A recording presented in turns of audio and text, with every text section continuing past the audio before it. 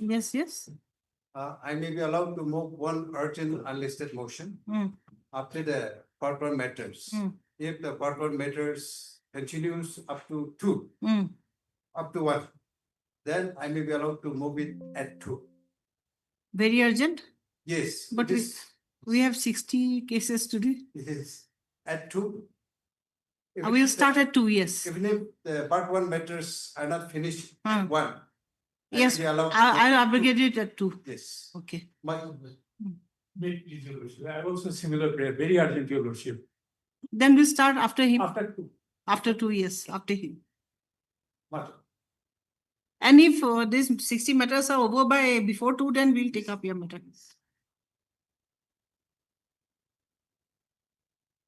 May I please, Your Lordship? Yes, yes. Lordship, I beg to mention item number 38 to 42. 38 to 42. Lordship. Yeah, Lordship, for the state respondent, we are yet to file affidavit in opposition, Lordship. If Lordship may please, 2 weeks time, Lordship. 3 weeks time. Lordship.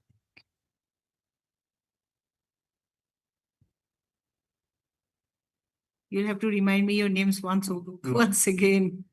Vijay. For? On behalf of state respondent. This is the other side, no? Yeah. This is the other side. In Gauhati, this is opposite side. So you are the I'm for the respondent. respondent. Respondents. Learned government advocate, Lord. Mr. Vijay. B. Jimomi, no? Lord. B. Jimomi. has submitted for time to file affidavit No. in opposition No. with the consent of the other side. 3 weeks? 2 weeks then. 2 weeks. 3 weeks. 3 weeks. List the matter after 3 weeks. I love it. Yes, yes. I'd like to mention item 18. Mm. On the status one. I pray for 3 weeks to file my affidavit.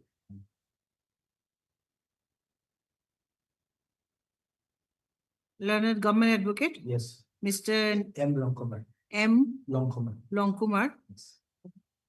You have taken the consent of the other side. I did not locate the petitioners. Madam. Okay. Has submitted for 3 weeks time to file affidavit in opposition. List the matter after 3 weeks. List accordingly लिख दीजिए. And I have a similar prayer for item 40. So you will have to talk to him, inform him. Yes, ma'am. Okay. Similar prayer for item 43. 43. Yes, I've informed the. Oh, where the husband? 43. Which one? No, 43. No objection. Learned Counsel Mr. Ki Longkumar Gusle, M. Longkumar, with the consent of the other side, has prayed for 3 weeks time to file affidavit in opposition. List accordingly. And I'd like to mention item 2 on behalf of additional AG in Song. And the affidavit has been sent for vetting. So we pray for 2 weeks. Learned Government Advocate Mr. M. Longkumar, you have taken the consent? No. Yes, I believe that. With the consent of the other side. Worship, that prayer was made prior to the vacation. The same prayer was made. Okay. You have objection?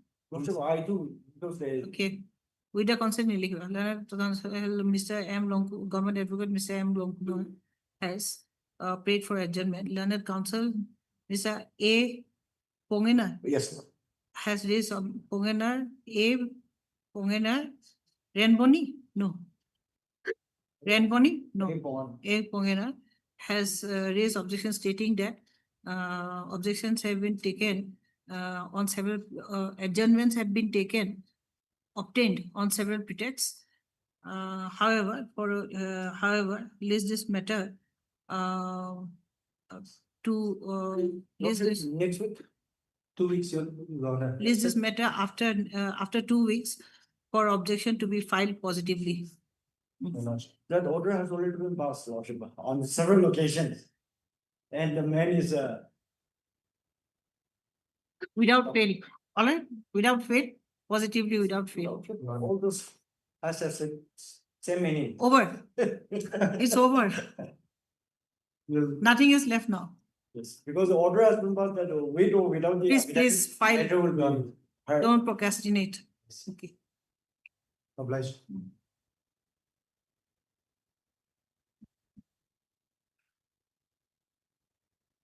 Your Lordship, I'd like to mention hearing item number 65.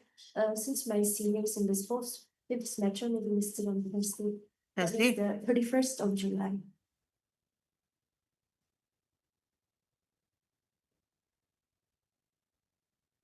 Learned Counsel Miss Rosemary Kikon. Rosemary Kikon, Kikon, yes. on behalf of Learned Counsel Mr. Mwajimir. Muajami has prayed for objection. Have you taken consent? Yes, Learned Counsel for Miss state Lordship, uh, no objection. Government Advocate, Lordship, Learned Government Advocate Miss Pijalong. P. Jalong has no objection. When do you want? On Thursday, the 31st. List the of matter July. on 31st July. Like, Please, Your Lordship, I beg to mention item number 66. Mm. Your Lordship, my senior is out of station today, Mm. so if the matter may come up after 2 weeks. A. Jimomi, Yes, Your Lordship. Learned Counsel Mr. A. Jimomi is out of station. I'm appearing for respond number 2 and 3. Learned Counsel Mr. Alipa Ozukun, Lordship. Ali Alipa Ozukun. A. Ozukum Yes, sir. is present for respondent number 2 and 3. List the matter. When do you want? If it can be on 80, Yes, 18 of August. 18th August. List the matter on 18th. Obligation.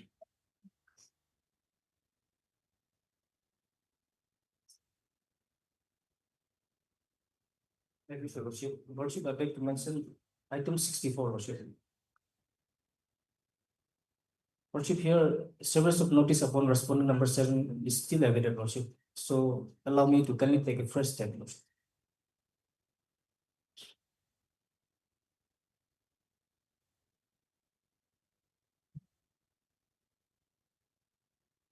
Learned Counsel, Minister, Local AM Kono? your name is not here, no? No, not in. Itu Lula Bari, get up. Is present on behalf of the petitioner. Yes, Your Lordship. Service of notice on respondent number 2 is awaited. 7, Lordship. Respondent number 7 is awaited. Learned Counsel, Mr. M. Nokumar. Learned Government Advocate, Mr. M. Nokumar is present. So after 2-3 weeks, which day?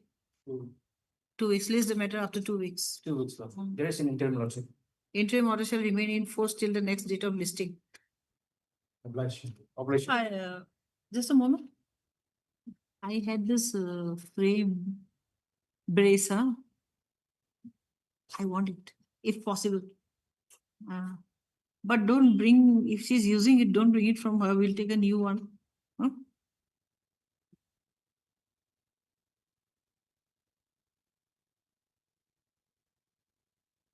For motion, item number 1.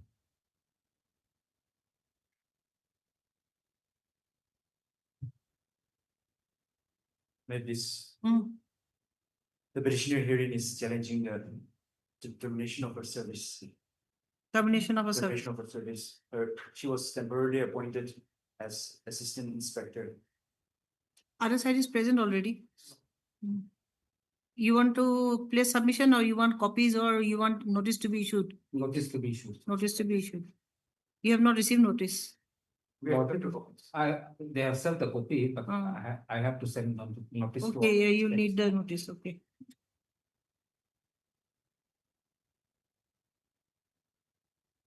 Only one respondent? All the respondents. Okay. How many respondents? 5 Four. for school? School? Lordship, I'll accept notice on behalf of all the respondents. Okay. Learned Counsel, Mr. T.O. Longkumar is present for the petitioner. Learned Government Advocate, Mr. A. Jimomi. V. Jimomi is present and has accepted notice on behalf of all the respondents. All the respondents. Sufficient copies to be furnished during the course of the day. List the matter when? After 4 weeks. After 4 weeks. List the matter after 4 weeks. Obligation made. For admission, item number 3 to 17.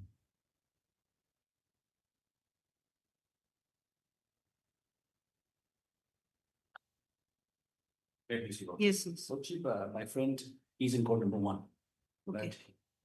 We have discussed that we want to take up the matter today. okay. You'll take up So the you- matter today. Yes, so So we'll wait. Then we'll start with the matter there after your matter. virtually, I mean, you're allowed to proceed or? Oh, yes, you can proceed. 1 to 17. You Yes. can proceed, but somebody has to note down on behalf of the Yes. opponent. So we'll wait then. Gotcha. We'll start with 18 then. By the time your friend will come. Since my colleague's more is in court too, Mm. I think it would be appropriate if this matter could be taken up later on. Yes, that is Yes. why I'm saying. So that we, the other matter can take up. Yeah, first. I will start with 18. That is what I'm suggesting. Am I audible? Can you hear me properly? No? And Lordship, my humble submission. Yeah. I'm told that this, I start from item 20. My senior friend, he said that it will take time. So if, Item 20. starting from 20 in the list. Yes. Yes.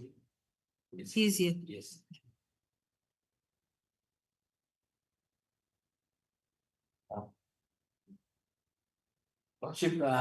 Lordship, for the convenience of the court and then for my submission coming in, I would like to submit that this is the subsequent petition.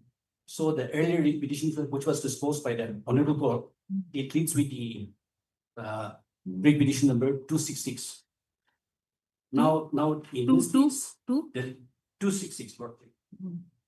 earlier read petition. Yes, And this is the And, subsequent. and this is subsequent, and then as per the list, leads from 270.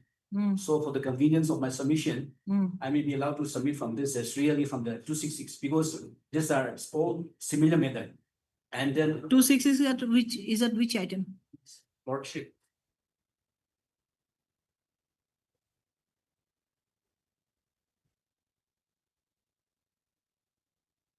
Today? Fixed today? yes, that is Okay. at serial number 4. I did serial number 4 of the list. 266, I have 270. Yes, 270. Yes.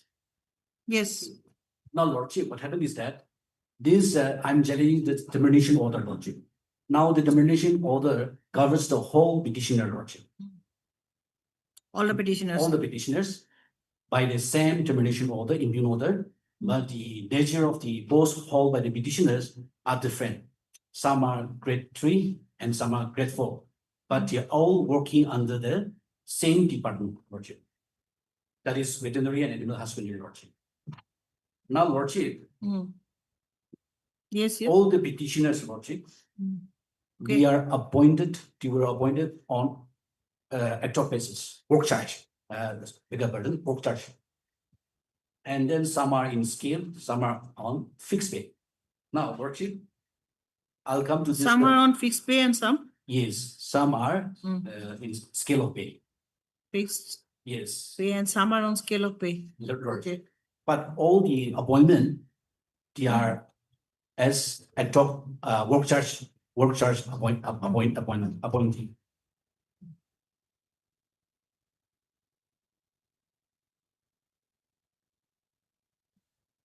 Oh, they were appointed on the same day. The different day, Uh. different, and then some have completed already more than 26 years. Some have already completed 23 years, some are 20 years like that. Now, I'll like to present this 26, 23, 26, 27. yes, Okay. 266 of the petition. Hmm.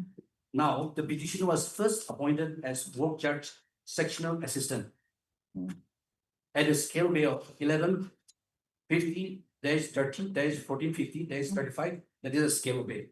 Under the establishment of executive engineer, PWTH, Division 5, Veterinary and Animal Husbandry, Director of Animal Husbandry and Veterinary Service Network, Human White Water City Science.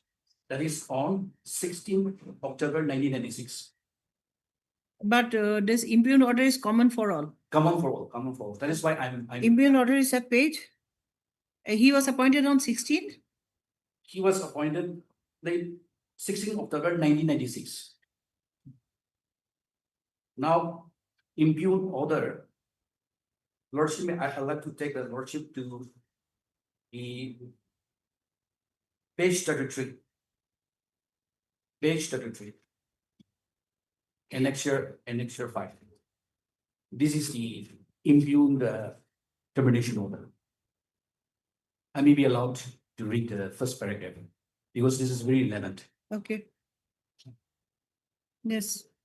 List of particulars of the government servant released from duty in terms of Rule 5 of CCS DS Rule 1965 as per the terms of the appointment agreement, the work charge staff under Executive Engineer PW Housing Division AH and Veterinary Science Kohima, Nagaland is hereby terminated with effect from 1st January 2024. This is the termination order issued by them, by the respondent.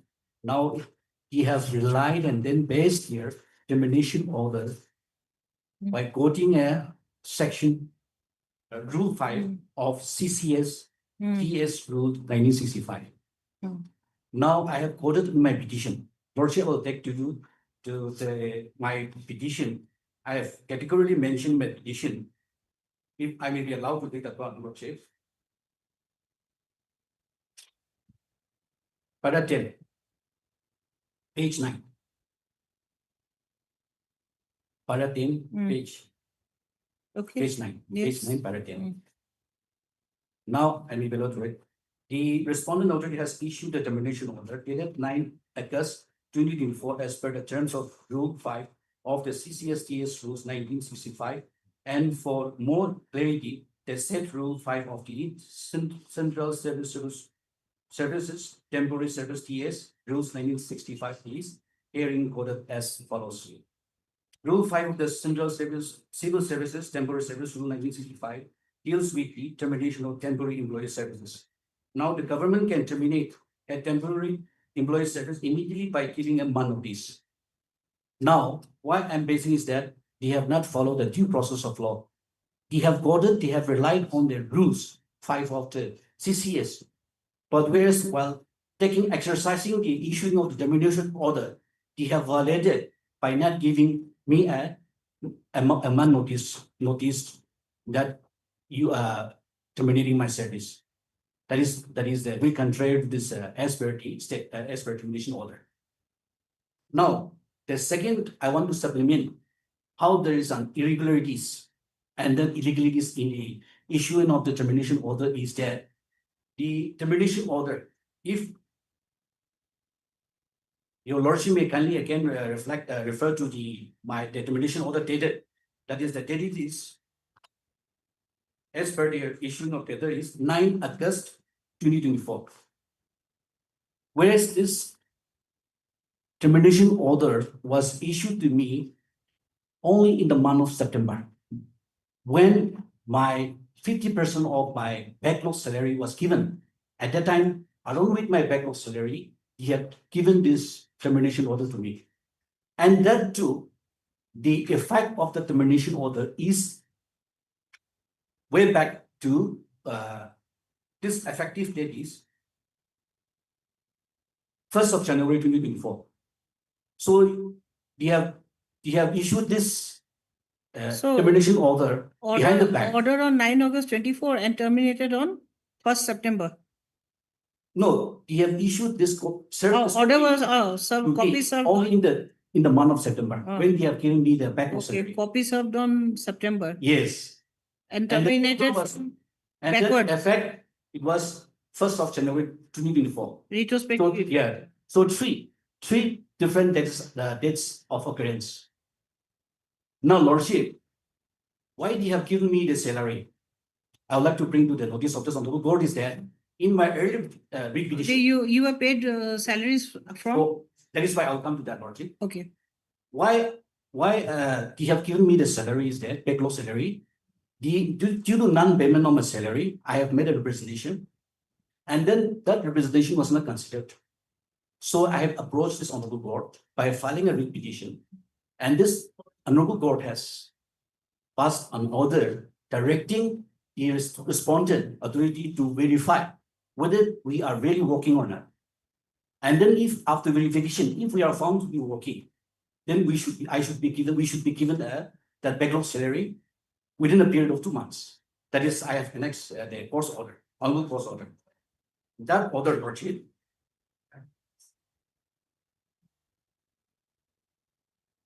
the operative portion, I'll read operative portion, page 30. Page 30, paragraph 5.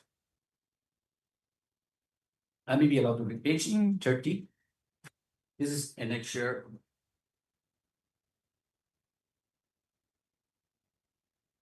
Annexure 3 of my petition, annexure 3, but page is 30. Okay. I may be allowed to read that. Yes. Verify.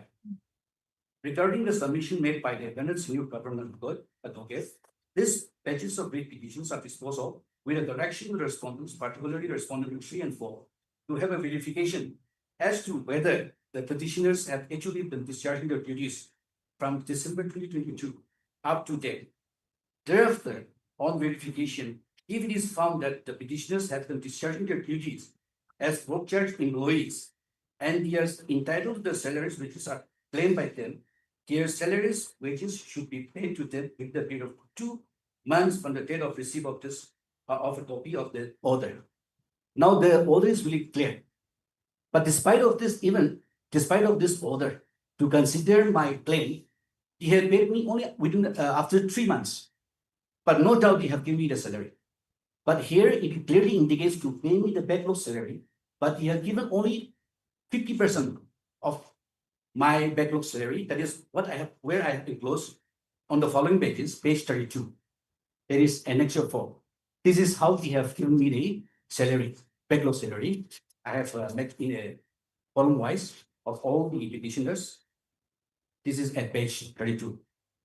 So this salary on the top, December 2022 up to September 2022. That is 22 months, Lordship. So this 22 months out of 46 months backlog, they have paid 22 months salary, backlog salary. And then instead of considering the whole backlog salary, rather they have issued termination order at the time of giving me the salary. And then with a defective order, without following due process of law. Okay. Now, why I'm saying is that there are several work charge employees in the state of Nagaland. And then the government has promulgated several notification orders for regularizations of. Yes, yes, Yes. I've seen. Yeah, and then me as a work charge employee, I'm also entitled. And then if I'm not efficient or if I'm not qualified, then he can terminate me. But without going for any test or any suitability test or any privilege or opportunity given to the others, by not following a due process, how can he issue such an illegal termination order to me? So I would like to take to the ladyship, the lady, my lord, only the relevant portion. No doubt, my length of service till not reached till 30, but there is a provision for work charge employee who has served as a work charge employee. And then it covers by this notification. So page, may I lordship to page 35, annexure 6, and the relevant portion. Page 36, Roman 2. I may be allowed. Yes. In respect of those work charge and casual employees in scale of pay and who have completed or will complete 30 years of continuous service after 1/1/2025, their cases for regularization will be taken up subsequently in 2 pages as on 1st July and 1st January every year. The procedure and terms and condition will be the same as laid down in this OM. So by this paragraph, I may be also allowed to give that a privilege, same treatment. Now, Lordship, coming to the another notification for observation and regularization of the work charge, that is annexure 7, page 40. The relevant portion is page 41. This is also another office memorandum, verification of work charge and casual employees, follow action thereof. Now the relevant portion is page 41, and for more clarity, type copy is at page 42. Page 42. I may be allowed to read. Roman 5. In cases where documents like appointment order, extension order, etc. are not available, the department concerned may furnish the requisite document within a period of 1 month from the date of issue of OM. Further, notice for termination of service of any of the focus duplicated overage employee may be issued, giving 1 month for reply to the concerned employees. So why I'm quoting is that in the notification itself, there is a clear indication that at least 1 month should be given. Because I'm also a work charge employee who is serving in the department for more than 20 years. Some are nearing to completion of 30 years. And there is no adverse remark or recourse whatsoever against me. And then because of my record, the record of that I'm working in the department, he have admitted, and then he have followed the honorable court order by paying me 50% of my backlog salary. But why without giving all those privilege and opportunity as given to the other worksite employees. Why they have issued such illegal impugn order against me when there is no adverse remark against me? So and then in their termination order itself, they have specifically quoted Rule 5 of the CCS. And then when we look into the explanation and the meaning of that Rule 5, it clearly indicates that at least there should be given an opportunity. So constitutionally, my right has been infringed. Natural justice was not given to me. No proper hearing was not given to me. So on that grievances, I approached this honorable court with a two prayer that now they have already given me a 50% of my backlog salary. Another remaining backlogs are there. So I will be allowed to keep this honorable committee kindly interfere by giving a direction to allow me to get my backlog salary and by quashing and setting aside the termination order. That is the whole facts and the submission of my petition. Now, Lordship, I have received the reply of the state respondent. There's the whole condition, the center of the whole condition of the state respondent is that I'm an worksite employee. I don't have a right to claim for utilization. So accordingly, they have terminated my service. Simply that is the condition. And then another surprising is that this circular is not available to me, though it is an official and then a public document. And then I'm a part of this. The reply of the state respondent, Annexure B, page 9. Here they have issued one circular. So I will make the short circular. I will be allowed to read.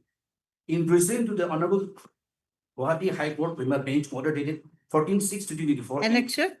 Annexure B, page 9 of the reply of the status. Okay, reply. Yes. Just a moment.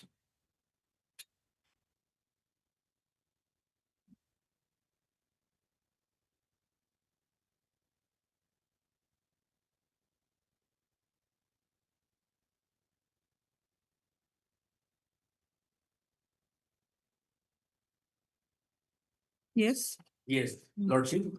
In pursuing to the Honorable Gauhati High Court Kohima Bench order dated 14/6/2024 in case number WBC 136/2023 and other linked cases, the department has deliberated upon the matter at length for backlog error salaries for those ad hoc work charge fixed employees in the department since with effect from December 2022 up to December 2023. And accordingly decided to consider the payment of the error salary in two installments. Thereby, the first installment payment shall be given henceforth, and the second installment payment will be done at the earliest possible time. Now they have already made a circular, but this letter they have not given to us. And then they have indicated clearly that they have considered till December 23. But whereas my payment was given only up to December 2022, Lordship, as per the inclusion of. So my humble submission is that while issuing this termination order, there are so many irregularities and then illegalities because they have issued a defective termination order, not only defective but illegal. They have given me the termination order at the time of where in one meaning, the Honorable Court has given a direction to consider my backlog to give me the backlog. But whereas while giving the backlog, rather they have issued this termination order. And that was also only in the month of September. And then the order was issued separately on 9th August, Lordship. And then the effective that is 1st of January 2024. So I have the grievances, Lordship, before Central Court to kindly allow my prayer submission and then consider submission and then pass the termination order. And then I have another prayer that the remaining backlog salary may be kindly allowed to keep me. Only on the ground of that 1 month's time was given. You And- have a ground, 1 month's time was given. No time was given. No, 1 month's time was not given, not Yes. allowed. And then, as I stated, as per the office memorandum for regularization and appropriation of those. work Office chart, memo, which one? 2015, Lordship. Okay. Office In memo. that categorically said that Ah. if there is a focus or some irregularities, and then if my appointment order is not there, Mm. then I may be given 1 month time notice Mm. for termination. Yes. It is very clear. So, but that- 1 that- month's time was not given. This Yes. is your, Yes. this is your ground. Any Yes. other ground? Any other ground in the termination order, Mm. a lordship have already noted Yes. that rule 5 of the Yes, CCS. Rule 5. He had paid. Was not right on complied that with. application. And when we go to the meaning of that sentence of that rule 5, it clearly states that at least there should be a 1 month notice. Yes. So it is a denial of legal Okay. justice. So that is in a simple way, that's my submission, and then all these matters are related because we have issued by the same command termination order. So it is just our analogous. Yes.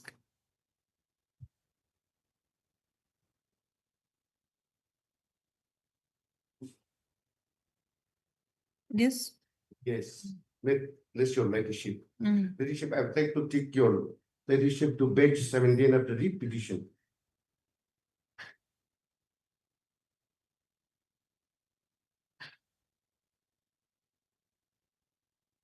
Page 17 of the repetition. Yes. This is the appointment order, Page 17, yes. page 17. Mm. This is the type copy. Mm. May I read your Lord, Mm. leadership? In the interest of public service, Mm. Srimati Sari such is appointed, is hereby appointed as essay database Masum Carpenter driver together in the skill of base so and so for a period of 3 months only. Under the establishment of executive engineer with already veterinary and animal husbandry and fisheries division so and so, the date of joining to his or duty. Next paragraph. The appointment is purely temporary on work charge basis and it can be terminated without any further notice.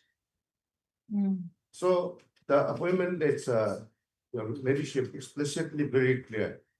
No notice is required. But, No But you notice. have a rule, no? You have a rule. Rule 5 of the CCS, you have a rule that 1 month's notice is required. Your leadership that I cannot comment if that is there, but and so far as the appointment order has been concerned, that is very explicitly quoted. Now, your may I take your leadership to the counter affidavit of the state.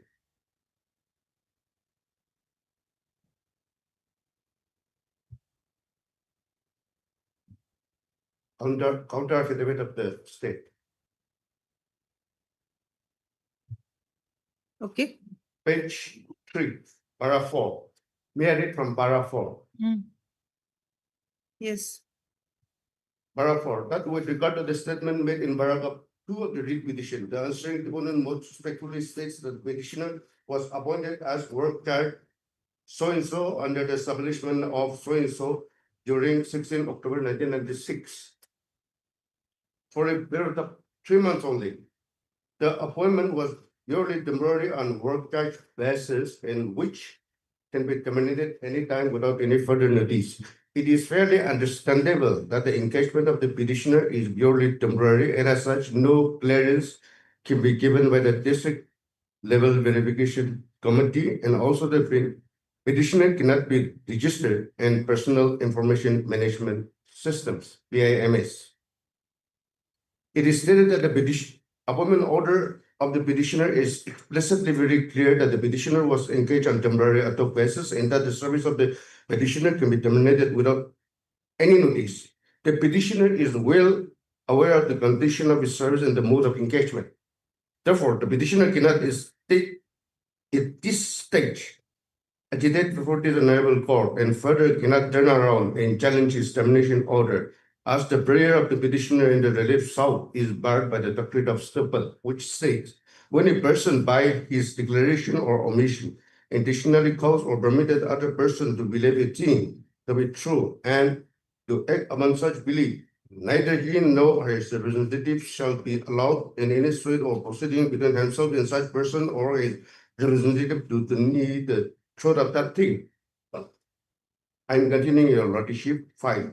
That with regard to the statement made in paragraph 3 and 4 of the writ petition, the answering deponent most respectfully states that the petitioner's service is temporary and his salary was managed with 2% deduction of the incorporated work statement of the department till November 2020. However, the government of Nagaland Planning and Coordination Department by notification dated 16/12/2020 has stopped the deduction of 13% department charge and 2% for work charge salary. It is stated that the department does not have the other source to be the salary of the petitioner. Your ladyship, please understand the difficulty of the state also, the financial difficulty. I'll take your lordship to the annexure A. Lordship will find the annexure Okay, and that, page 17. there is a difficulty, it's okay, financial difficulty, the budget, budget constraint is there. But then he is asking for 50% back wages also. 50% has been paid, but 50% has not been paid. That is his submission. Exactly. That are you willing to pay the 50% back wages? Lordship, it is very clear from your circular, Lordship. Okay. Yes, you were saying something? Annexure? Yes. Annexure A, you were saying Yes, something? yes. Annexure A, page 7.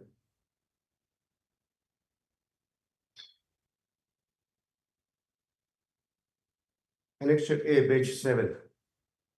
Para A. Para A. May I read para A? Yes, Your yes, Lord? yes, yes. The departmental charges, 13% is stopped. And all proposals, DERS submitted should not include departmental charges, 2% worker salary should not be included, as the salary of worker is being made through revenue expenditure hit.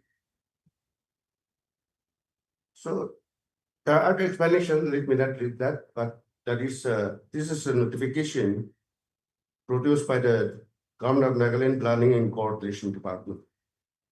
That is 16 December 2020, your ladyship. Mm.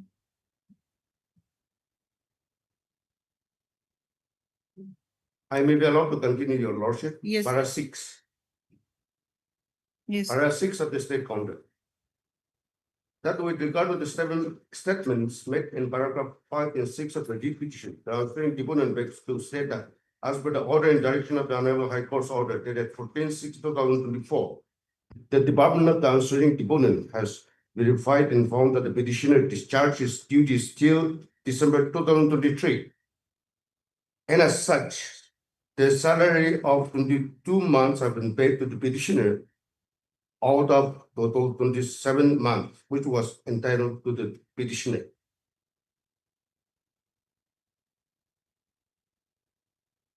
Okay. Circular is already read out by my friend. Mm. 7. That with regard to the statement made in paragraph 7, 8, and 9 of the writ petition, the answering deponent respectfully states that the petitioner is not a regular employee, and the engagement is purely on temporary work basis, which can be terminated at any time without further notice, which clearly states that in his appointment order that he can be terminated without any further notice. Moreover, next special, moreover, the petitioner has discharged his duty only up to December 2023, and accordingly, the department has issued the termination order with effect 1/1/2024. Okay. Next, your ladyship, 8, So that with regard to the he has statement made in discharged his paragraph duty 10, only up to December 23, not after that. That petitioner has discharged his duty only up to December 23, not after that. Yes. Okay. para 8, your ladyship. Yes. That with regard to the statements made in paragraph 10 and 11 of the writ petition, the answering deponent respectfully states that a termination order was issued to the petitioners as per the terms and condition, which was explicitly envisaged in the appointment itself.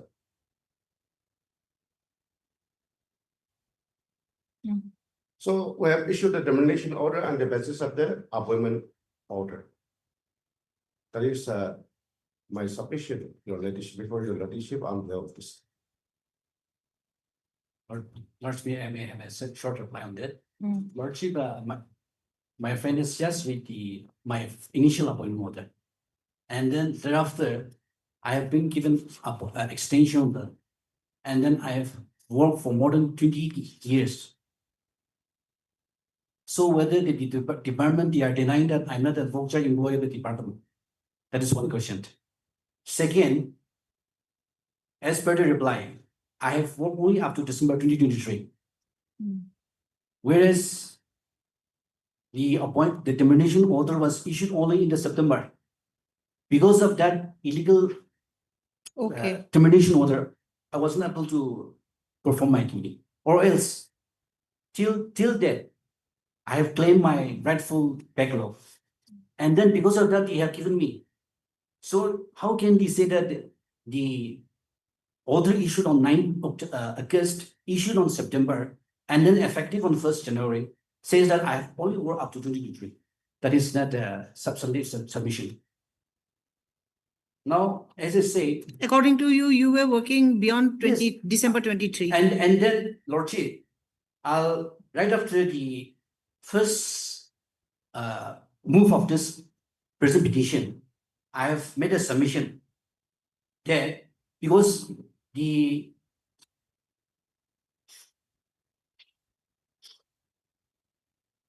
this is I may be placed my write up my letter before the Honorable Court that I will from 21 plan to be before that I'm willing to serve because this court has given a due diligence to dispose of the matter based on the nature of the case.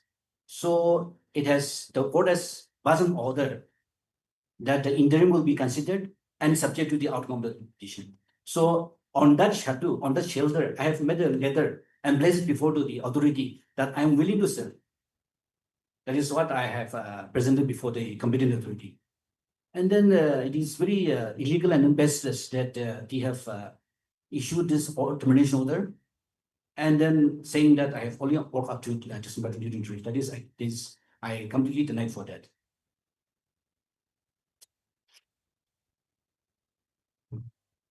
Okay, I'll dictate and I'll see what I come to. You hear me and correct me if there's some flaw in the dictation, not in the meaning or in your submission. If I'm not grasped it, to all the allegations against the state and the petitioner. yes, I'll take up the petitioner first, and then the others are similar. So I'll decide it similarly. Yes. So I'll dictate the submission of these two of this petitioner first, and then the other submissions are similar. Similar, Lordship. As I said in the initial submission, this in the earlier initial writ petition which I filed before the Supreme Court, this was the leading link case.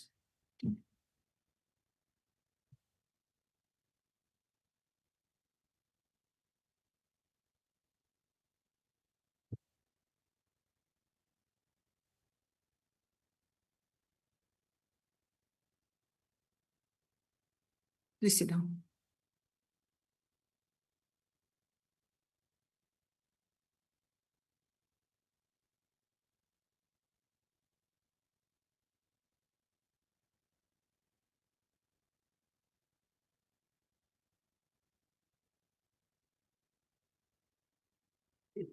Lordship, I may be allowed to place another notification issued by the state government. I'm sorry for that. Lordship, my friend, he has made a statement that due to the falsity of the fund, he cannot, the work charge cannot be considered. But whereas on the latest notification office memorandum, 5th May of 2025, that is this. No, I know. That work charge have been Yes, regularized. fix it. All the So- work charge employees have been Yes. regularized. So there is no question of my humble submission that the possibility of fund, because when we are. Or who have joined before 2016. Yes, and then. Mm. All this small font size, but Mm. I want to place before this. These are the fixation of pay Mm. upon conversion of fixed pay, work charge, and casual employees to scale of pay.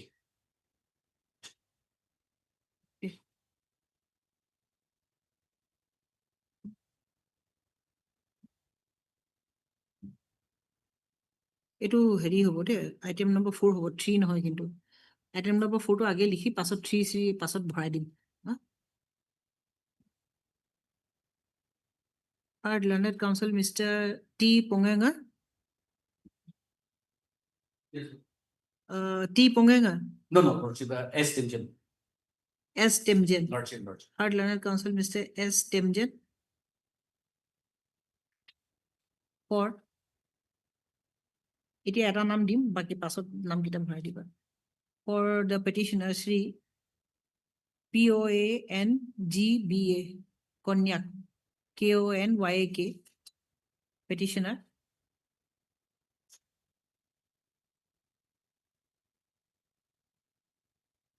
And learned senior government advocate, Lordship. Mr. If I can remember Moa Imshen. Imchen, I remember your name. Only Moa, not the surname. Moa Imchen. I am representing For all the respondents. wonderful, all the states respondents. Oh. For all the respondents.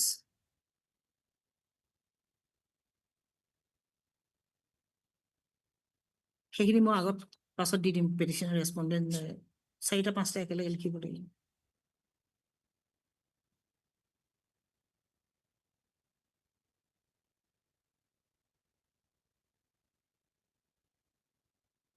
Through this writ petition, the termination order of the petitioners have been challenged. The petitioners were serving as work charge employees, were work charge grade 3 and grade 4 employees.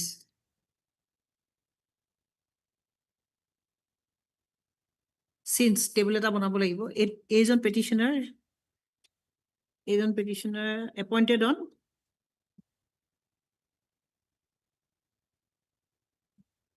16 October 1996, the present petition. My petition, page 5, paragraph 2. Annexes 1.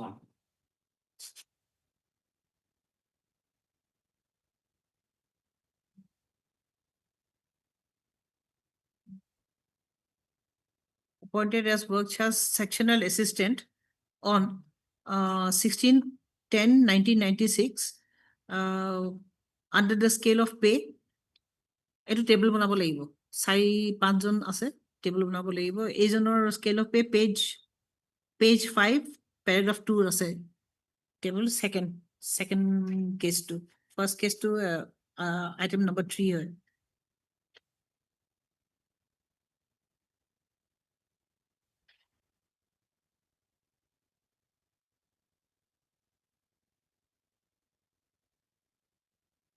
Since then, the petitioners have been continuing to serve the department with due diligence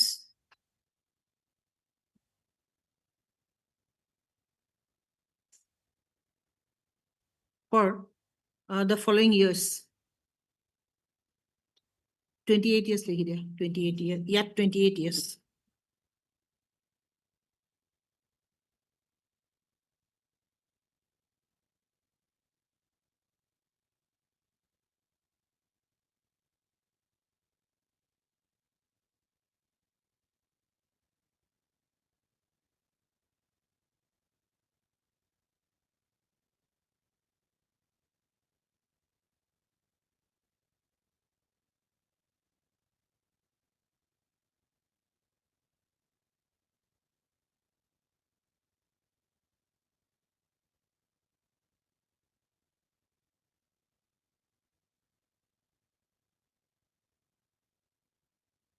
as the petitioner was unable to make both ends meet with the paltry, with the meager salary,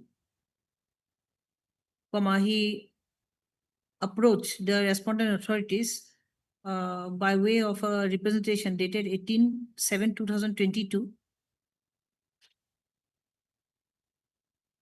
But the petitioner's representation evoked no consideration from the authorities. EVOKED. No response, evoked no response from the authorities.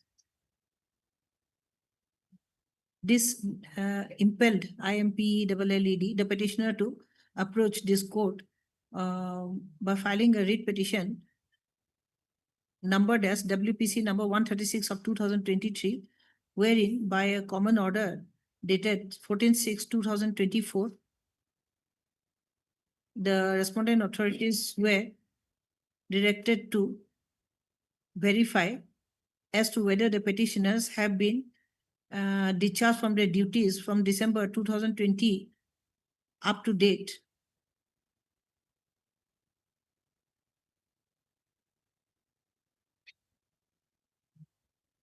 And if after verification, it is found that the petitioners have been discharging their duties.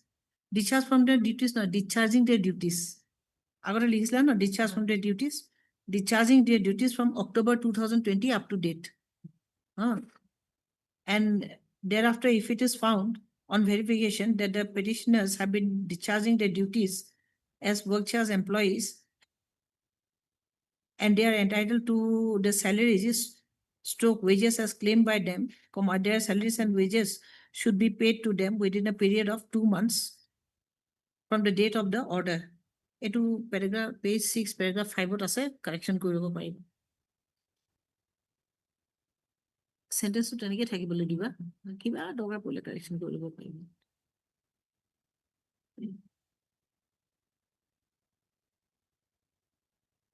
On the strength of the order, on the strength of the aforementioned order, the backlog salary wages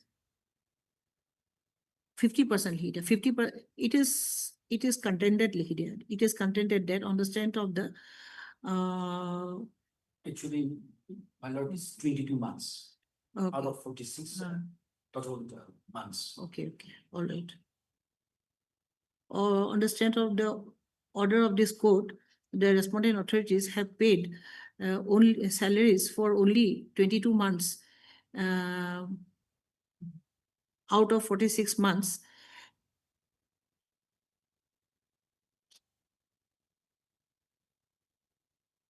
And the petitioner is thus aggrieved for non-receipt of salaries of the remaining 12 months. No, 22 months, remaining 22 months. 24. 24. 24 months, okay.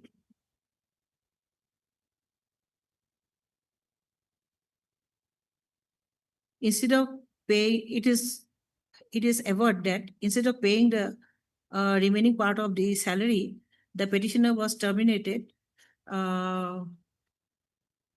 in defiance of the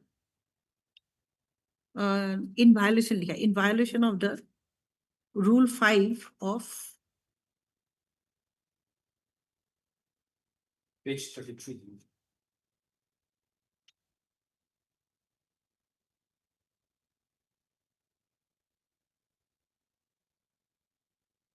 Rule 5 of CCS capital within bracket TS capital rules 1965 wide order dated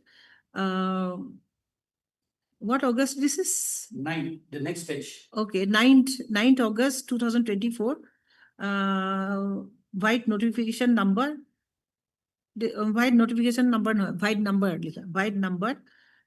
NO stop VET stroke LEGAL -1 stroke 2023-2024.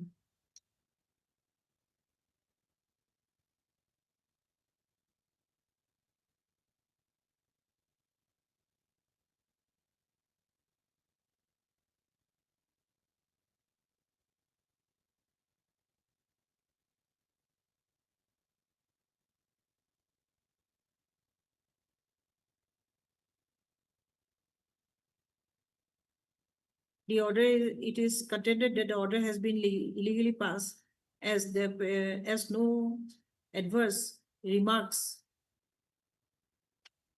have been made against the petitioner during his tenure, and as the petitioner was not even given a scope for representation or explanation.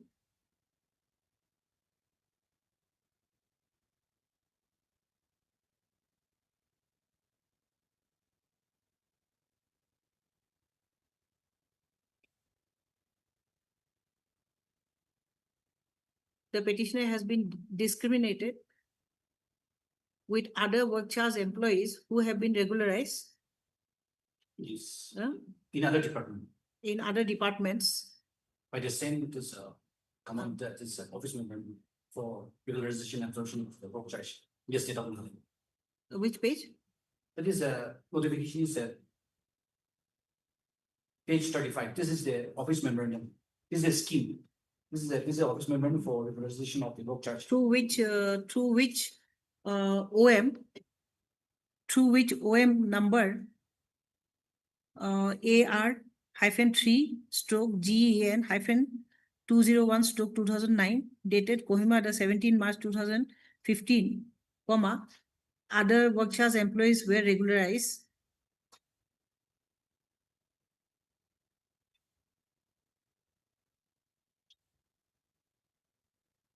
Full stop.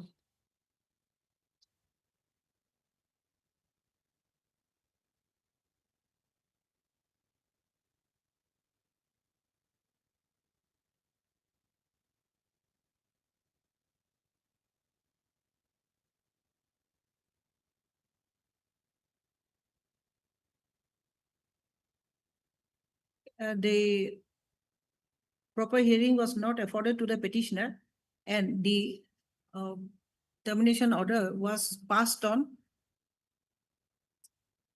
9 August 9/8/2024, whereas the petitioner had received a copy on 1/9/2024, and the petitioner has been terminated by the aforementioned order on 1/1/2024.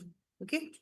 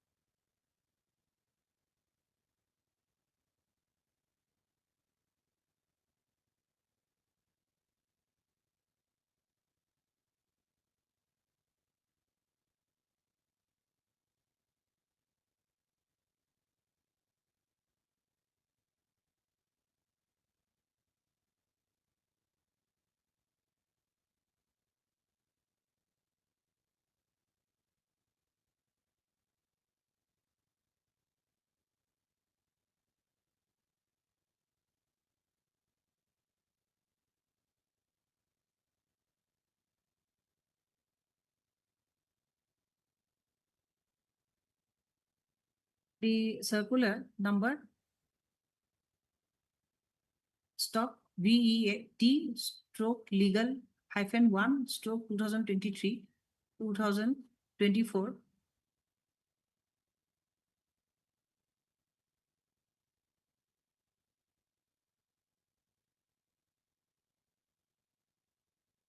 reflects that the ad hoc work charge fixed employees in the department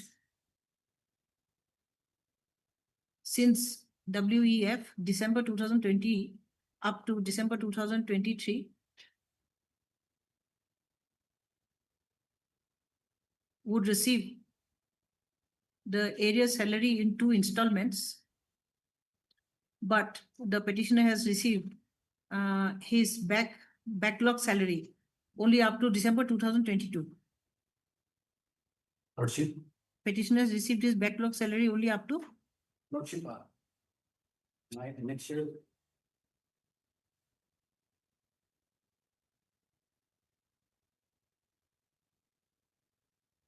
Fortunately, I can't turn to my annexure of the payment received by the annexure 4, page 32. That is December 2022 up to September 2022. This is the statement received. Oh, from Lydia, huh? From, Yes. December 2022 up to September 2022. And then moreover, my lord, the termination order, I have received the termination order only on 25th September, not the 1st of September, Lord. 25th. 25th September, 1st September.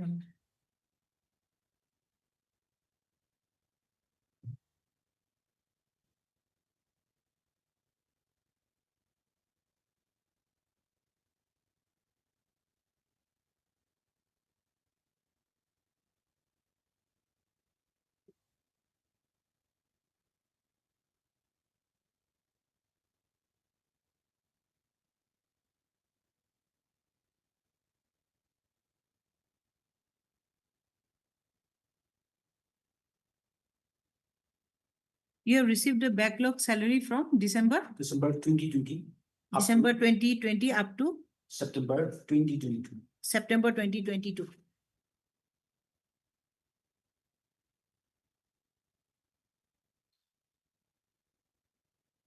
Per contra, the learned senior government advocate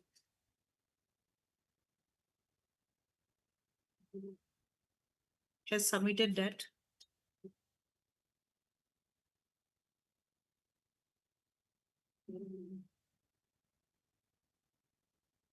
the appointment order number VET stroke ENGG hyphen 55 stroke 96 hyphen 97 dated Kohima the 16/10/1996 clearly reflects that the appointment was for a period of 3 months only under the respondent authorities, and the appointment is purely temporary on work charge basis and can be terminated at any time without further notice.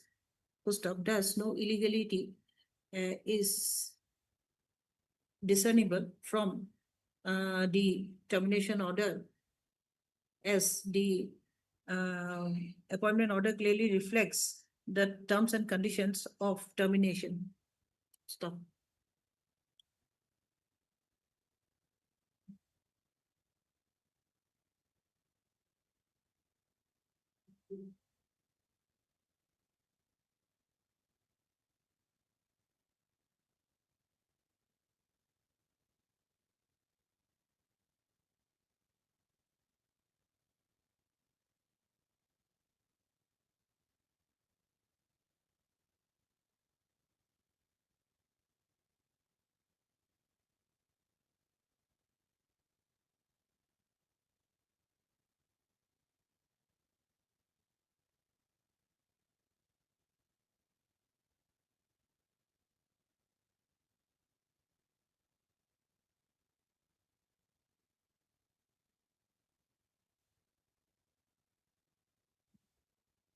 The petition can be terminated without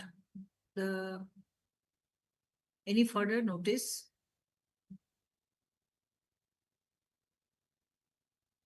And as the engagement of the petitioner is purely temporary, thus no clearance is required to be given by the district level verification committee within bracket DLBC bracket close. And the petitioner also cannot be registered in personal information management system within bracket PIMS, PIMS.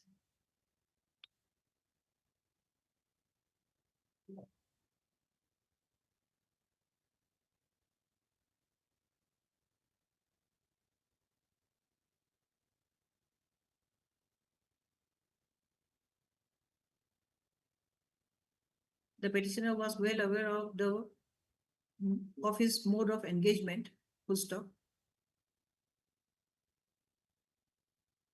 Full stop, comma. And thereby, at this stage, the petitioner cannot agitate against the termination order. At this stage, full stop, he is barred by the doctrine of estoppel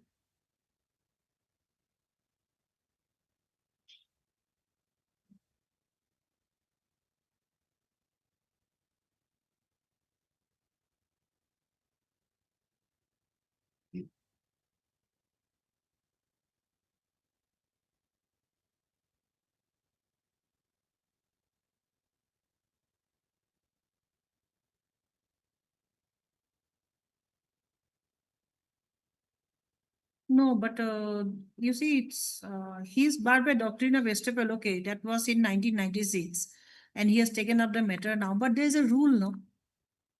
The CCS rules. 1 month notice was not given to him before termination.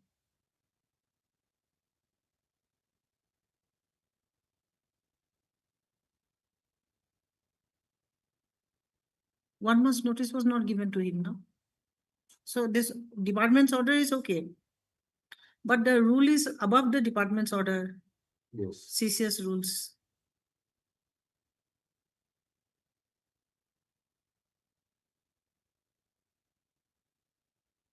And next, Him or her? Him? Lady? No, him. And then Lordship, in their termination order, they have quoted that rules.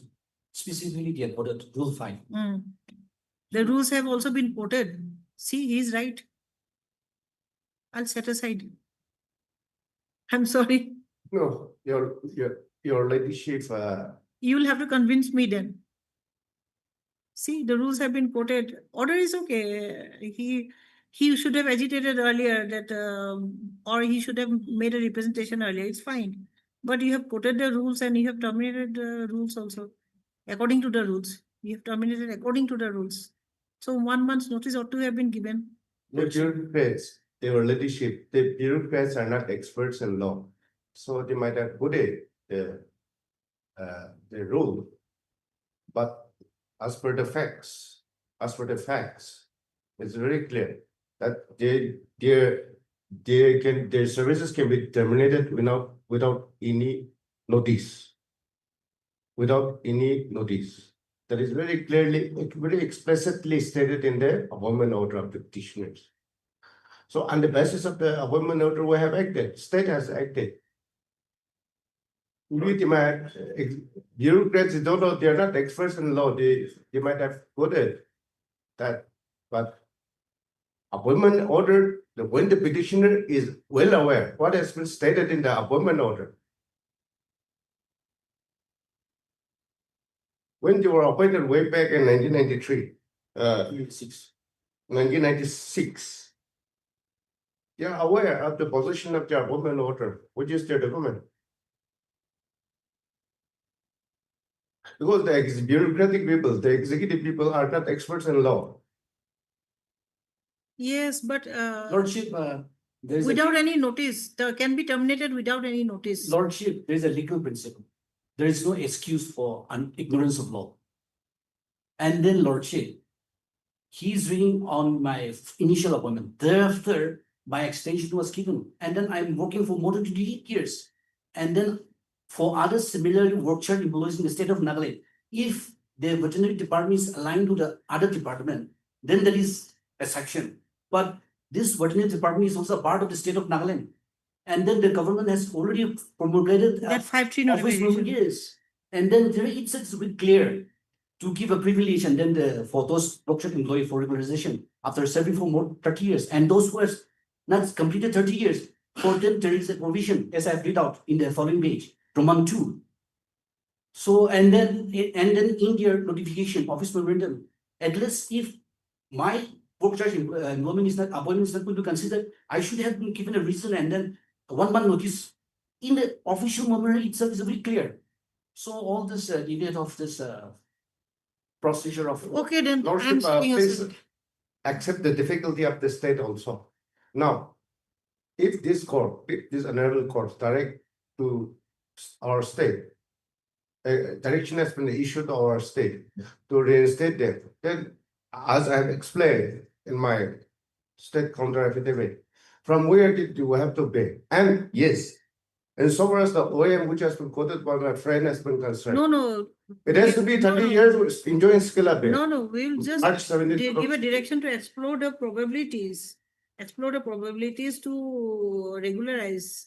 yes. He's a workforce employee. He's asking for regularization. No, Is it here I'm telling you for termination. termination? Okay. Yes. Termination. And then Already another prayer is that see on the honorable court order, giving a direction for consideration of back losses.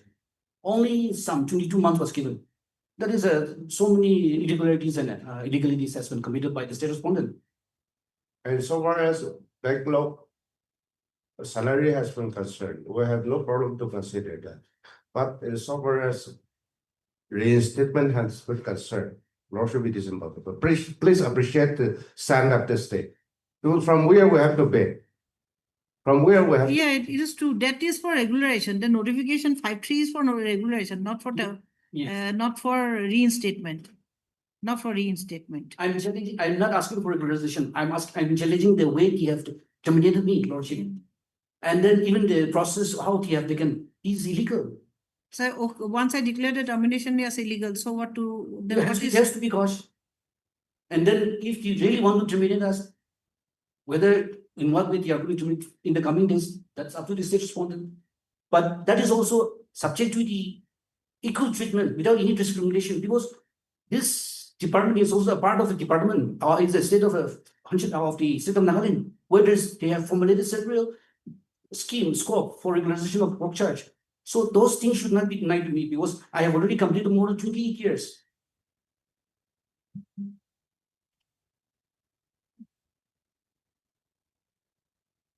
Your Lordship, whether he has completed 20 years, 15 years, or 29 years. The only consideration that we have office memorandum, which my friend has got it, that is for regularization, 17 March 2015. Yes. Now That is for regularization. That is for regularization. That's altogether another issue. Not for reinstatement. Now he has completed 20 years. Okay. No, he Okay, fine. actually why he has brought the notification. You are talking about funds, that is why.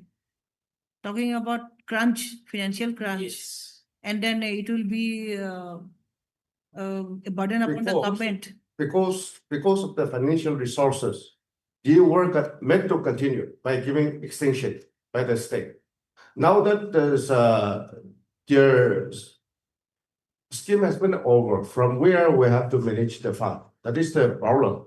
So see the difficulty of the state, appreciate the difficulty of the state also.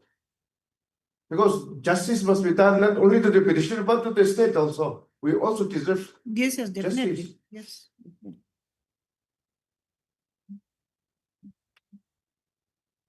Lordship, the paucity, difficulty of the fund, it's a question of facts. But here in this honorable court, this temple of God is question of law, where they have followed the due process of law. And I'm coming and approaching this honorable court on that line. Yeah, I'm trying to see Lordship. what I can do. I'm just trying to figure out something.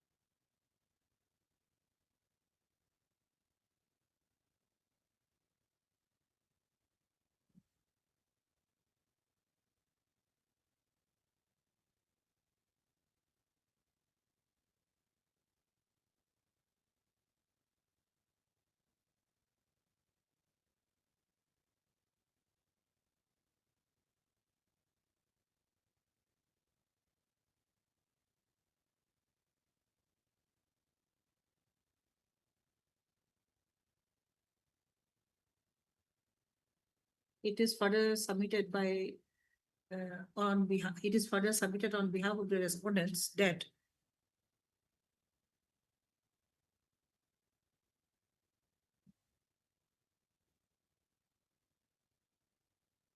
the petitioners that the petitioner's service is temporary and his salary was managed with 2% deduction of the incorporated work estimate of the department till November 2020. But full stop again. However, the government of Nagaland Planning and Coordination Department by notification dated 16/12/2020 has stopped deduction of 13% department charge and 2% for work charge salary.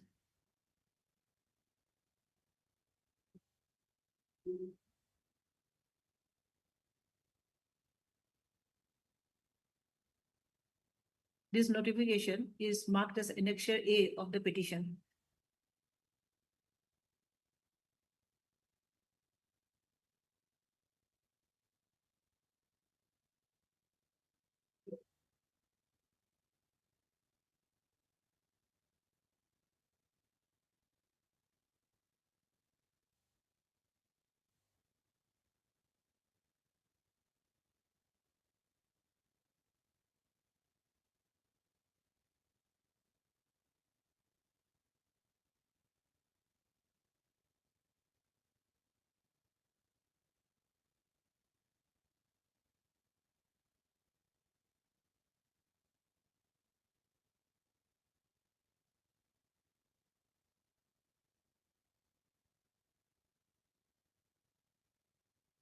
There is no illegality in the order of termination with effect from 1/1/2024, as the petitioner has had discharged his duty, if it has discharged his duty only after December 2023.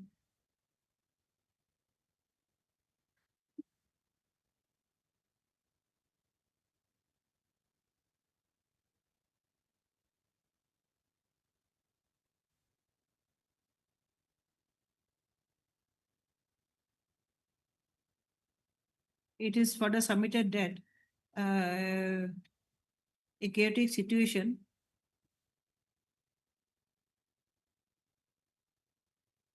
will consequently result if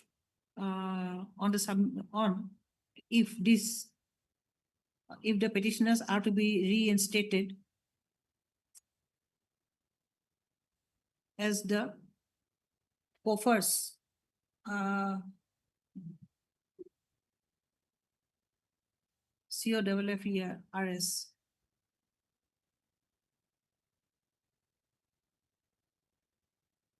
Would not be. Let me interrupt once. Yes, sure. Page 18, Annex 3 of the writ petition. They have never, this is their representation to the state. The representation of the petitioner to the state. Page 18, Annex 3. Page 18, Annex 2 of the writ petition. He has given a representation. They have given a representation. And Without the it is in the representation, they have sought only to release the backlog wages. backlog wages. Okay. They have never, in the representation, they have never bring it to the knowledge of the state to reinstate them in the service. Lordship may kindly appreciate page 18, Annex 2. That is the representation of the petitioner. I have missed it somehow. Page 18, Annex 2 of the writ petition. So that is, reinstatement was never their Okay. premise. Offers of the exchequer This was filed, succumb under the burden. Lordship, this was filed prior to the termination of my service. I asked for backlog. And then when the process was on, That is what I have dictated in the Yes. order. and then the, I know that is, I remember vividly, I have right. dictated in the order, not for a termination or anything as such.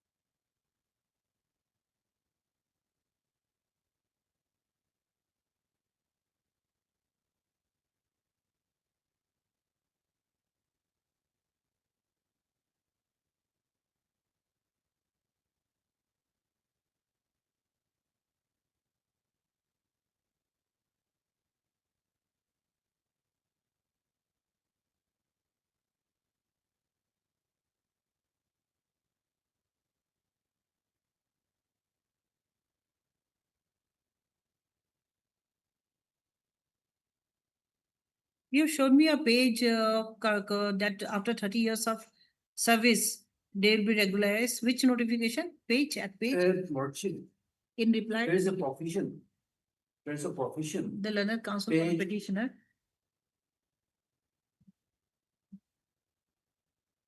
36.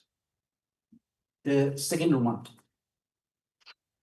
Roman 2. So there is a provision for those who have not completed in 30 years.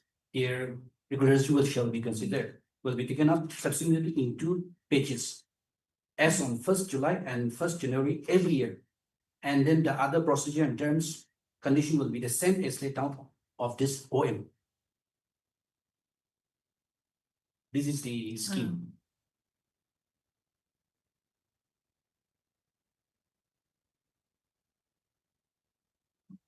But this is not for regularization, no? Your prayer is for termination. No, I'm bringing the relevancy that when other similarly situated work charge employees in the department, they are given a package or scheme. Why not me? That is, I'm just bringing the relevancy. No doubt. Here you cannot bring that. You are I'm challenging only the illegality. Yes, that part I have really stated that they have ordered the Rule 5 illegality, and then in the another office memorials itself for at least if they are not going to consider, at least there should be a 1 month notice for those termination of by giving 1 month notice to the work charge. I'll just come to your prayer once more. Perfect.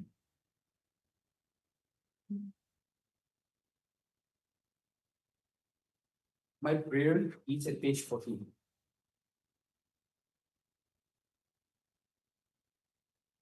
To pay the remaining pack of arrears salaries of 24 months. Page 14. These two prayers. Yes. And then to cause and set aside the immune termination order, such and such. 19 the custom. That is a 2 prayer, specific prayer.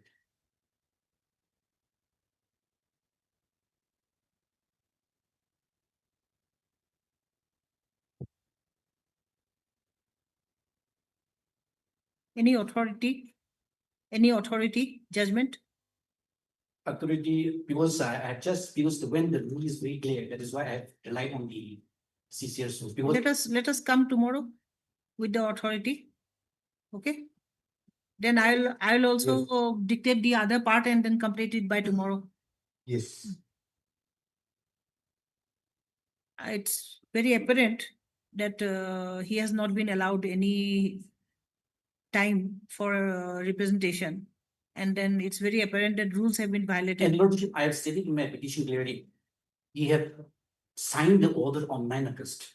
Yes. Order was issued to me only It's already on dictated. September, I in have- fact. I have dictated. And then effective that is first. So it's a complete separation of it's behind the back, illegally legal. Lordship. So I would rather rely on the facts and then the rules.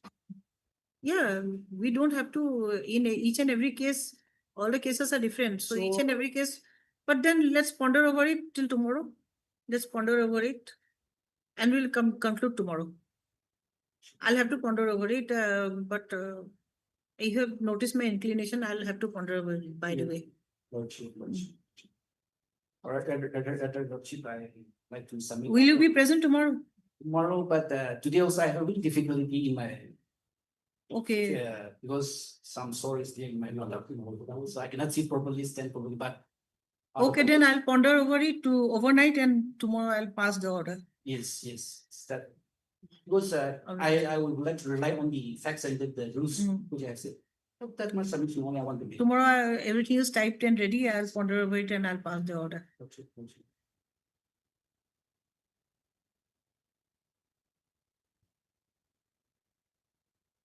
Third. Sorry? As a part matter. Yes, as part of better. Day after we have DB, no? Day after we have DB. Let it be on Thursday then. Thursday. And if you're present, then we'll hear you once more. Lordship. If not, then I'll pass the order. Gurikini 1, 2. Item from item 3. Till 17. 3 to? Till 17. Till 7 and 8. No, 17, till 17. Till 17. Okay. 3 plus 17 record will arrange Kuriba. Most highly malum dekha dim to 3, 4. Isn't to dictation, this will to 4 hike into.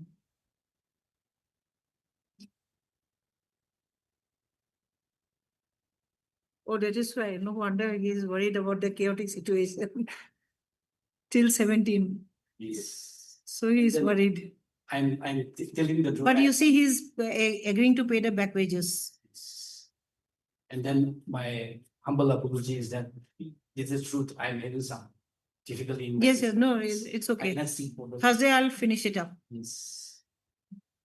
But লিখি দিবা আগৰ নামখিনি লিখি দিবা তাৰপিছতে list it on as part heard. The order will be ready and I'll pass the order.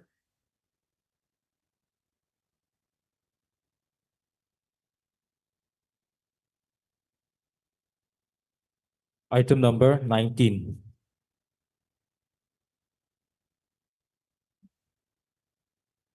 Flip it here in the 266, not 270, in the 266, and give him the records.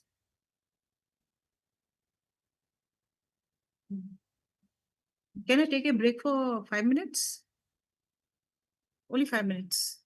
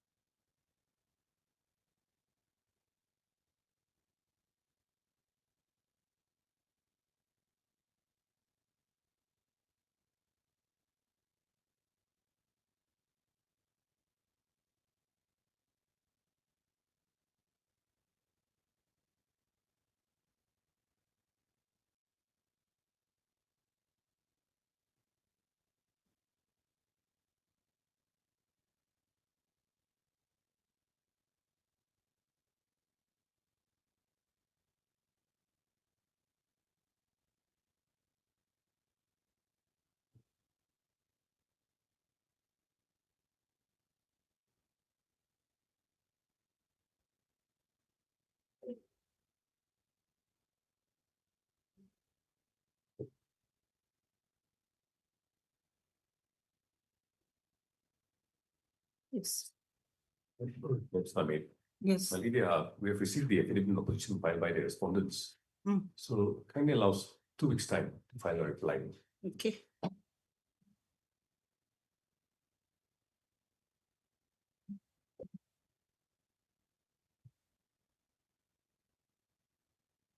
And Long Kumar? No. Item number 19. Oh, 19. Okay. Yes. Proseco.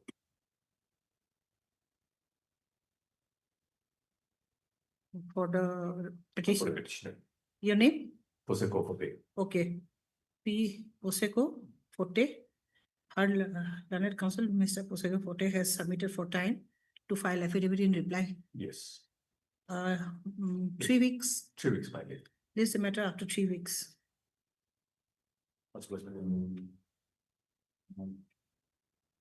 Item 20 to 37. Okay. 20 to 37. Lordship. Okay. This matter is fixed for admission hearing today, Your Lordship.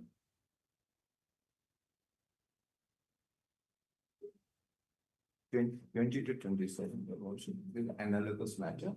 Issue involved, where the same, Your Lordship. Termination of service. No, Your Lordship. The matter relates to scale and for main. Scale of pay. Scale of pay and mainstreaming in the state education category, Your Lordship. Petitioners are appointed. Sorry, come again. I didn't hear you. Sorry. Last line. For mainstreaming and encouragement in this school. Okay, education. mainstream and encouragement. Okay. Yes. Skill pay and for mainstreaming, Your Lordship. Your Lordship may take up repetition 45 of as the lead case 45 of 2023, which is item number. WPC 45. Item number 21. 21. WPC 45. This is the upgraded matter, no? No. Okay.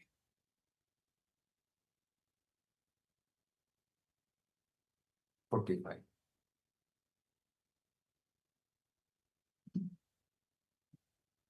Okay.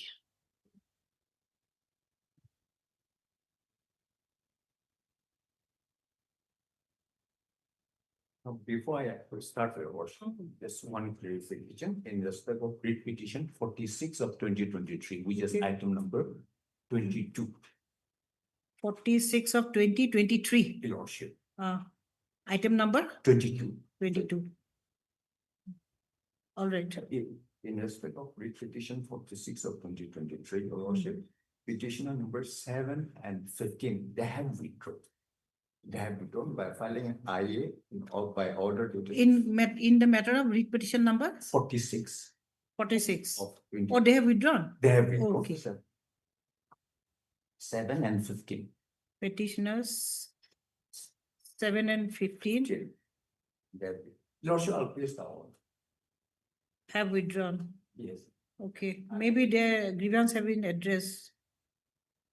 Withdrawn, okay. And they were not appointed against SSA. So they have withdrawn. I have given the. Yes, okay. There's a copy of the order dated 29/7/2024. Passed in IA Civil 108 of 2024. Process recording.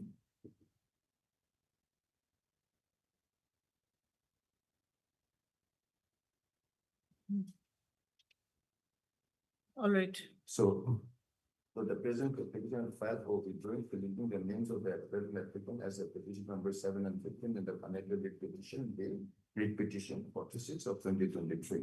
So accordingly, also, they were not. Now, Your Lordship, the petitioners are appointed as primary teachers and some as graduate teachers on fixed pay against sanctioned posts created under SSA, Sarva Shiksha Abhiyan, which is a central sponsor scheme, Your Lordship.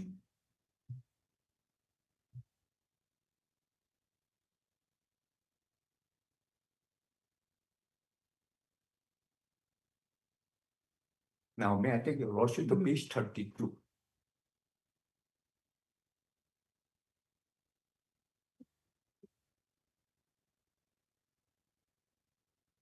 page 32. I have given some other document also, which I will be relying. Page 32 of the WPC. 32 of WPC, 45 of 2023. Okay.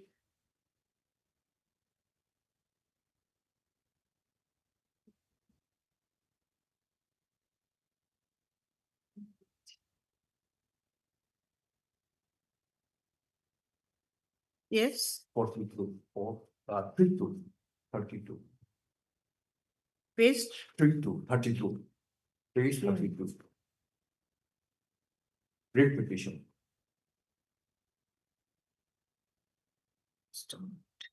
Read petition 45 of 2023. That must be accurate, right?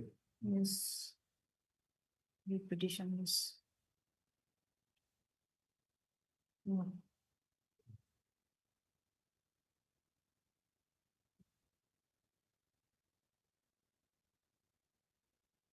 Yes, Page 30. This is an order dated 4th of February 2025. Date is at the bottom. okay.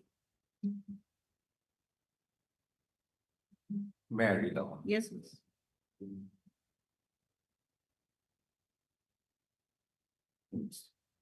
Sri Pankatang Ism.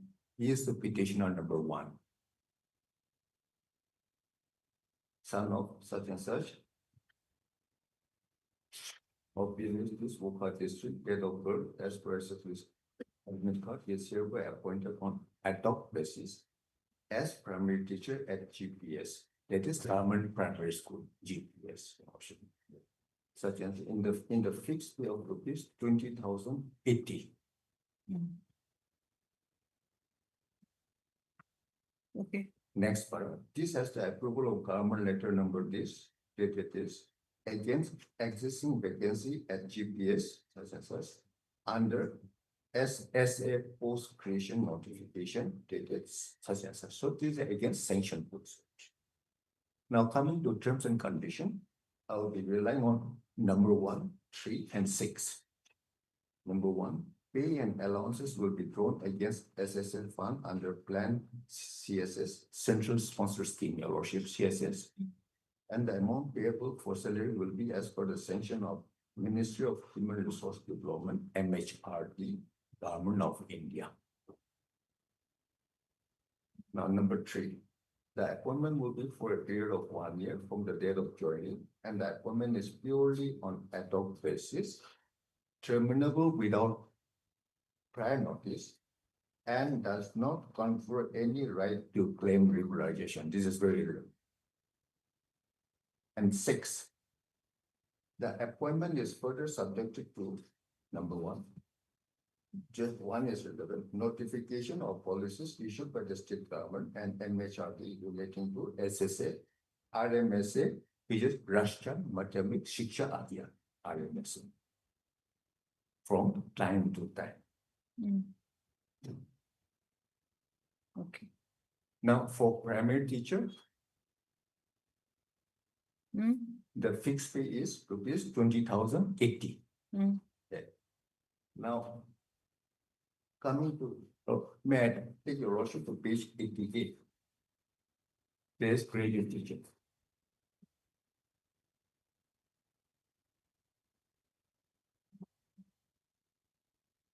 Page 88, page 8. Yes, page 88, yes. There is an order dated 22nd April 2015. Srimati Veronica J. Kedan, she is petitioner number 18. Okay. All right. Daughter of such and such, Pandit Town, such and such, is hereby appointed on ad hoc basis as graduate teacher in the fixed pay of rupees 27,400. So this is also next para against SSA post creation terms and conditions are same. So your worship, for primary teacher, the fixed pay is rupees 20,080, and for graduate teacher, the fixed pay is 27,400. Now, as per the appointment order, It is only for a period of 1 year. But Okay. Your Worship, the service has been extended from time to time, and the last extension order, Your Worship, may come to page 33.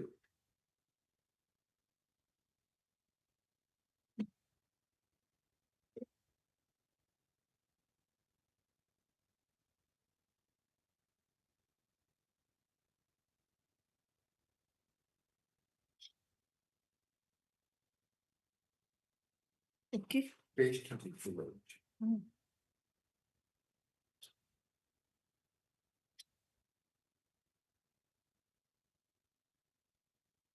Yes. Yeah, this is one of the extension order.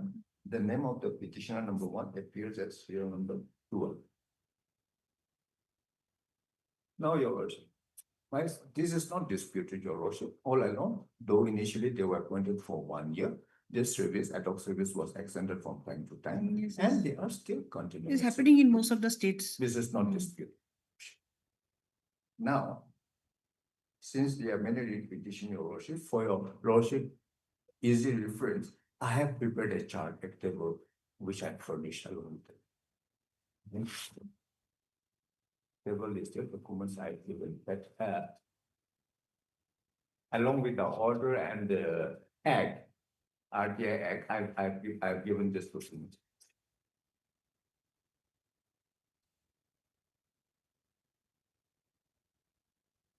Yes. Yes, yes.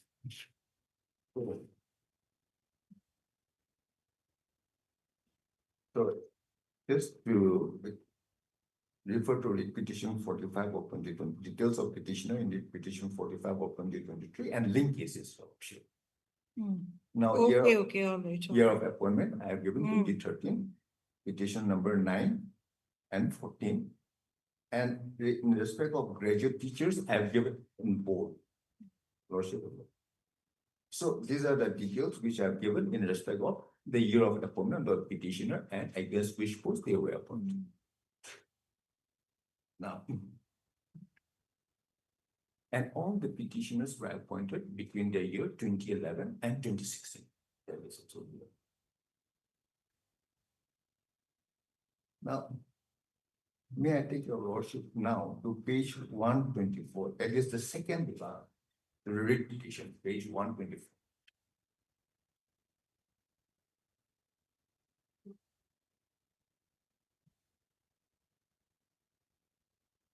Second last page.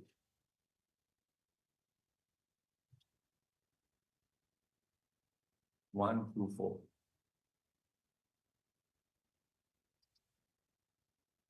Yes. Lordship has ordered. This notification is dated 2nd of September 2022. The date is at the bottom. Okay. May I read out? Yes, yes. In the interest of public service, the governor of Nagaland is pleased to notify the mainstreaming of 2,290 educationally and professionally qualified teachers as per NCE norms appointed under erstwhile SSA and RMSA of 2010 and 2013 batches into the state education cadre with effect from 21/4/2022, the date of cabinet approval. Now, Your Worship, the case of the petitioner is that they are all appointed against sanction posts created under SSA and RMSA, Your Worship.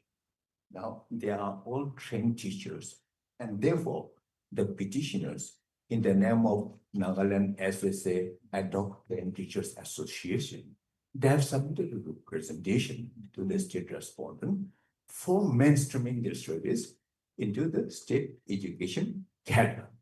And also to pay them scale of pay, Your Worship. But that representation has been rejected by order dated 30/11/2022, which is at next page, 125.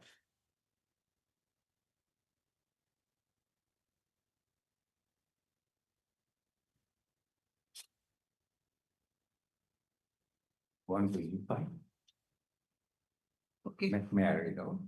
Hey, please. This is the order dated 30/11/2022. To Sri Pankadang, he is the petitioner number 1. President, Nagaland SSA, Adopt Trained Teachers Association. Now, with reference to your letter number this dated 10 October 2022, I am directed to convey regret on your request for mainstreaming into the state school education cadre, as the condition in your appointment letter states that does not confer any right to claim regularization. And scale of pay cannot be granted, as your pay and allowances is drawn against SSA fund, CSS, depending on the norms of the government of India, Your Lordship. Now, being agreed by this, the petitioner is before Your Lordship. And my prayer, Your Lordship, is at page 29.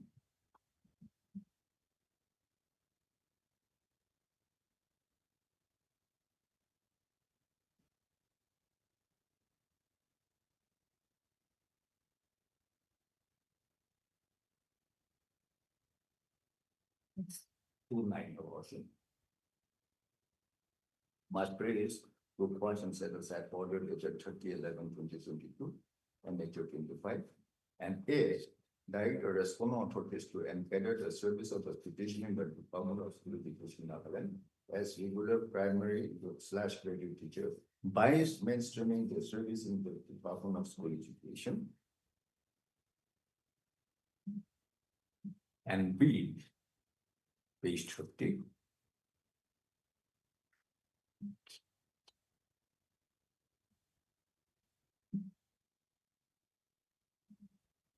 Yes. Page 30. Direct the respondent authorities to grant scale of pay to the petitioners with all consequential benefit as granted to regular primary / graduate teachers serving under the Department of School Education. So these two many together to pass and set aside the interim order by which my representation was rejected. Now, my first submission will be, my first part of my submission will be on scale. Now, Your Lordship. On scale B, my first submission is that appointing the petitioner on fixed pay is contrary to the provision of right of children to Free and Compulsory Education Act 2009, RTE Act 2009 for short, and RTE rules. So yeah, I'll take the lordship to the. Oh, this is your book? Yes, yes. I also have the book, I think. Yeah, for which I have furnished. I think I also have this book. Yeah, but I have furnished, I have external issue. I have given the list of book citation also, the case laws. So that was. Oh.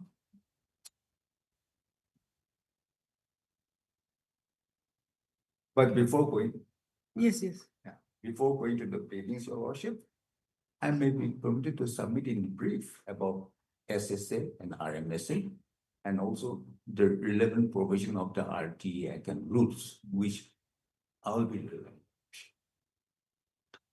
Now, SSA and RMSA is now merged together and is now called Samagra Shiksha, SS, Samagra Shiksha, and which is the flagship program of the central government for implementing the provision of RTE Act. And RTE Act worship is a special enactment to fulfill the constitutional mandate under Article 21A of the Constitution of India for providing free and compulsory education to all children of the age of 16 for India worship. Now, as the petitioners were appointed against the post created under SSA worship, their service condition is governed by RTE Act and rules, Your Worship. So now may I take Your Worship? Yes, yes. Is governed by the RTE Act.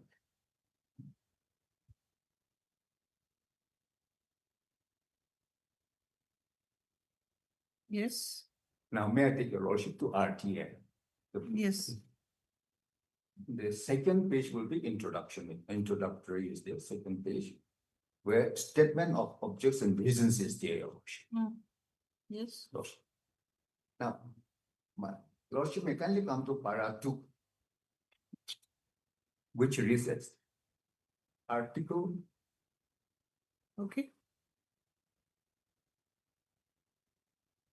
Yes. Article 21A, as inserted by the Constitution 86 Amendment Act 2002, provides for free and compulsory education of all children in the age group of 6 to 14 years as a fundamental right in such manner as the state may by law determine. 3. Consequently, the right of children to free and compulsory education bill 2008 is proposed to be enacted. So, Your Worship, my submission is this: RTA has been enacted in order to fulfill the constitutional mandate under Article 21A of the Constitution. Now, Lordship may kindly come to section 23.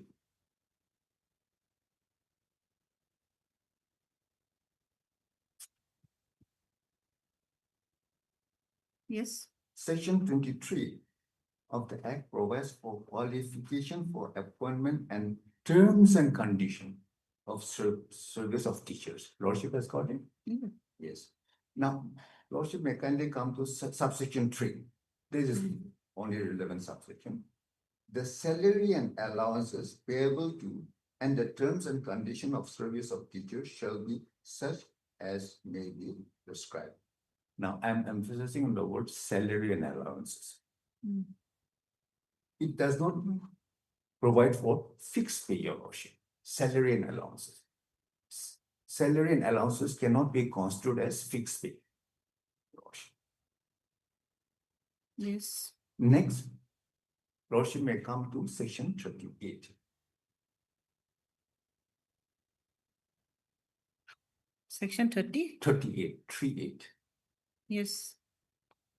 Yes. No. 38 provides for power of appropriate government to make rules. 1. Yes. The appropriate government may, by notification, make rules for carrying out the provision of this Act. 2. In particular, and without prejudice to the generality of the following parts, such rule may provide for all or any of the following matters, namely, Lordship may come to L. The salary and allowances payable to and the terms and conditions of service of teachers under subsection 3 of section 23, which I have taken. Subsection 23, Your Worship. Now, in excess of this power, rules has been framed. Your Worship, I have flagged the rules. Yes. I have flagged the RT rules. Yes. Now, Lordship may kindly come to Rule 20.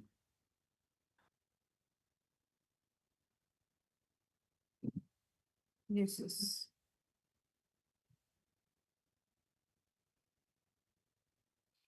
Rule 20, Your Worship is quoted. Yes.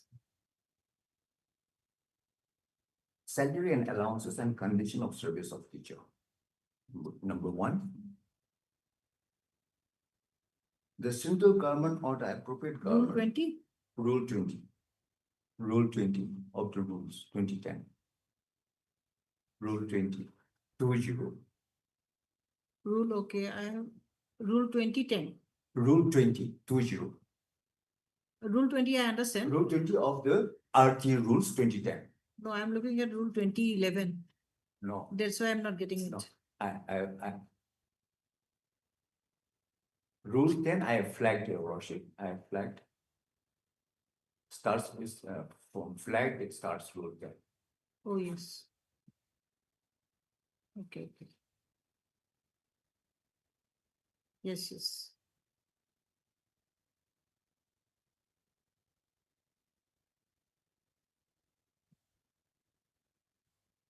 Yes.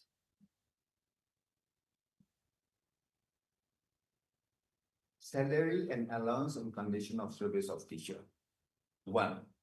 The central government or the appropriate government or the local authority, as the case may be, shall notify terms and condition of service and salary and allowances of teachers of school owned and managed by them in order to create a professional and permanent cadre of teachers, Your Worship. But so as permanent cadre, this part out, that will be my second prayer on mainstream. 3. The scale of pay and allowances, medical facilities, pension, gratuity, even pension is mentioned. Pension, gratuity, provident fund, and other prescribed benefits shall be at par for similar qualification, work, and experience. Your Worship. Now, the case of the petition, Your Worship, is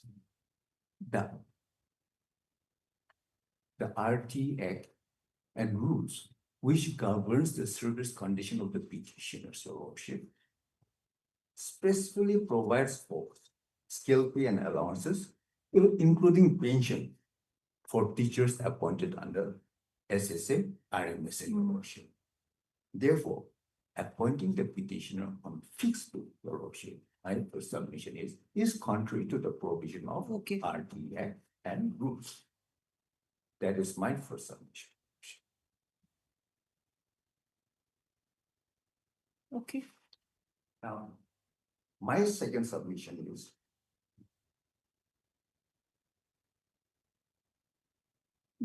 appointing the petitioner on fixed pay is also contrary to the policies or guidelines issued by the MHRD. Because for a moment again, may I take Your Lordship to page 32, the appointment order.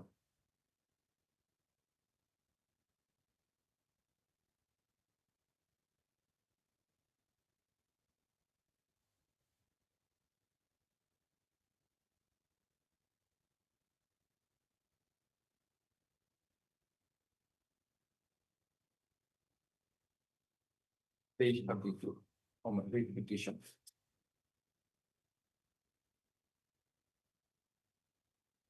Yes.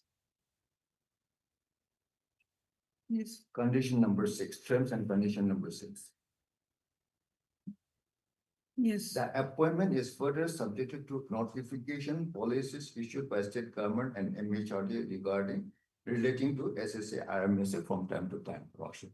So my first submission is, it is against the provision of RT Act and rules.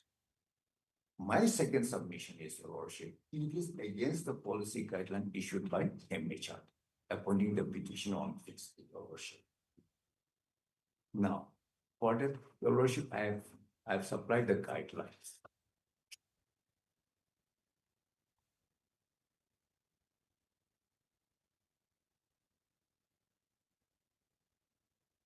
Yes. These are the guidelines. Restructuring and reorganizing on the central responsibility on teachers' education. This is on teachers' education, Your Worship, and issued by MHRD. Now, the first page also is relevant, Your Worship. The status of the teacher reflects, Your Worship has got it. Yes. The status of the teacher reflects the socio-cultural ethos of the society. It is said that no people can rise above the level of its teacher. The government and the community should endeavor to create conditions which will help motivate and inspire teachers on constructive and creative lines. This sort of preamble, Your Worship. Now, paying fixed pay is contrary to this. Now, may I take Your Worship to para 2.12. 2.12.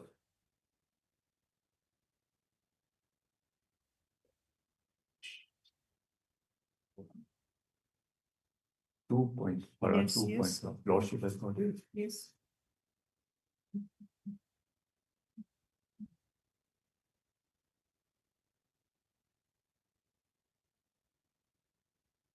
Yes.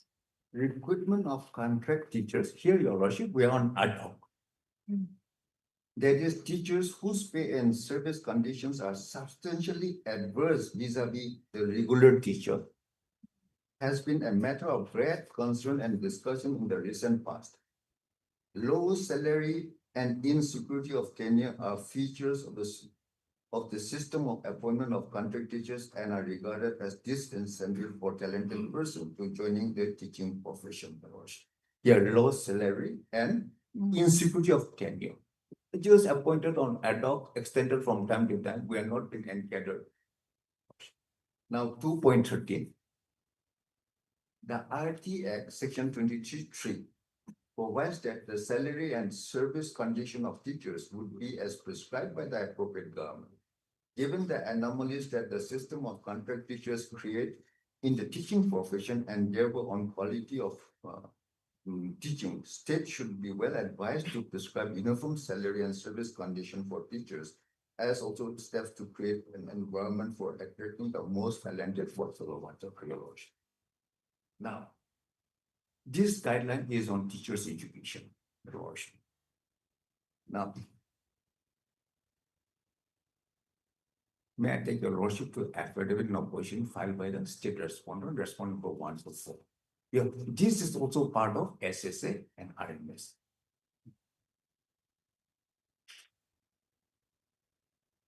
Affidavit in opposition of state respondent, respondent number 1 to 4. Yes.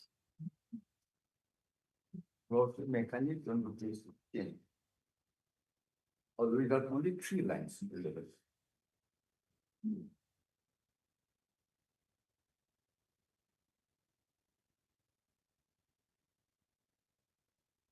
Page? Page 16, 1-6, annexure 6.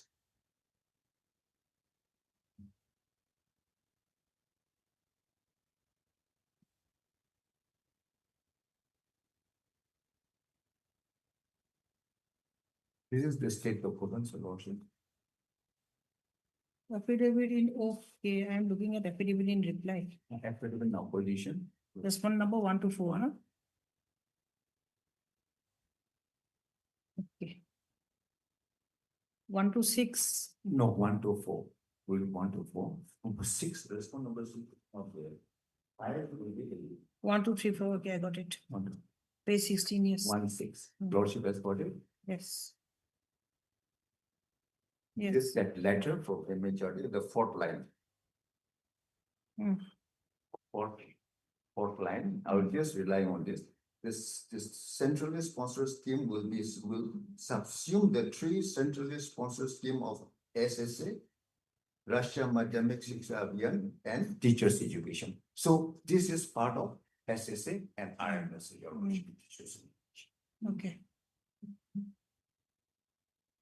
So even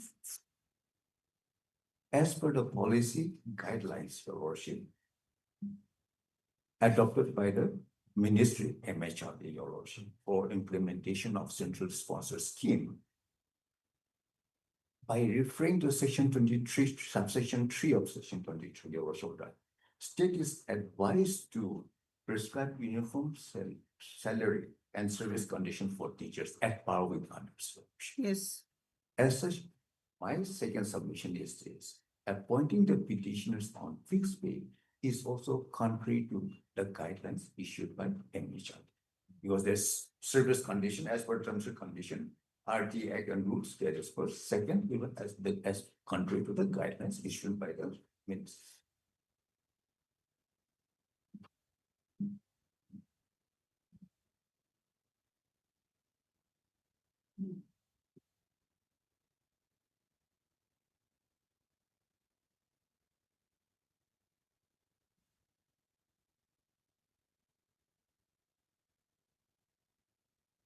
Okay. Now, may I take your lordship to my pleadings? Just take 3 paragraphs. Paragraph 5, 6, and 7, 3 paragraphs only, starting from page 23.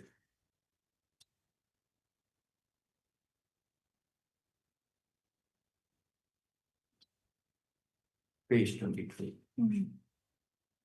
All right. Paragraph 5, 6, 7. Yes, 3 paragraphs.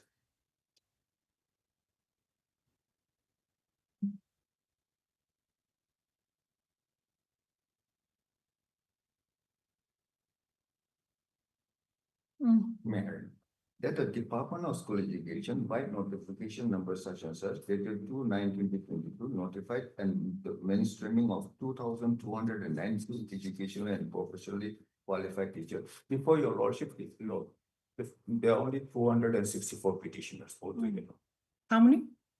264 Okay. petitioners. Teachers as per NC norms appointed under erstwhile SSA and RMSA. So I need not take your lordship to the order, which I. That as the petitioners were also appointed against SSA, they are entitled to the same benefit as extended to others who are appointed against SSA and for regularization by mainstreaming them in the state education cadre under the Department of School Education. Moreover, as the petitioners are all qualified trained teachers, they are also entitled to scale pay as granted to regular primary graduate teachers under the Department of School Education. Therefore, the Petitioners Association, in the name and style of Nagaland Sharba Shiksha Abhiyan Adopt Trained Teachers Association, through its president and secretary, submitted representation that this to the respond number 2, praying for mainstreaming their service into the state school education cadre and also to grant regular scale pay. However, the prayer of the petitions were rejected and the same was communicated to the president, such and such, which I, that order, I have taken your lordship to page 125. 7. That the petitioners were appointed against sanctioned posts and therefore are entitled to be allocated in the service of the school education department. Even otherwise, the petitioners are all trained teachers having same qualification as any other regular primary graduate teacher and are rendering similar duties, and therefore the petitioners are entitled to the skill pay as enjoyed by a regular primary graduate teacher. Therefore, the action of the state respondent in rejecting the prayer of the petitioners for mainstreaming the service into state school education cadre under the Department of School Education and for grant of regular scale of pay is highly arbitrary, discriminatory, and unconstitutional. As such, the order dated 30/11/2022 rejecting the representation of the petitioner is liable to set aside. And my prayer, I will not take your lordship. I've already taken your lordship to pray again to your lordship. Now, state has filed the affidavit in opposition. I'll refer to 3 paragraphs, affidavit in opposition. Respondent 1 to 4.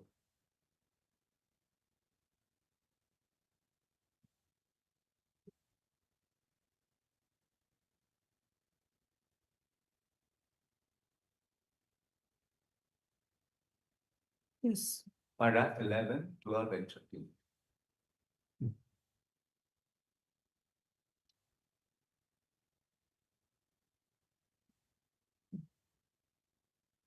Even 12 and 13. Para 11, 12, and 13. All right. Yes. That the statement made in para 6 of the petition is admitted to the extent that the petitioner submitted a representation inter alia stating that they were appointed against SSA and as such they are entitled to the same benefit as extended to others who were appointed against SSA and for regulation by mainstreaming them in the state education cadre under the Department of School Education. However, the same was not considered true by the government for the reason that the batches 2010 and 2013 of SSA teachers who were mainstreamed into the state cadre were appointed after undergoing open recruitment process through open advertisement competition. Per contra, the service of the petitioner as well aware and admitted by them is adult in nature, appointed purely for the specific scheme term under the CSS Government of India as SSA RMSA. The petitioners were never selected in any selection recruitment examination process, but was appointed on ad hoc basis against a CCS scheme due to requirement at that particular period of time, which terms and condition purely under the CCS scheme of SSA, and as such, the service of the petitioner cannot be mainstreamed in the state education cadre. Further, The prayer of the petitioner for skill pay cannot be granted for the reason that the government of India, under whose scheme the petitioner's wedding case does not provide for skill pay. Therefore, the government has rightly rejected the representation of the petitioners by employers, saying that the mode, nature of appointment of petitioners does not confer any right to claim for mainstreaming regularization. Further, the prayer of the for skill of pay cannot be granted as the pay allowances is drawn against SSA fund, depending on the norms of government of India, Your Worship. But as I said, Your Worship, they are governed by, the service condition is governed by the RTA and rules, and also the guidelines that are framed for by ministry and majority from time to time, Your Worship. Now 12, Your Worship. You may just read 12 and 13 because state also will be relying on Yes, this. yes. It's all the same, you see. In fact, I'll be saving time for the state. But I'm they'll be taking- reading again. I'm taking all the trouble reading for them. But they will again read. Yes. I know. No, let them not read. The 12, Your Lordship. That the statement made in para 7 of the writ petition is denied. The petitioners have averred that they were appointed against sanctioned posts, and therefore they are entitled to be encatered in the service of the school education. However, it is a settled principle of law that even if any posts are sanctioned with reference to the scheme, such sanction is of ad hoc or temporary co-terminus with the scheme and not of permanent post, and therefore is a totally contrary to RTA and rules. It provides it should be permanent in nature.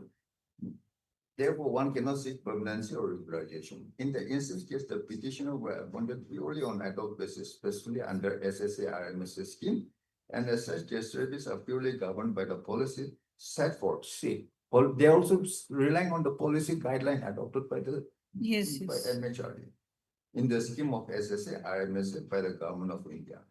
And Your Lordship, just pausing here for a moment.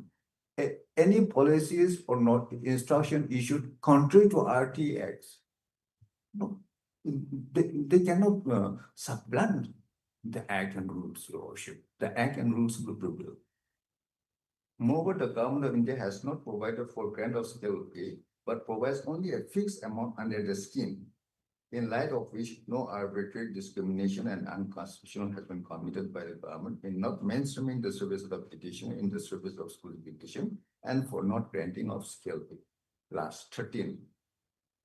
That in regard to the statement made in para 8, 9, 10, 11, and 12 of the petition are misconceived and denied. The deponent states that the petitioners were appointed under the scheme and their pay and allowances are as per the sanction of Ministry of MHRD, Government of India.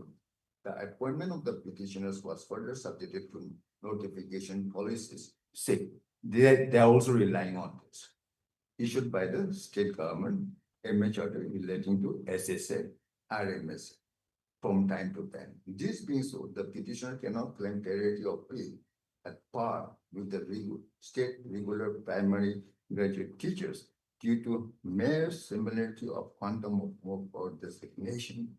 The policy of equal pay for equal work is not applicable where the nature of the appointment is totally different.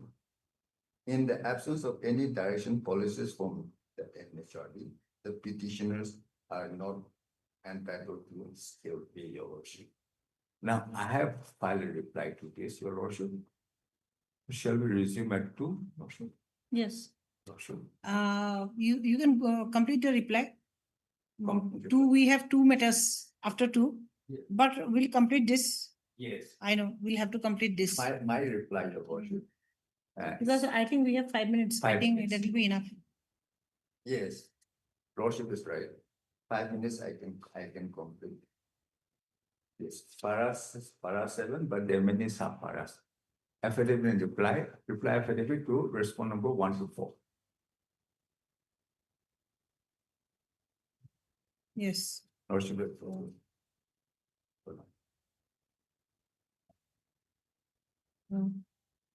May I read out? Yes. That in reply to the statement made in para 9, 11, 12, 13, and 14, it covers that paragraph which I read of the affidavit of opposition, that the opponent reiterates and reaffirms the statement made in such and such. It is further stated as under A. The petitions were all appointed as primary gratificator against sanction posts under SSA, now Samagra Shiksha, as Samagra Shiksha Abhiyan. The SSA is a flagship program of the Ministry of MHRD, Department of School Education, Government of India. B. The right of education became part of fundamental right contained in Part 3 of the Constitution of India when the Constitution was amended by 86 Amendment Act 2002, by which Article 21A was inserted. With the amendment of Constitution giving the status of right to education as a fundamental right, the right of children to free and compulsory education Act 2009, RT Act for short, was enacted so as to fulfill the constitutional mandate to provide to the children free and compulsory education. Under the RT Act, teachers plays an integral and pivotal role. Therefore, in respect of teachers appointed under SSA scheme, towards fulfillment of constitutional mandate, the state government cannot be allowed to shy away from taking responsibilities towards the welfare of the teachers. C. The statement of the state respondents is also contrary to the provision of RT Act and rules. Section 7 of the RT Act entirely provides for sharing of financial and other responsibilities. Section 7, Your Lordship, I'll go in detail in the course of my submission here. Yes. Section 7 of the RT Act interior provides for sharing of financial and other responsibilities, which emphasizes that the central and the state government would have concurrent responsibilities for providing funds for carrying out the provision of the Act. Concurrent responsibilities, Your Lordship. It is specifically mentioned, but I will take Your Lordship in detail. Okay. Section 7(4) of the RT Act further provides that the central government may make a request to the president to make a reference to the Finance Commission under subclause D of clause 3 of Article 280 to examine the need of additional resources to be provided to any state government so that the state government may provide the share of funds for carrying out the provision of the Act. Paucity of fund is not an issue, Your Lordship. The Act itself provides the mechanism. Now, Rule 23 of the provides for scale of pay and allowances and other conditions such as medical facilities, pension and gratuities, provident fund and other prescribed benefits of teachers shall be at par for similar qualification, work and experience. In other words, there is no provision put under the RT Act and rules for appointment of on contract and on fixed pay. Therefore, paying only lump sum aggregate support as per the availability of fund by the Union of India to the state government towards payment of salary to teachers appointed under SSA scheme is also contrary to the provision of RT Act and RT rules. Therefore, in case of paucity of fund, the state government can always pursue to the matter with the central government. It is stated that paying fixed pay to the petitioner is not only in violation of RT Act and rules, but it also amounts to exploitation and deprivation of the right to life and livelihood of petitioner. Now, D. It is further stated that in the guidelines for implementation of restructuring and reorganization of the central sponsor scheme on teachers' education, the system of engaging contract teachers was frowned upon and reference is made to subsection 3 of section 23 of RT Act as regards salary and allowances payable to teachers. Now, I have taken your lordship to that. E. It is stated that paying fixed pay to the petitioner is not only in violation of RTA and rules, but also amounts to exploitation and deprivation of right to life and livelihood of the petitioner and hence unconstitutional. It is stated that petitioners have a right to be free from exploitation so that they can live in human dignity. In the case of Bhadwa Mukti Morcha versus Union of India, your worship, I have furnished the books. I'll be referring to that. Para 10. It is a fundamental right of everyone in this country, assured under the interpretation given to Article 21 of this code in such and such, to live with human dignity, free from exploitation, your lordship. And G, Article 14 and 16 of the Constitution of India, which guarantees equality, is applicable to the issue of pay parity if the work component is the same. The law is well settled that classification of workers doing the same work into other different categories for payment of wages at different rate is not tenable and as such an act of employment would amount to exploitation and is violation of Article 14 of the Constitution of India. In the case of Dhirendra Chamolian and others such and such, the Honorable Supreme Court has held that not paying the same wages to temporary employees equal to the salary paid to regular employees despite the work performed being the same violates Article 14 of the Constitution of India. It was further held that such action amounts to exploitation in a welfare state committed to a socialist pattern of society. H. It is therefore not permissible for the respondent to treat the two classes of teacher differently so far as relating to the skill. It is stated that in matter relating to skill, the Honorable Affairs Court in the state of Punjab versus Judges in your worship. And others reported in this health paragraph 28. In a considered view, it is fallacious to determine artificial paragraph. Very famous paragraph. Yes, Justice, your lordship. So, your lordship.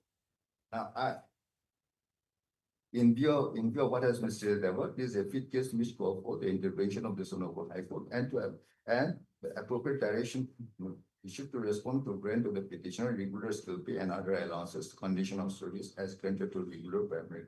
The Department of Police. So this is the paragraph 7. Right. You have read paragraph 7. Yes.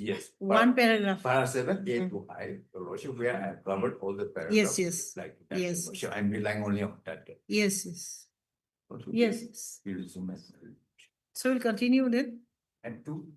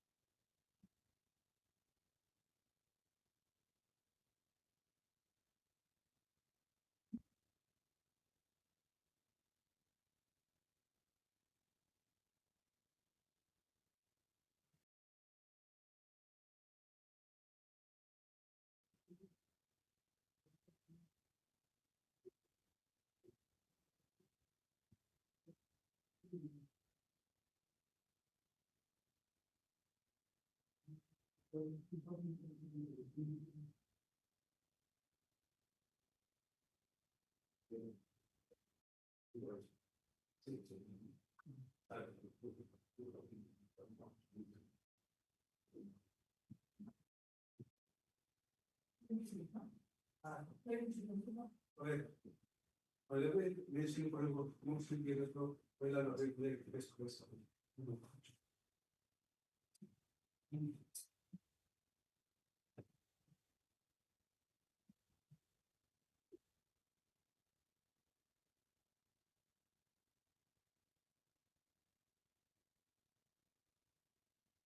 Mr. Lordship. Yes. In view of the urgency involved, I have made a mention this morning Yes. to take up the unlisted. I know, motions I know. At 2. Yes. And I don't know how long my learned friend will take after he finishes. Against CJC is also there and the state council is also there. And then there will be delay. And the counseling is fixed day after tomorrow, that is 30th. Counseling. Yes, may I pray that the these two unlisted matters may be taken up first. What about you? He has almost completed his argument. If it's very urgent and if your colleagues agree, then I can carry on with your matter. In the other court. No, if your colleagues agree. Yes, yes. And if it's very urgent, then I can hear your matter. My lord, I will not take much time. My case only 10-15 minutes. And there is our case is also there. This Okay. is very urgent, otherwise my property is going. Okay.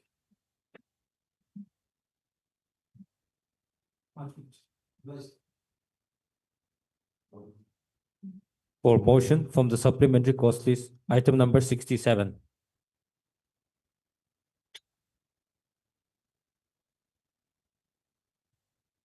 Yes.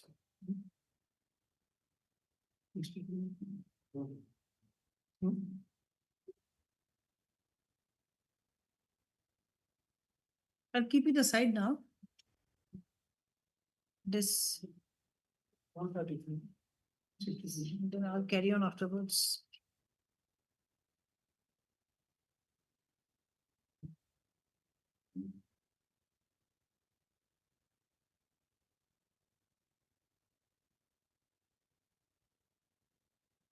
May it please your lordship.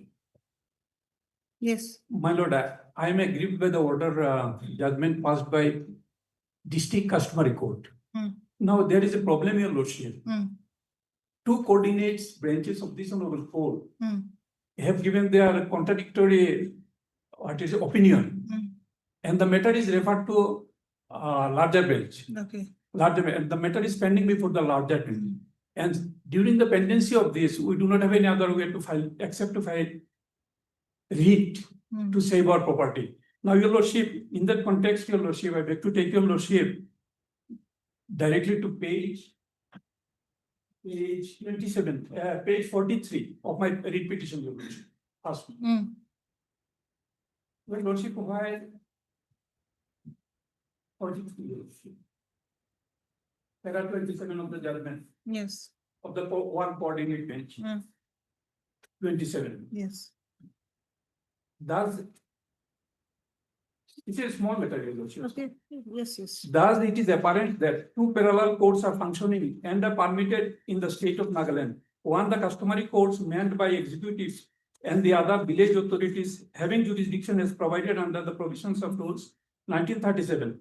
By following the procedure laid down in the said rules 1937, the other courts are general courts created by virtue of Civil Courts Act 1887, CRPC and CPC, and manned by the members of the Judicial Service and Nagaland Judicial Service Rule,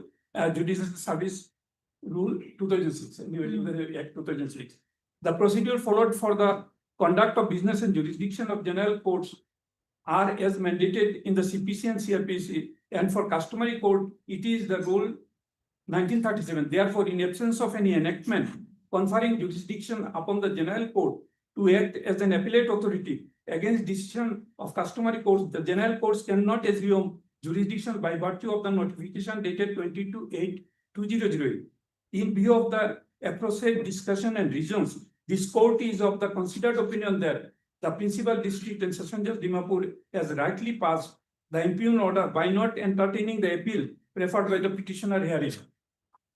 However, as stated herein above, in a similar situation, a contrary view was expressed by a coordinate bench in its judgment and order dated 8/6/2017, passed in Civil Division number 6K 2015. The learned counsel for the petitioner has also relied on the decision to buttress his argument. The ratio laid down, Your Lordship, I am not going through this. Now I beg to take your lordship, page 45.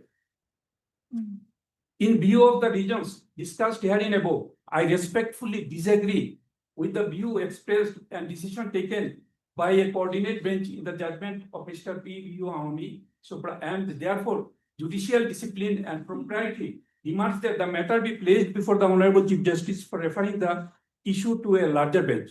Accordingly, the registry is directed to place the matter before the Honorable Chief Justice for his lordship further consideration. Now, Your Lordship, I am aggrieved by the impugned order passed by this Dobashis court, this district customary court. Now I do not have any room to go where now matter is sub judice before the largest bench. Yes. Now, Your Lordship, in the similarly situated cases, there are many cases, Your Lordship, wherein this honorable court has tagged together all the repetition and interim injunction was granted to save the property. Now, one of such decision I am placing. Okay. This is my case. So I am prepared.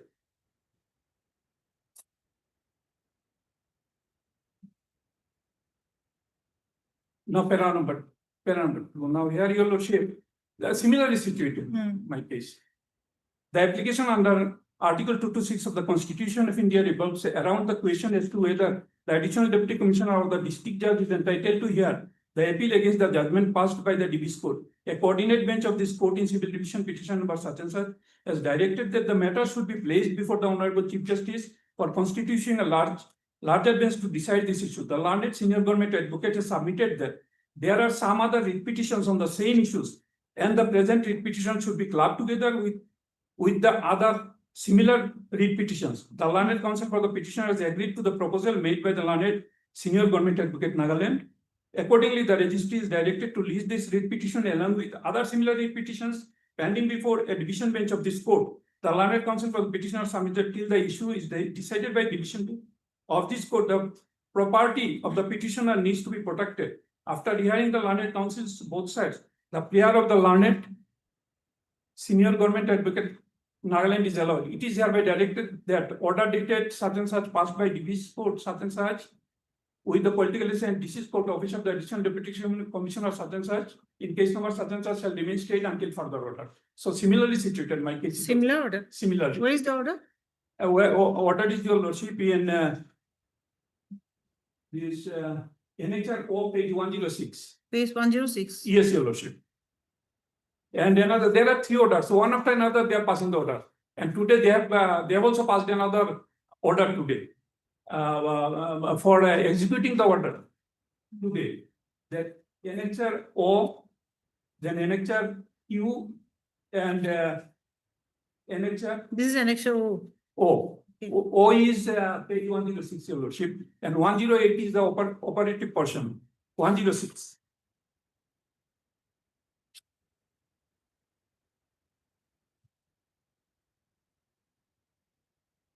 District Customary Court, Deputy Commissioner of Wisdom of Nagaland. This is the order, and operative portion is, Your Lordship, in 108. What is it? Please read. Page 108. Therefore, the DP Customary Court, should I read, Your Lordship? Yes, please read. Therefore, the DP Customary Law Court Dimapur unanimously rules that the said property of 4 puras, 2 puras in 2 different locations at Jani village, rightfully belongs to. So the amount of 2 puras is 1 pura 100 biha. Similar. No, 2 pura is 4 biga. 4 biga is 1 pura. 4 biga is 1 pura. 2 pura is, Your Lordship, is 8 biga. Okay. Now my 2 puras land is given to other person without any taking any evidence, without taking into consideration of the. Please read the order. From property Please read the order. Whereas Bishu Bero defendant illegally sold 4 puras of late Bithuni Bero's allotted land, therefore he should hand over his private land of two Puras located at Jani village to Hori Bero, complainant, son of late Richi Bero, in the presence of Dubasi's witness, DC office, Dimapur, Jani village council witnesses and DB, Jani village witnesses within 1 week. Whereas accused Beto Bero falsified Ate Koza for signature to sign the document papers by forging the signature. Therefore, the accused Beto Bero and co-accused be penalized with fine of rupees 1,000.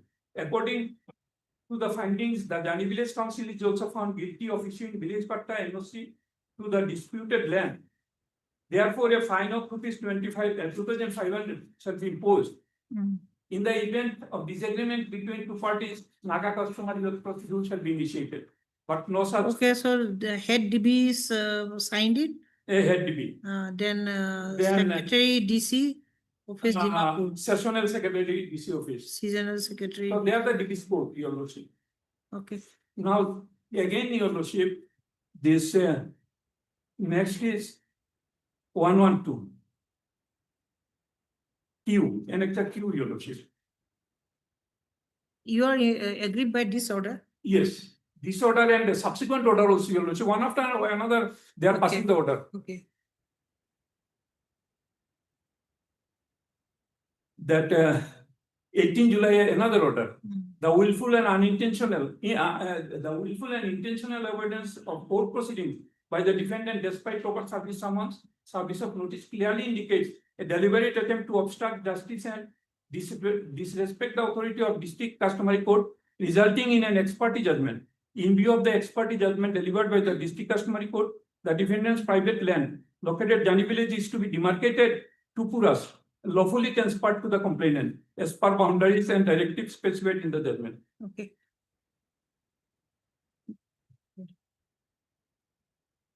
Who is on the opposite side? This your ladyship, this jurisdiction, this is a jurisdiction issue. And as the learned council has rightly pointed out, civil revision number 5, 2020, plus in addition to that, civil revision number 6, 2020, and I'm forgetting, but some more are club up. And it is under consideration by this honorable this court. Our learned advocate general is appearing in those cases and I'm assisting it. So this matter may be club up with those. Yes, I'll pass an order similar to this. Yes. And then I'll temporary injunction, not to separate the land. The same order we have. Yes. You just go through the order, I'll wait.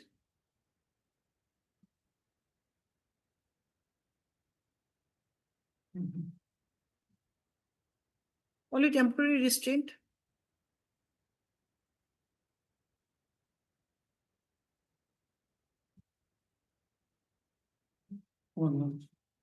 There are 3 impugn order, Your Lordship, continuous. Okay, one is this 5 of. One is O, another is page 106, Okay. another is Q, page 112. Okay. So what do you suggest? And another is. Not to alienate the property. Your lordship, a direction will be issued to maintain status quo. Yes, status quo. Status quo as on today? Yes. Okay. Not as on today. They have come for demarcation. I do not know whether they have demarcated and given. I do not know, Your Lordship. So otherwise, I will be as on now. Then status quo will be. It is in the final stage, almost in the final stage. This is a big issue pertaining to the jurisdiction of the court all over the state. Not only in Dimapur district, but all over the districts. If the demarcation is not state, then to my property they will take and it will be infructuous, Your Lordship. At least during this intermediate. He has agreed to it. He's agreed to it. So I can pass an order. Status quo will not serve the purpose to me, Your Lordship. Also, what Because they have come for demarcation. So that last order 112 and 113 last. This should be stayed, Your Lordship. Otherwise my matter will be Factual, if they, Oh, the last order, oh, this order was stayed, no? Actually, this order was stayed. yes, yes. This is not an or interim protection. No, this That this was state. Impugned order was stayed. Till finalization of this civil division 5, which is pending before the larger bench. This is a temporary arrangement, Your Lordship. I also require this protection till finalization of this jurisdiction matter. Then I will approach the proper forum. But till finalization, my property to be saved. So which order you want to be stayed? The last order page at page? Page, That page 113. page 113. Yes. Annexure R. All right then. A state Yes. like the earlier order, similar order has been passed and all the matters are clubbed together.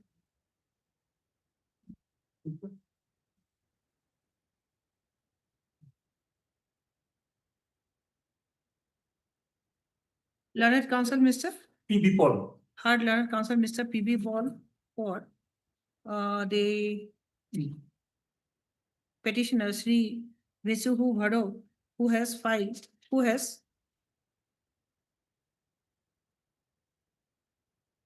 Trivial. petitioner who is aggrieved Trivial. by the how many orders? 1, 2, and 3. Three orders, Your Lordship. Who is- One is Annexure O,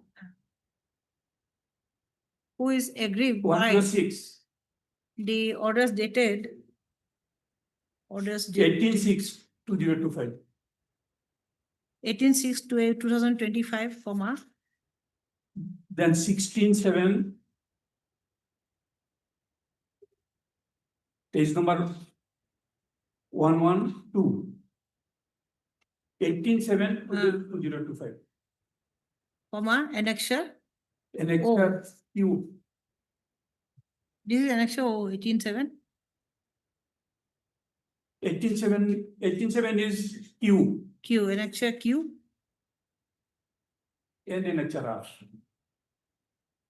and the order dated 25/7/2025. 25/7/2025, annexure R of the petitioner passed by the DB's DB's District court, Customary Court. uh, District Customary Court, Dimapur.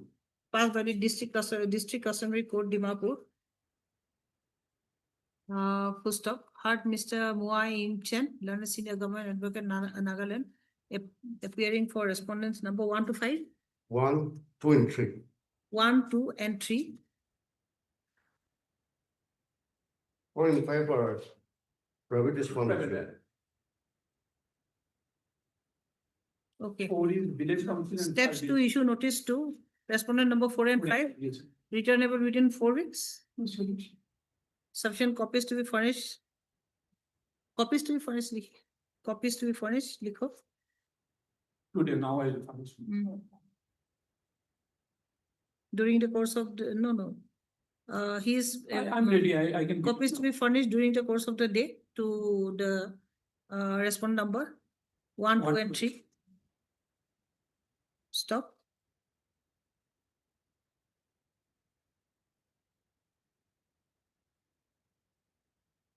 District Customary Court, Dimapur. Yes, Okay, yes. District Customary Court, Dimapur. Huh? I have considered the submissions at the bar with circumspection. It is submitted that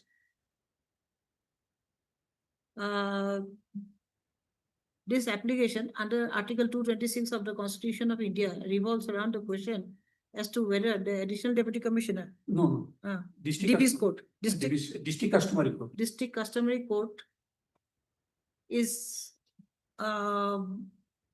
has jurisdiction. Yes.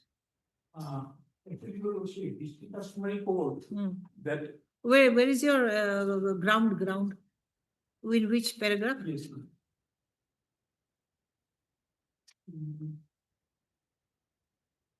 Absolutely.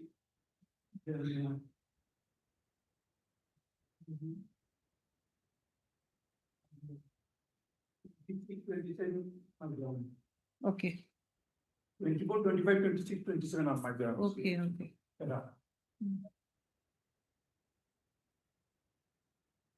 You strike up the last sentence. 25. 24, 25. Okay.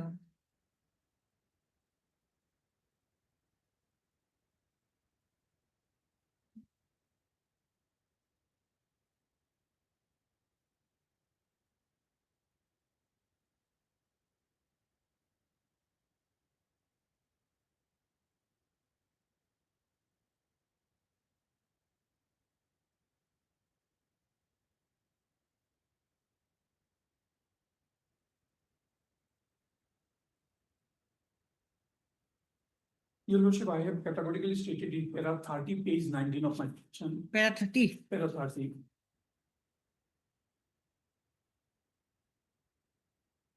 Okay.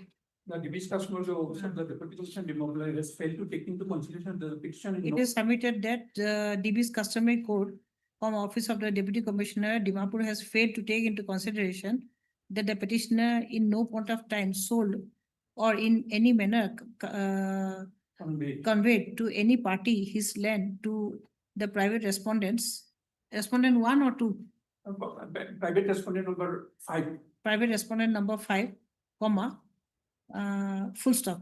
However, the impugned judgment dated 18/6/2025 has been passed dividing the petitioner's land without taking into consideration the findings stroke decision of the matter decided by various forum in the earlier occasion. Yes, sir, the matter is not taken. Occasions, full comma, and thus the action of the respondents are in violation of Article 14 000A 31.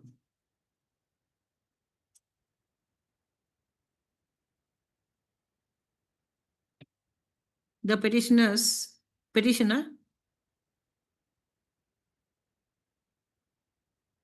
has submitted that the action of the state respondents are in violation of Article 14 and 300A of Part 3 of the Constitution of India. Full stop.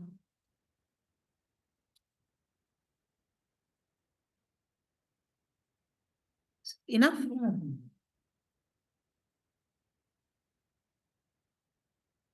It is submitted by both the sides that it is submitted by both the parties that there are some other writ petitions on the same issue and the present writ petition should be clubbed together with other similar writ petitions.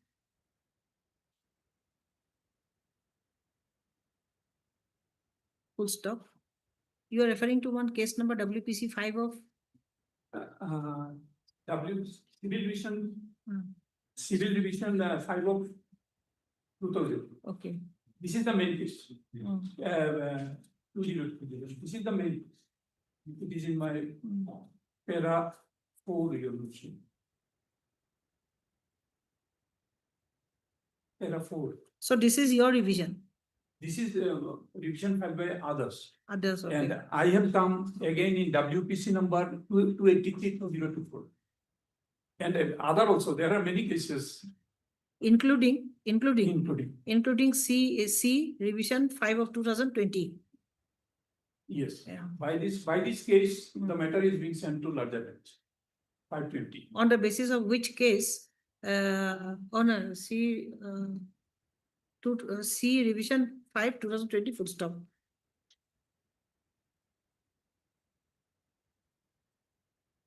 By virtue of by virtue of this revision petition, or by virtue of the order dated 8/4/2022 passed in the aforementioned revision petition, the similar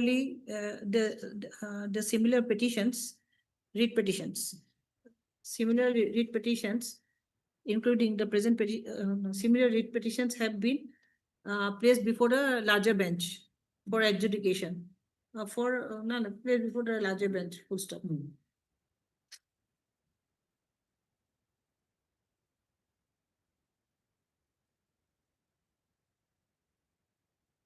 Accordingly, the registry is directed to list this writ petition along with other similar writ petitions pending before a division bench of this court. It is further submitted that the respondents have already the respondents are already proceeding with the demarcation of the petitioner's land, and the matter will be infructuous, and the matter will be infructuous if the land is demarcated and alienated from the petitioner. All right, we'll stop. How many orders you want to get stayed? Three. It is considering all aspects. I deem it appropriate to pass an order staying the orders impugned by the petitioner. There, full stop. Thereby, the orders dated 18/6/2025, 18/6/2025. 18/7/2025. We should give the number also, I think. Yes, Your Lordship. 18/6/2025 in which now In fair portion I am doing, and in fair portion sitting say. Impugned judgment dated 18/6/2025. impugned Page that 23. page 23. 23 of my petition. Okay. Number- Therefore, the impugned orders dated 18/6/2025 in case number DCC stroke C-02 stroke 25 of 26, and the order dated 25/7/2025 in case number DCC stroke C-02 stroke 25/26. And 18/7 also there, Your Lordship. I have just mentioned, I think 18/7. 18/7. 18/6, 18/7. There are two orders. One is 18/6, one is Okay, 18/7. okay, 18/6 I haven't mentioned. Mm. 18/7 I have mentioned, no? 18/7. Are you sure? 18/7, which order I have mentioned? 18/7 or 18/6? I mentioned 18/6/2025 of DC number C-02 stroke 25 of 26. Okay. And 18/7/2025 of DC, same case number. Same case number. An order dated 27/5 of 2025 to be stayed. This was stayed to what extent? Until further orders. My lord, List after 4 weeks? my lord.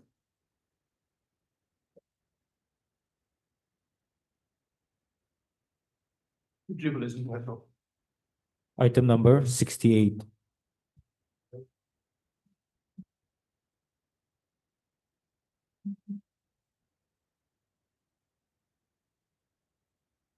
See? No, Lord. Yeah, please, Lord. This matter relates to admission for MBBS course. As your Lordship is well aware, the seats are allocated by the Government of India from the central port through the Ministry of Health and Family Welfare to each states.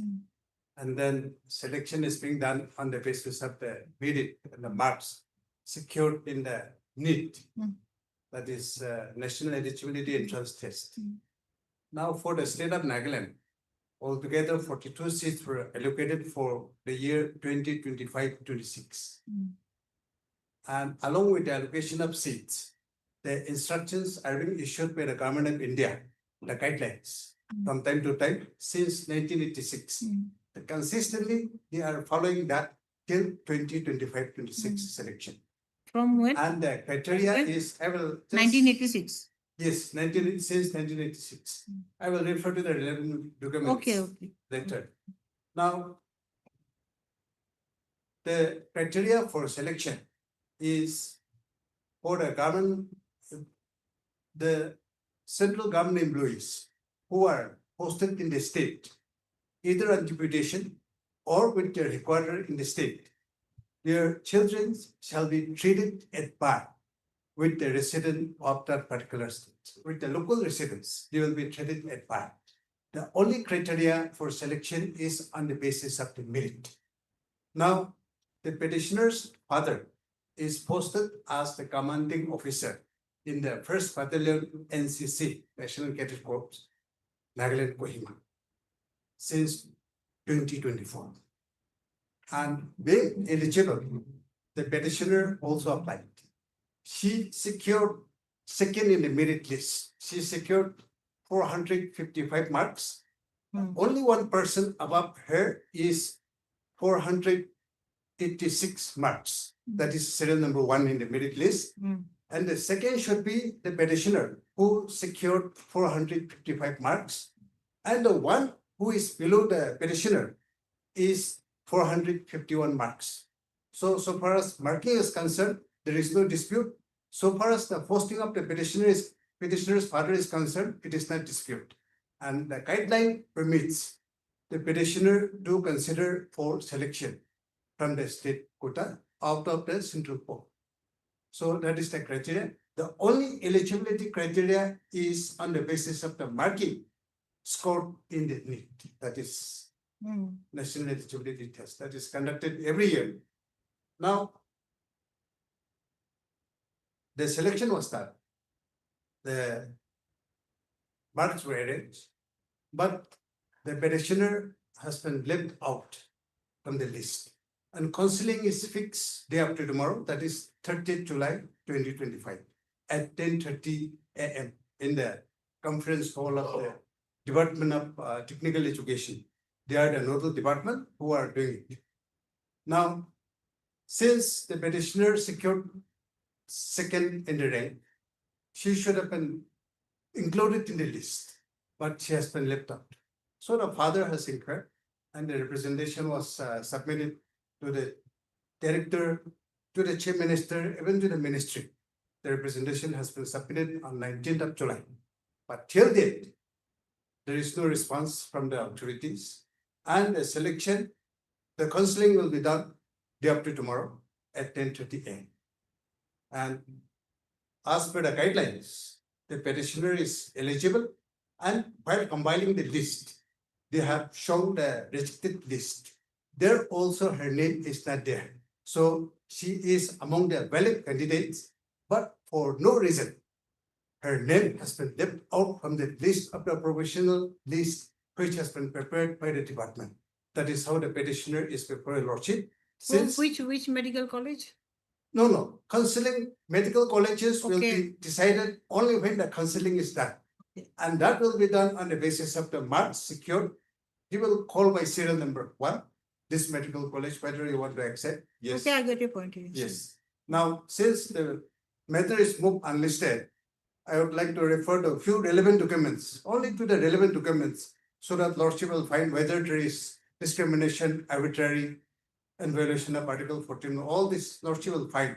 I will just take your lordship's attention to a few documents which are relevant and vital to decide this case, lordship. Okay. Firstly, lordship, can we come to page 17, annexure B. Here, the particulars of the candidate is shown, and towards them, in the middle of the page, lordship will find with bold letters, total marks obtained out of 720, and then 455. Letters are small, lordship may find it difficult to identify. Towards the middle of the page, total marks obtained out of 720. Yes. In the middle of the page. Yes. And the marks just little. Yes, I towards got right, it. Yeah, 455. 455. That is the marks secured by the petitioner. Next page, page 18, annexure C. That is the posting order of the petitioner, which is not in dispute. Posted as commanding officer in 1st Nagaland NCC, 1st Battalion. Page 19 is the Where?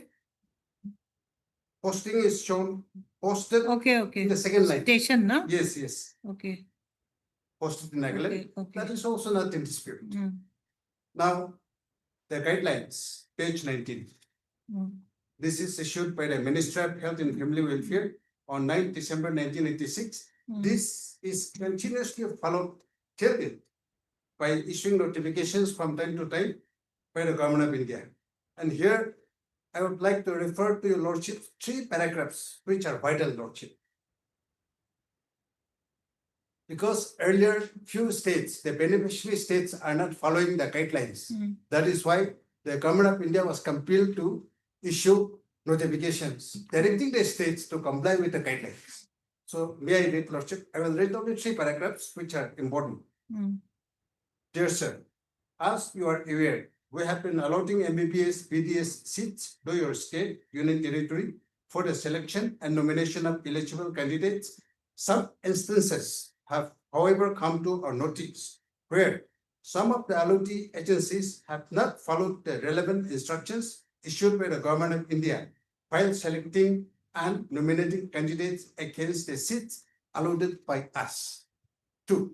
It is once again reiterated that only the children of number 1, permanent residents of the state union territory concerned, we are not there.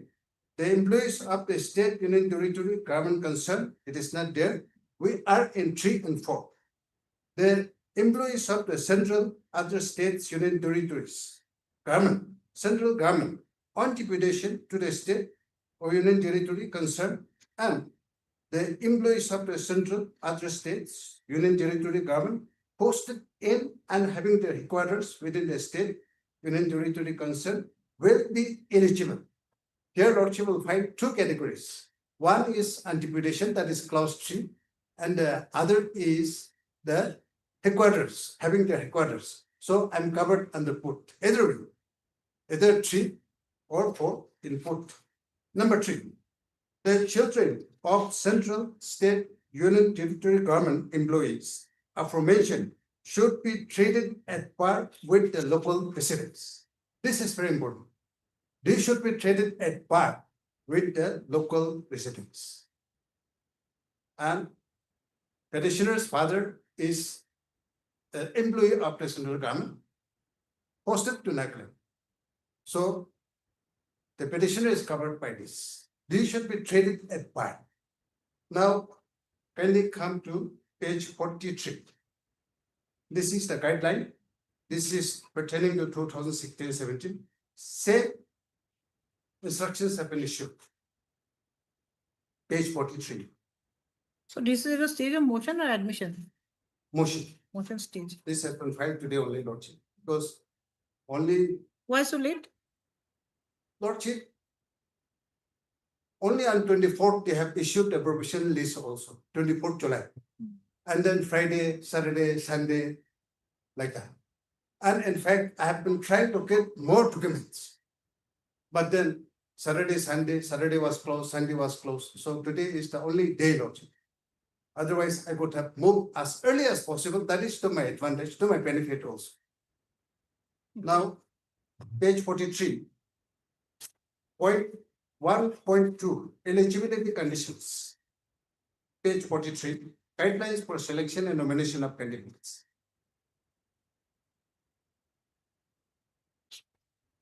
Okay. That's your Lordship, correct?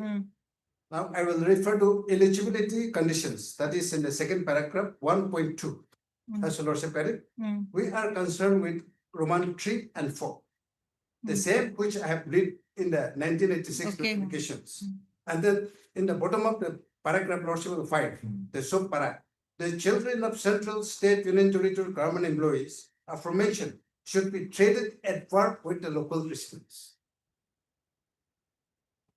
Now, again, turn to the next page, Lordship.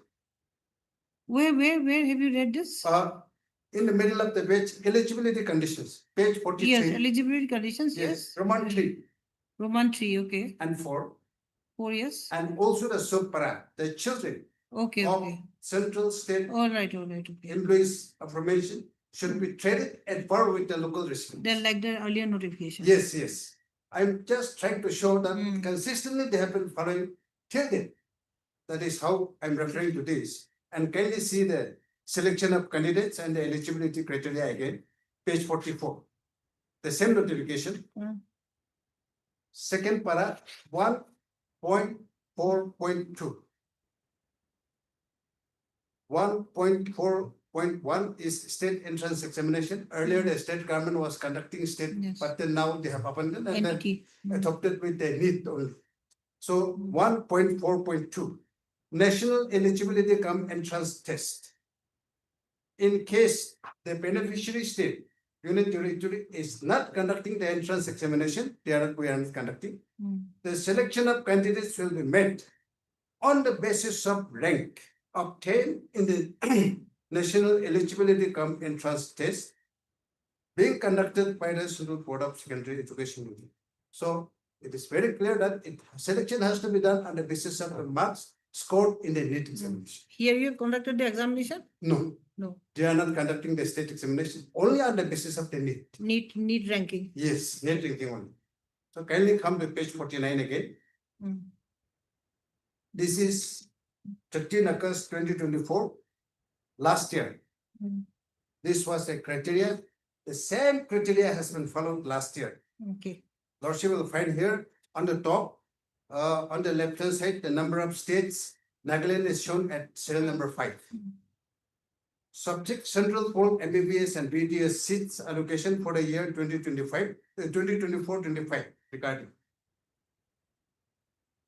Okay. And Lordship has sent a few notifications, a similar notification, paragraph 2, Roman 1 and 2. The same, I'm not reading because this is same, but I'm referring it to show that similar instructions have been issued. And can they come to the next page? Page 50, paragraph 9. So you have submitted that you have submitted a representation which was not considered. Yes, yes. Where's the representation? I will come to that just after referring to 2 documents. I kindly come to page 50, paragraph 9. The same notification issued by the Government of India, paragraph 9, page 50. Okay. Paragraph 9. It is requested that the state's union body should nominate their candidates on the basis of merit system devised by them, keeping in view the above guidelines. The children of all India service officers, this is important, posted in this states would also be eligible to participate in the said merit system. So, see the merit now. See the merit list.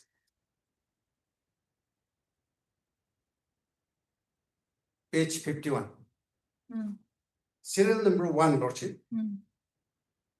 Name is shown, and in the 5th column, Lordship will find the marks, NEET marks. First, number 1 is 486, and the second is 451. Petitioner scored 455, just next to number 1. So she should have been placed in number 2, but she has been left out. And they are all called for counseling. Counseling they have called for, Wow. call on 30th, that is day after tomorrow. When? Where? To the conference hall in the Kohima territory. And for how many students have been called for counseling? 152 for MBBS. 42 seats. How many Yes. seats? 152. That 100. is, yes, Lordship, one aspect here. The state of Nagaland did not have a medical college till last year. In 2023, it was open, and from last year, 2024-25, 100 seats have been allotted to the state. There are 100 seats, about 25% is being given as the central poll. 15 seats are given to the national general candidates, and remaining are for local candidates. That is also there. So earlier, it was only the central poll seats which were allotted to the state, to the candidates. But from last year, we are fortunate to have more seats. So it comes to 152 this year. So they were called. Now, can we come to page, I think Lordship is on page 51. Can we come to page 98? Lordship has seen the marks. Page 98, yes. 98. This is the list of, they have met 3 categories. And do my information. The 3 categories are category 1, in the state also, there are 2 categories. That is advanced tribes, that is 4 tribes, and the backward tribes. There is reservation provisions for reservation of backward tribes. So 2 category, A, B. And C category, Reservation of backward class and advanced tribes. So-called advanced tribe. okay, advanced General. tribes. Okay. In General. other words, it is called general, General, backward, backward. and others. That Others. is the persons Okay. who belong to the children of the central government Okay. employees. So for central government employees, this chart is for that. Mm. I am referring to annexation B. List of category 3 Mm. and rejected candidates for Nagaland State NIT UG 2025. Lordship will find here on the top, serial number 1, Mm. name of the candidate, Yes. Ms. Vatsala Pakkar, Okay. father's name so and so, marks is shown, and Mm. there are altogether 6 candidates in that category. None of them have been selected. Why? The state has to answer on that point. Can they come just below serial number 6? Lordship will find Mm. rejected list. Mm. Rejected list. Yes. And in the rejected list, the petitioner's name is not there.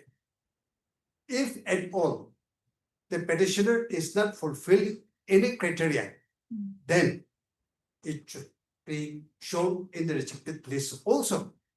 But in category 3, my name has been shown, but in the list, it is not there. Why in category 3? All right. Why not included in the provisional select list? So as to call for counseling. I'm agreed by that for non-calling.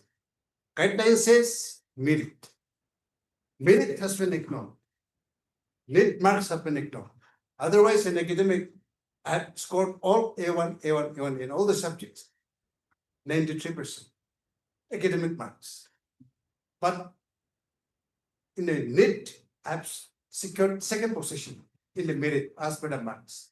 I fulfilled all the criteria laid down by the Ministry of Health and Family Welfare and the guidelines issued by the Government of India. I fulfilled all the criteria.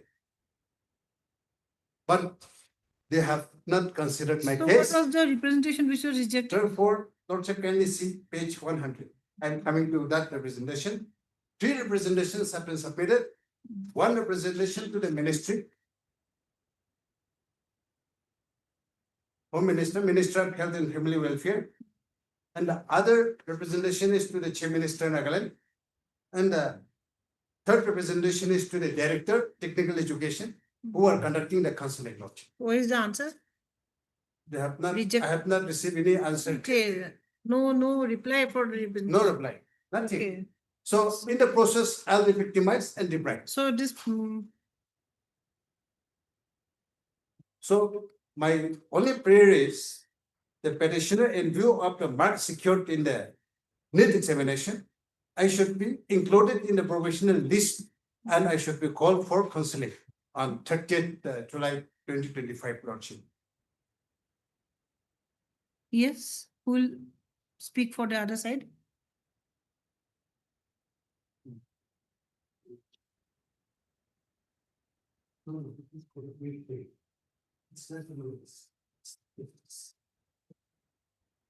This list category 3 and rejected candidates.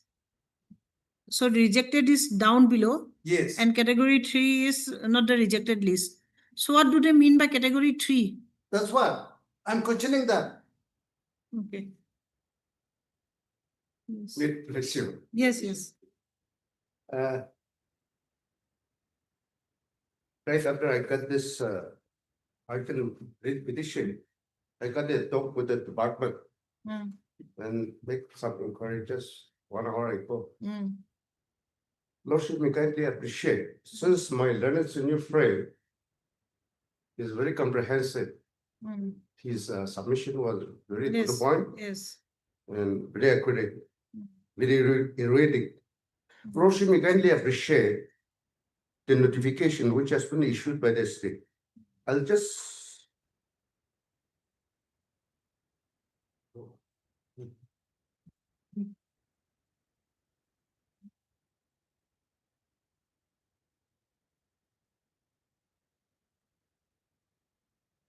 Lordship, may I read the para? This Government of Nagaland, Higher and Technical Education Department, Nagaland, Kohima, notification dated 9 September 2021. So other things are there, but the border question is category 3.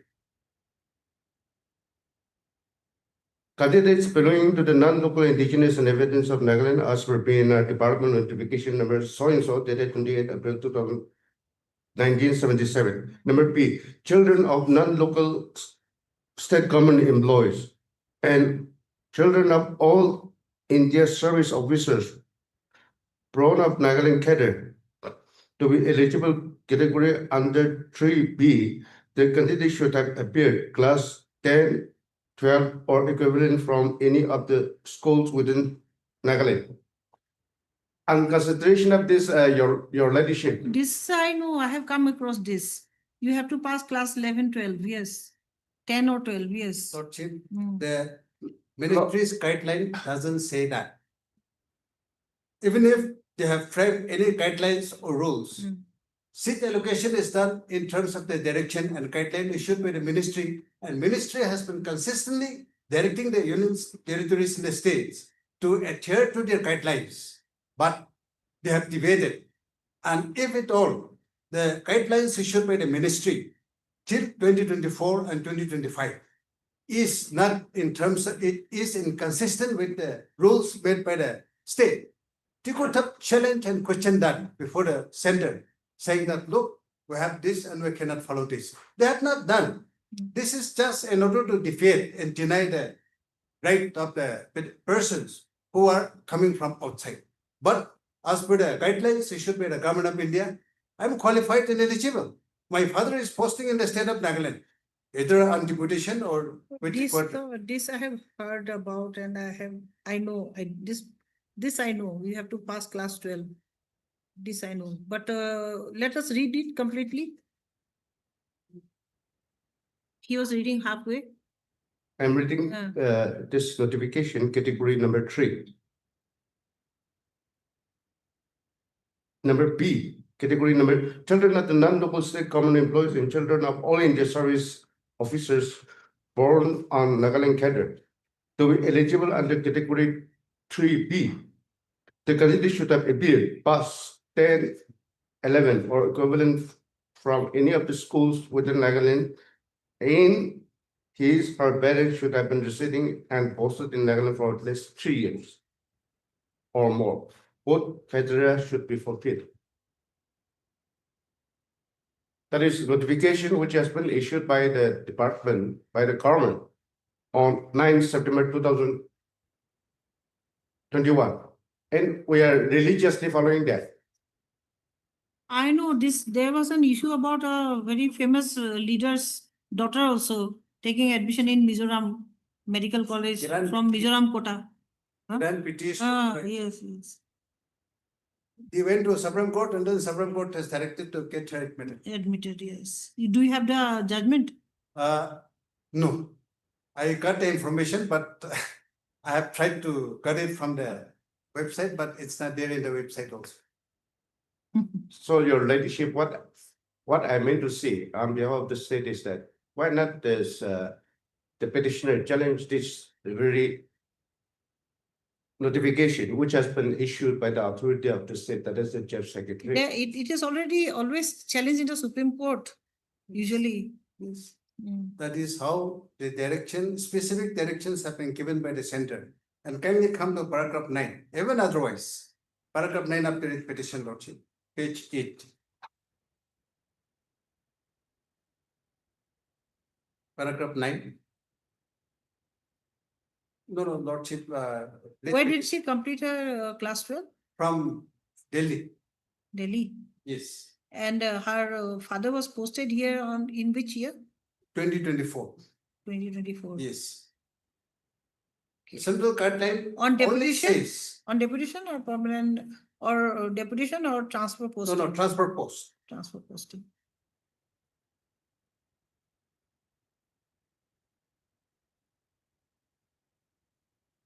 Can any interim order can be passed Yes, some Lordship. sort of that. My Pop only ups prayer will appear, and if according to the guidelines, it is not found to be according to the guidelines, in Your accordance with the Lordship, guidelines. please appreciate the work of the state also. Yes, yes. We have examination was conducted underneath, Mm. and we have evaluated everything as per these things, and result was issued on 7 July. 7 July of this month. Now, what is conference? Counseling. Counseling has been fixed day after tomorrow. That is with this day at 10:30 AM. During counseling, the person who has been allotted the seat should be shown in which college he has to go and take admission. That is the procedure. So at this stage, if something has to be done, interfered by this board, now it is almost in the rippling stage. Then the whole of the system has to be processed again, has to be changed again. So that problem, Lordship, this honorable court must appreciate. my learned friend is expressing a problem. That problem is created by them, not by me. So since they have created the problem, No. they should solve They the already problem. have a notification. See? They already have a notification. Yes. And Now, this notification to central government central guideline do not have any such criteria. And this is, we are talking about central pool allotted by the center with specific instructions to be followed by the respective states. What is your suggestion? My suggestion is my name should be included in the provisional list for counseling. And I should be in view of the based on the need marks, because I secured second position in the merit list. Otherwise, what is the justification? No, you see, rules cannot be bent. There is a notification already in. If Lordship, yes, that is of 1977 notification. No. 21 notification. No, this is 2021 notification. That is pertaining to the state. That is pertaining to the state. But what is the guideline issued by the ministry? Because seat is allotted by the ministry with specific instructions to the states. They have arbitrarily framed a policy just in order to reject No. the candidate which they don't want. That cannot be the criteria. If that is why I was submitting Lordship. If the direction issued by the government of India is not acceptable to the state, it's not in terms of the rules framed by the state, they could have questioned that first. They have never questioned. Arbitrarily, they have framed some rule and then meant to reject some candidates. That cannot be the criteria, that cannot be the law. Can they come to paragraph 9? No, they have allowed. They are following the directions. You see, they have allowed, you see, the candidates to be eligible, but they have given certain conditions. That is why. Why? What is the basis of making that conditions and questioning that? When the government of India has given clear instructions to the states to comply the guidelines. Otherwise, the order and guideline issued by the government of India will be meaningless. No, we will not listen. We will just issue our notification and then selection will be done on the basis of my guidelines. That cannot be. You give me Kiran Bedi's judgment. Give me the judgment. I'll try, yes. But meantime, meanwhile, Lord Jimmy, kindly come to page 8 of the writ petition, paragraph 9.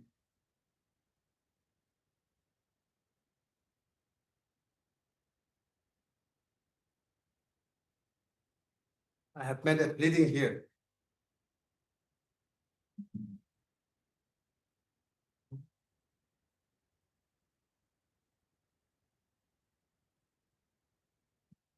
Let's look at paragraph 9, which is of the writ petition.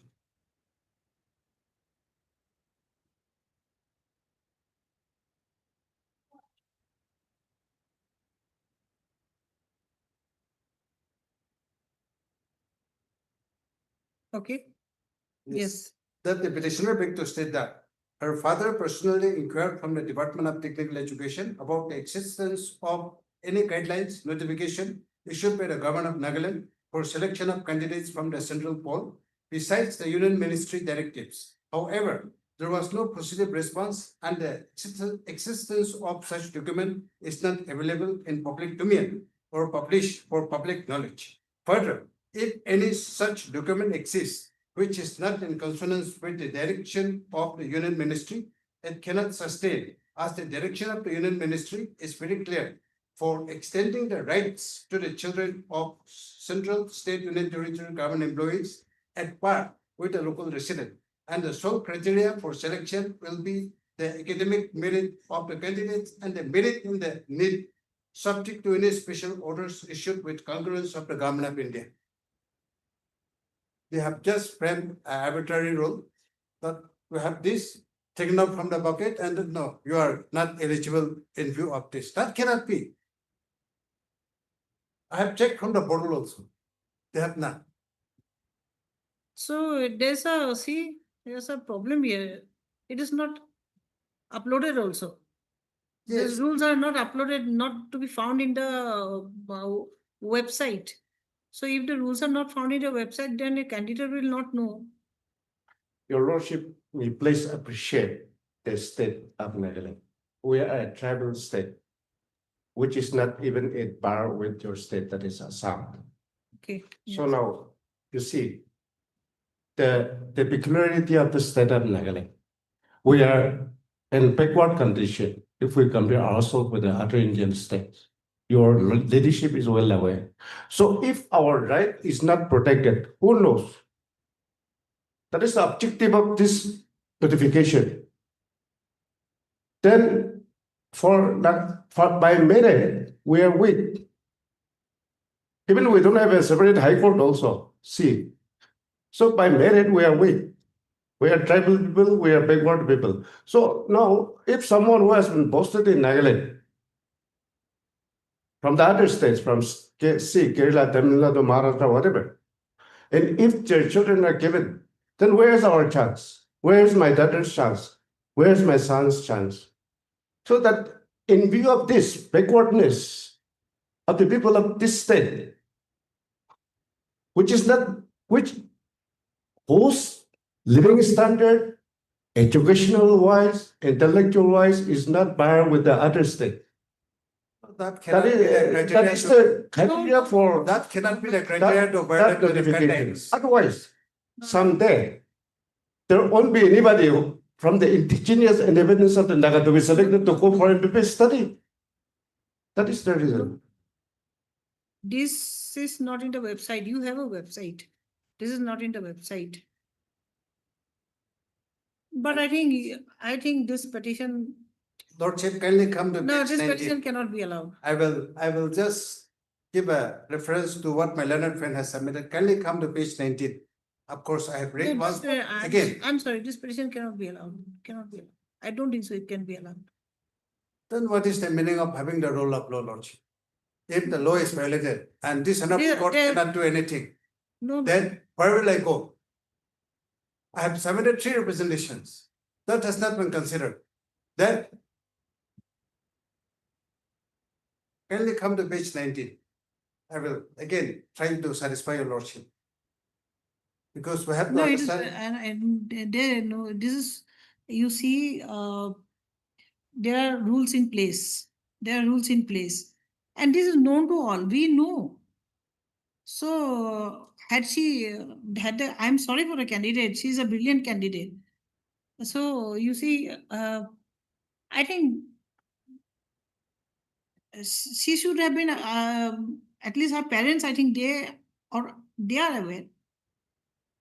They are aware, I'm sure. Lordship, just for a moment, kindly come to He is page also 19. an army officer. 19. Sorry? Page 19 of the writ petition. I will refer to 2 paragraphs only, paragraph 1 and 3. And let us try to understand very carefully, Lord. What does it mean? What does it say?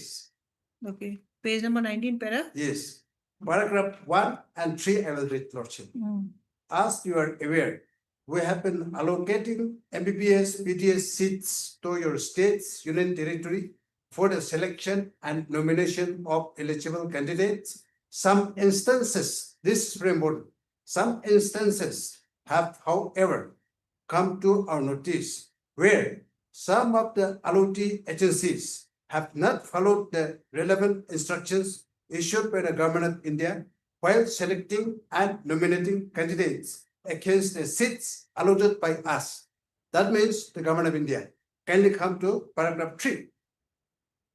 The children of central, state, union, territory government employees aforementioned should be treated at par with the local residents. That is one.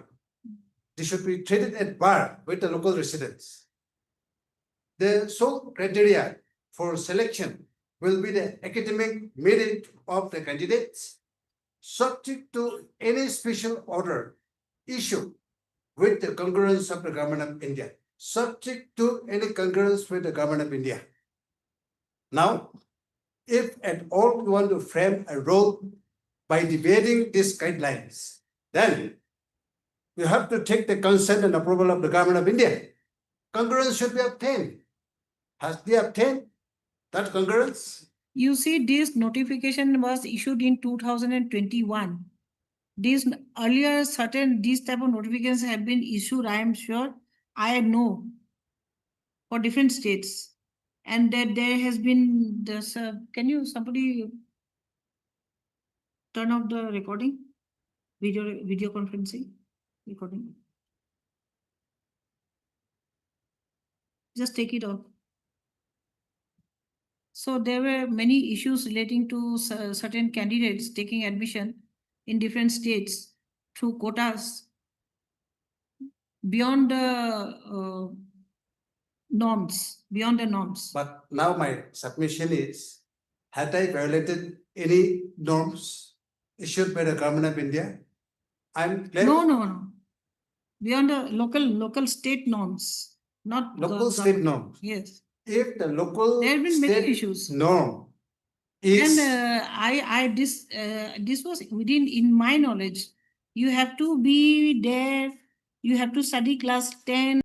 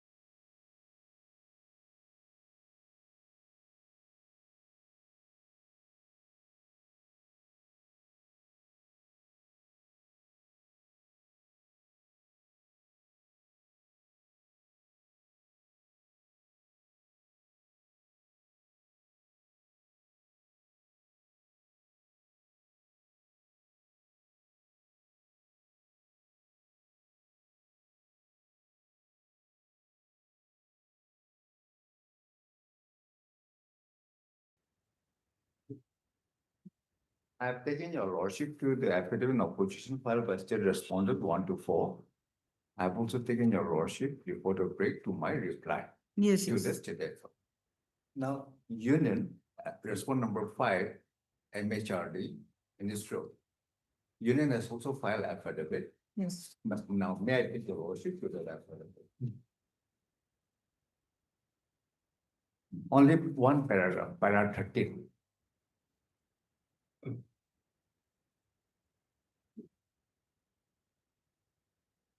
Respondent number 5, Lordship, affidavit in reply, Affidavit in opposition. affidavit in opposition. I'll be coming to my reply, Okay, but first affidavit in opposition, respond number 5, no? respond number 5, one paragraph I will take. Okay, I got it. Just a moment.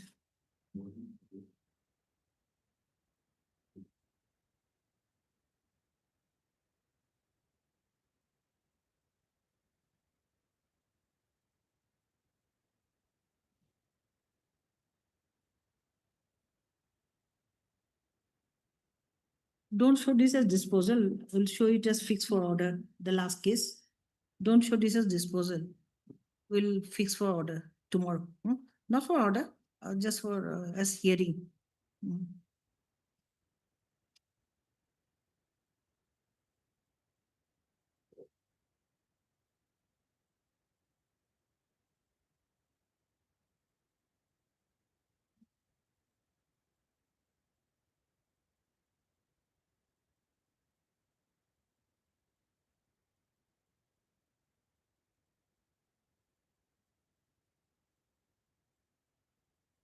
Okay. Para 13 years. Paragraph 13.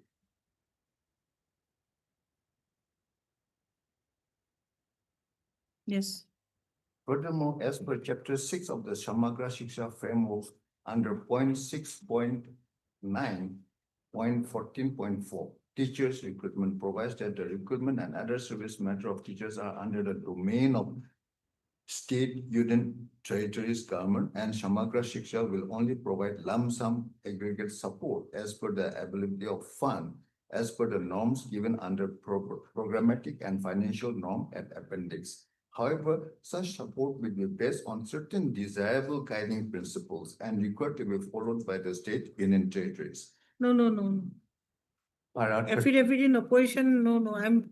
Of respond No, number 5. no. I'm reading another page. Now I got it. Yes, R5. yes. Para 13. Yes, yes. Furthermore, as per chapter 6 of the Samagra Shiksha framework, under point such and such, teacher recruitment provides that the recruitment and other service matter of teachers are under the domain of the state, union, territory. It says that union has nothing to do. Government and Samagra Shiksha will only provide lump sum aggregate support as per the availability of fund, as per the norms given under programmatic and financial norms at appendix. However, such support will be based on certain desirable guiding principles and required to be followed by the state UTs.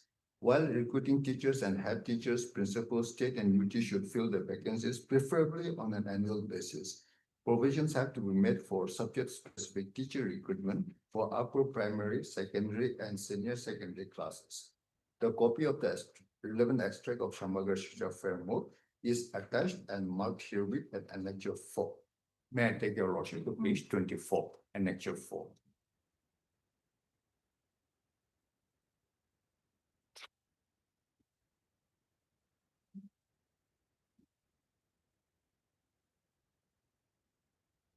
Annexure 4, page 24. Lordship report. Yes, Samagra Shiksha. Yes. Framework. Now, page 25, the relevant paragraphs are quoted 6.9.14 Okay. in bold, bottom. Yes. Now, on teachers recruitment, relevant, I'll take your lordship to page 26. 26, fourth para in bold. The recruitment and other service matter. In bold. Okay, yes. The recruitment and other service matter of teachers are under the domain of state duties government, and Samagra Shiksha will only provide lump sum aggregate support as per the availability of fund as per the norms given under such and such.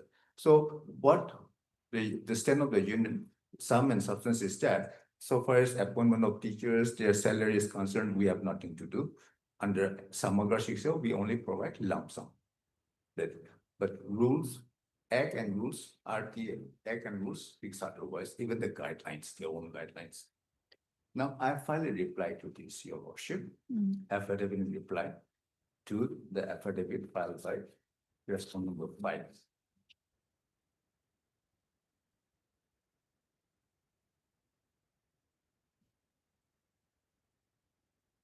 Okay, yes, I got it. Your Lordship, I'll be relying on para 4 and 8, but para 8, Your Lordship, is similar line to the reply which I've given to the affidavit in opposition filed by the state respondent, Your Lordship. So I'll take Your Lordship only to para 4. Okay. Para 4.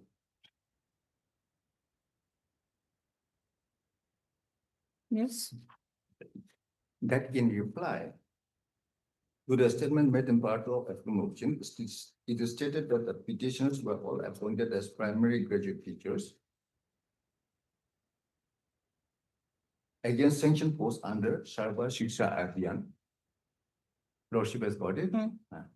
Now Samagra Shiksha Abhiyan for short. SSA is a flagship program of Ministry of Human Resource Development.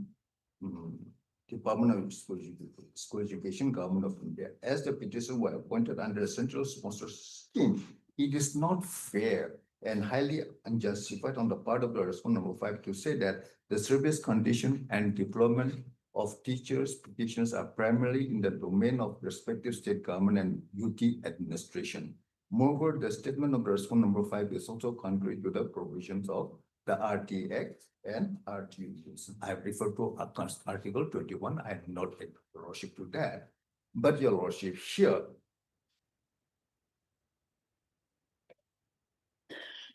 in this I will not go to take Your Lordship to para 8. I may be allowed to place one judgment of division bench passed by Honorable High Court of Tripura. And there's some other two other writ appeal or judgment passed by this honorable court against which appeal was preferred before the Supreme Court SLP was also dismissed, Your Lordship. Now, first, Your Lordship, I take Your Lordship to the judgment passed by Honorable High Court of Tripura. This is in writ petition 329, 2015. That is the first document.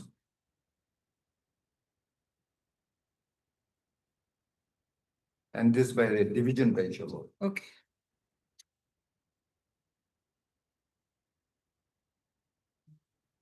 I'll start from para 8. Just take Your Lordship to relevant para. But Your Lordship, here, kindly bear with me, I'll be referring to few other paragraphs, Your Lordship. Okay. But this is very relevant so far as my case is concerned. Para 8. These petitions are filed by those who have been engaged as teachers in government school under SSA. They have also formed an association of similar teachers and claim to expose the cause of large number of such similarly situated teachers. They would point out that all these teachers have been engaged by the state government on contractual basis. Their period of engagement ranges from this to 2004 to 2010.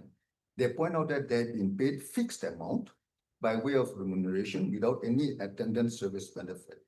They are considered as contractual teachers whose contract would be terminated at any time. They are not given pay scale equivalent to government teachers. Their grievances is that after long service, they have been denied several benefits of government employment.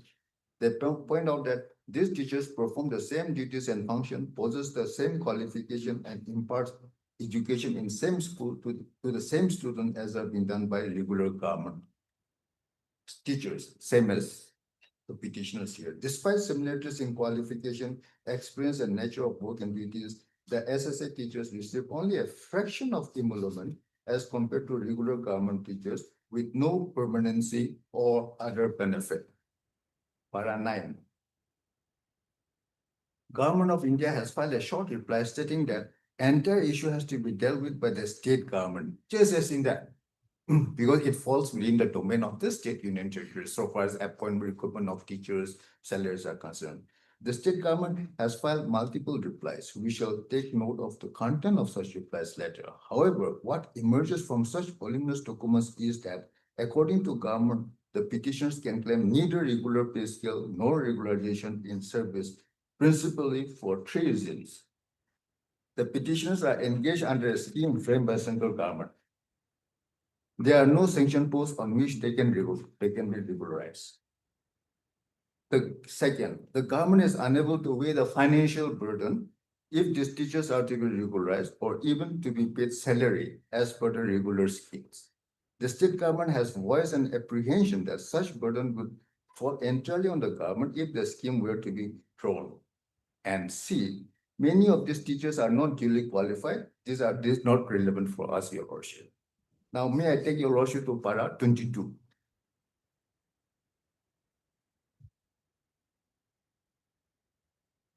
Para 22, Your Lordship. Yes. We may now refer to some more documents which form part of the pleadings and which would throw some light on the nature of duties and responsibilities and the purpose of engagement of the petitioners as SSA teachers. In the guidelines for implementation of restructuring and reorganization of the centrally sponsored scheme on teachers' education, which I've taken Your Lordship, that guideline, the system of engaging contract teachers was frowned upon and reference was made to subsection 3 of section 23 of RT Act, Your Lordship. And next page is, I've taken Your Lordship to that contract teachers teach on guidelines. So I will not trouble Your Lordship repeating the same. Now, para 23. Yes. In a letter dated 4/3/2013 by the Undersecretary to the Government of India, written to the State Project Director of Punjab, OPS and HRC, it has been clarified that SSA provides support to new teachers in school sanctioned under SSA and also additional teachers in existing school based on the enrollment. The support is given to the state for salary at the same scale and service condition as of the teaching cadre of the state, and there's no separate SSA cadre of teachers. Following portion may be noted. SSA provides supports for new teachers in school sanctioned under SSA and also additional teachers in existing school based on the enrollment. The support to states for additional teachers and teacher salary is given at the same scale and service condition as of teaching cadre of the state. There are no SSA scale, separate SSA scale or norms rules for teacher recruitment. It is found that in Punjab, a separate SSA cadre of contractual teacher has been created, just like in the state, for whom different service arrangement has been spelled out and they are posted only in SSA school. This is an erroneous phenomenon. All schools receiving SSA funding are schools of the state government, and so are all teachers. SSA is only a program providing additional funding to the state for elementary education, development, and reform. The state is advised to kindly desist from creating any anomalous situation on this account. And this letter, Your Lordship, I placed on record. This letter dated 4/3/2013. I have flagged also, Your Lordship. Yes. This from MHRD, Your Lordship. I'll clip it. Pin. I'll clip it with this paragraph. Lordship.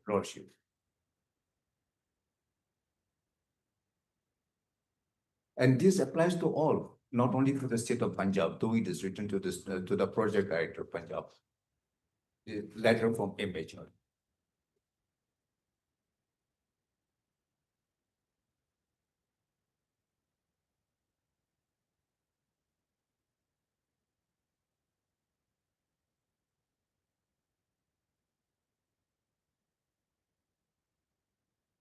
Okay.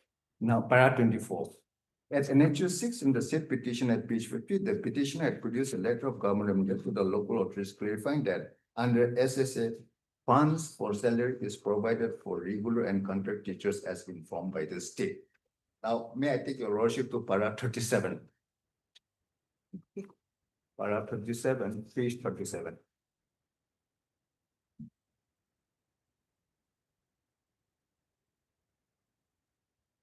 Page 27. Yes. Para 37. Chapter 3, Your Lordship, this chapter 3 is of RT Act.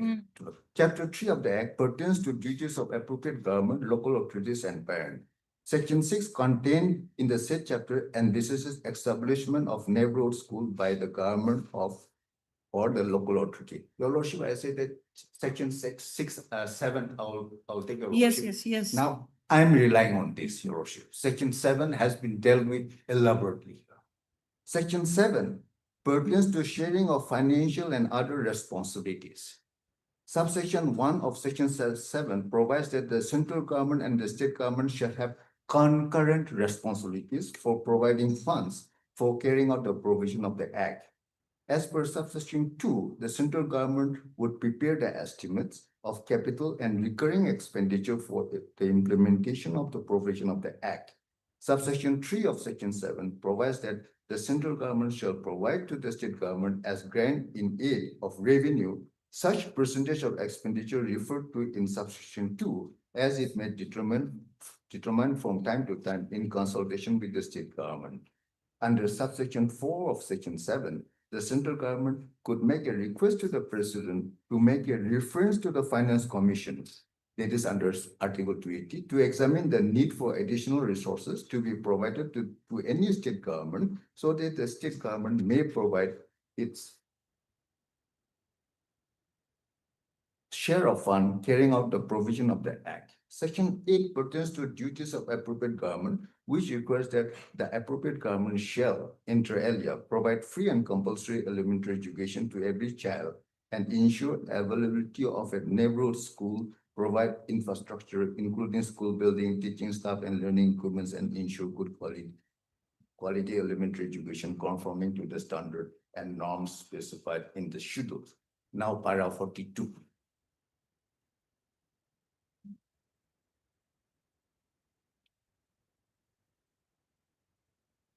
Okay. If that be so, immediate question that would arise is, should the teacher who have a pivotal role to play in imparting such education and fulfilling the nation's obligation of free and compulsory education to every child can be kept on tenterhook for years together? Petitioners, Your Lordship, I said have been appointed between the year 2011 to 2016. Some are now more completing 15 years, Your Lordship, without proper salary and other service condition, which can guarantee at least a semblance of security. When a teacher employed in such school has to play an important role, not in formal education and in classroom teaching, but is also expected to ensure providing proper atmosphere and suitable condition where students belonging to vulnerable groups such as scheduled class, scheduled tribes, minorities, and girl students are not forced to drop out before completing primary education. Is it possible to expect the teachers to perform such a role successfully if his or her own need and requirements of the most basic level are not satisfied? An unhappy teacher can never perform the task of motivating the child into completing education against all odds. To summarize, the quality education is a part and parcel of right to education, and a basic quality in education cannot be achieved without satisfying the basic need of the person who is entrusted with this task, that is the teacher. 43. Poor working condition for teacher is an anathema to the principle of equality primary education for all. The vision documents of Government of India also takes note of the fact that poor service condition of teacher is one of the prime cause of poor quality in government school. In chapter 2, referring to contract teachers, it is noted that recruitment of contract teachers, that is teachers whose pay and service condition are substantially adverse vis-a-vis the regular teacher, has been a matter of great concern. Low salary and insecurity of tenure are feature of the system of appointment of contract teachers and are regarded as disincentive for talented person to join the teaching profession.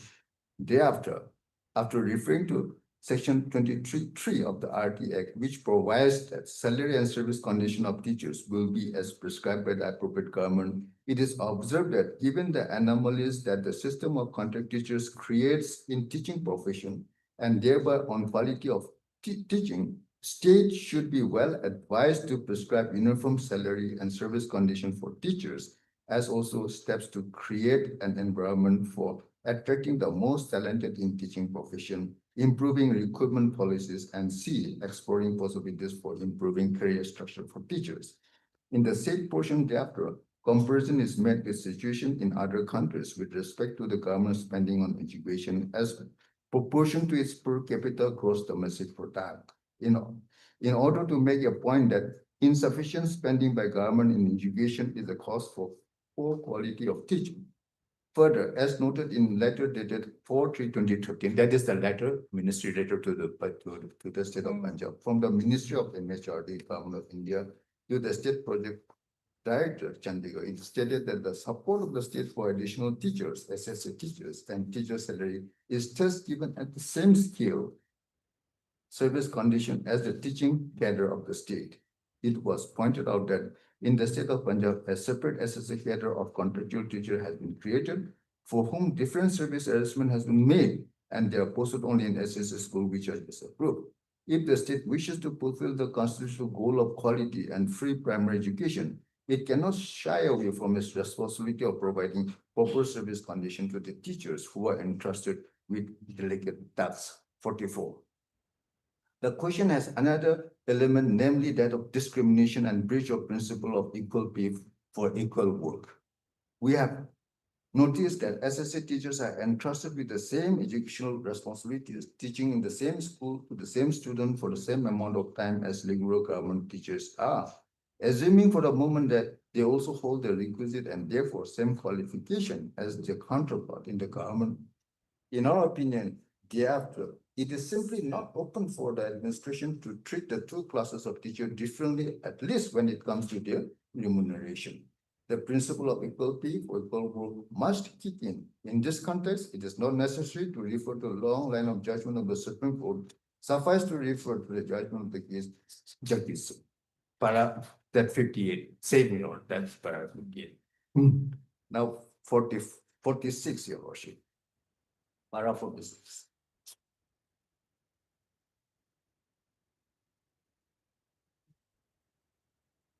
Second objection.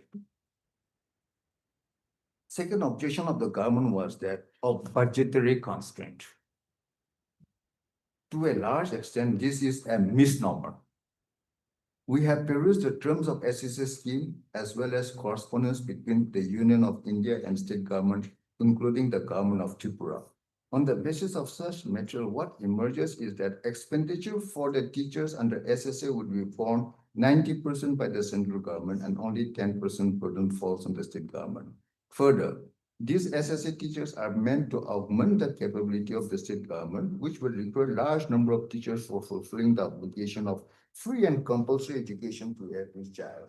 The central government has nowhere provided that such teacher must be retained on fixed pay basis or they may not be regularized ever. In fact, the central government has always shown willingness to make budgetary provision for the number of teachers engaged by the state government under SSA on the basis of the pay structure adopted by the state government.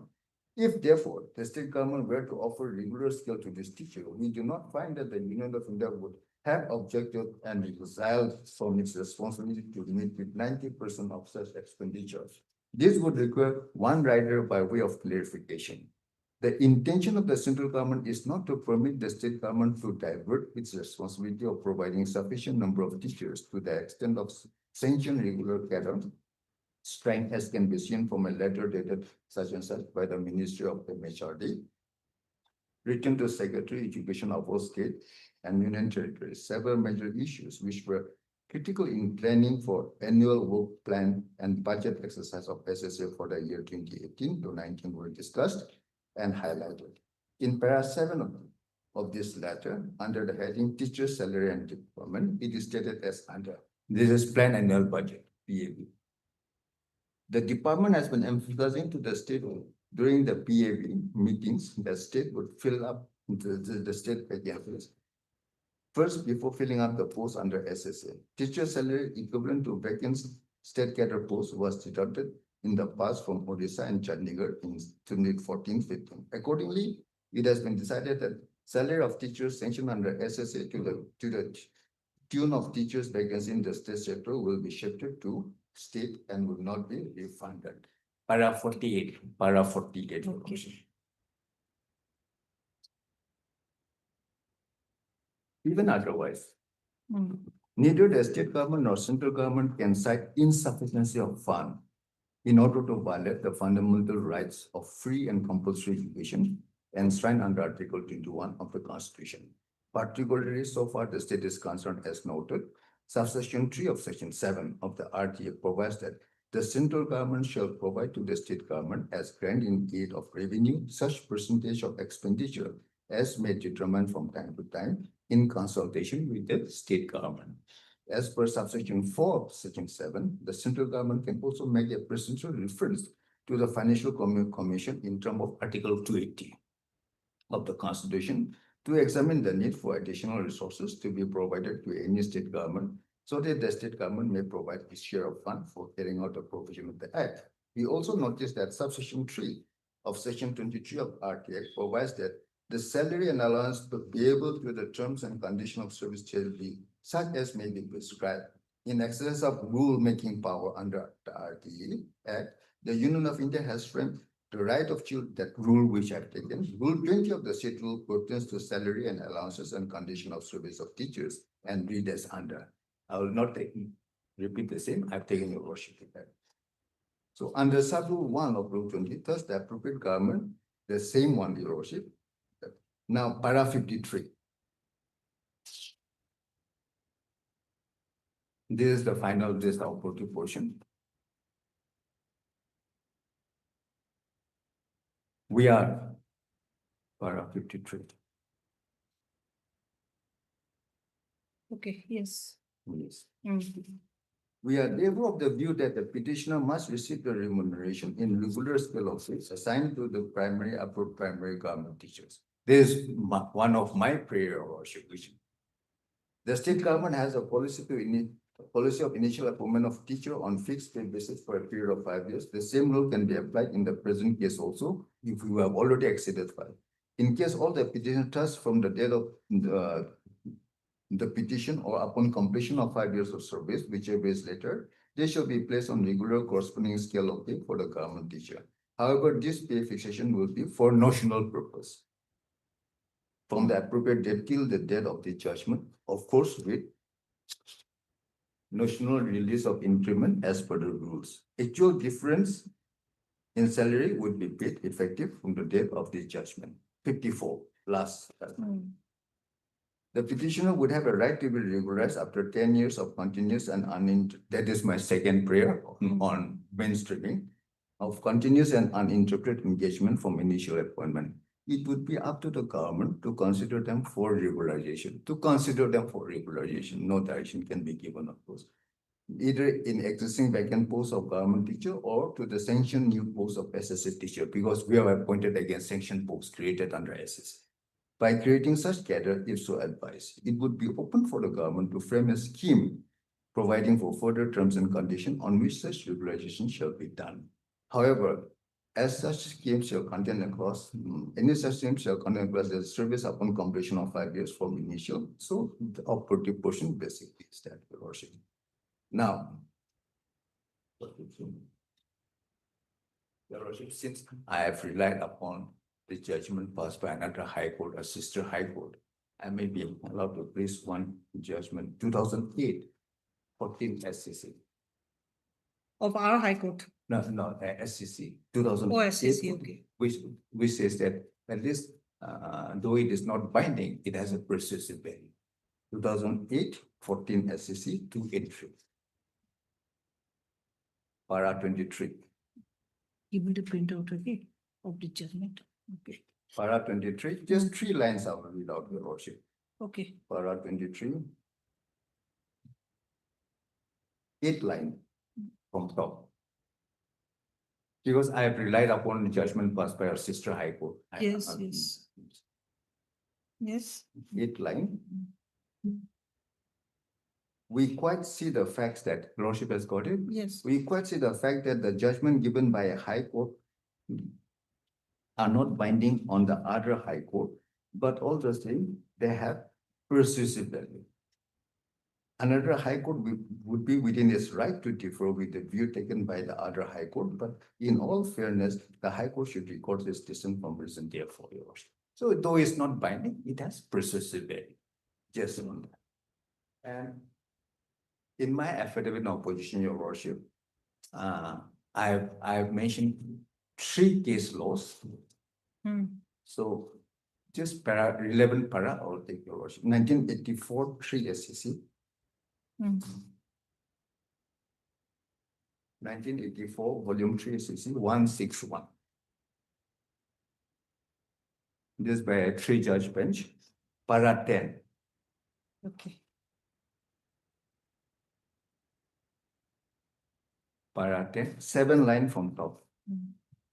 This is the principle of the law. 7 line from top. Yes. It is the fundamental right of everyone in the country assured under the interpretation given to Article 21 by this court in Francis Muller case to live with human dignity, free from exploitation. This is Pandam Mukti Morsha, which I have relied on, referred in my affidavit of opposition, Your Worship. Now, next case, Your Worship, 1986, Volume 1, SEC 637. This also will be. Yes, ma'am. This will be para 2. From the bottom, Your Worship. I don't, my ACC pagination may be ACC online pagination, paragraph may be different. But towards the bottom, Your Worship, Okay. para 2. The fact that these employees accepted employment towards the bottom, Your Worship. Yes, yes. The fact that these employees accepted employment with full knowledge that they will be paid only daily wages, in this case, fixed pay. And they will not get the same salary and allowance condition of service as other class 4 employees cannot provide an escape to the central government to avoid the mandate of equality enshrined in Article 14 of the Constitution. This article declares that there shall be equality before law and equal protection of the law, and implicit in it is the further principle that there must be equal pay for work of equal value. Worship. And the third case, Your Worship, Judges Singh, I'll just give the citation. Citation is 2017. I have Volume Judges Singh. Para 17, Your Worship. Para 58. Yes. You have quoted also the para. 57, yeah, I've quoted also. Now, Your Worship. 57, 50. 58. Okay. 57, 58. Okay. Not required. Now, the fact that, Your Lordship, the petitioners, they are all trained teachers, they possess requisite qualification and discharges similar duties and responsibilities, Your Lordship, as regular government teachers who are serving in the school education department is not denied, Your Lordship. The only contention of the state respondent is that who were appointed on the scheme, our appointment, the fixed pay is mentioned, so, Your Lordship, we cannot be given scale of pay. That is the contention, Your Lordship. Now, my case is, Your Worship, denying the petitioner the skill pay as granted to teachers serving under the school education cadre, Your Worship. We have on the ground that we were appointed under the scheme that amounts to creating artificial parameter, which is against the judgment passed by the Honorable Apex Court in Justice. Artificial specific, that means artificial parameters. Now, in the similar case, a division bench of this Honorable High Court, Your Worship, Yes, yes. by relying on Judges Singh case, has also directed the state respondent to grant skill pay to the petition. They were also appointed under essence.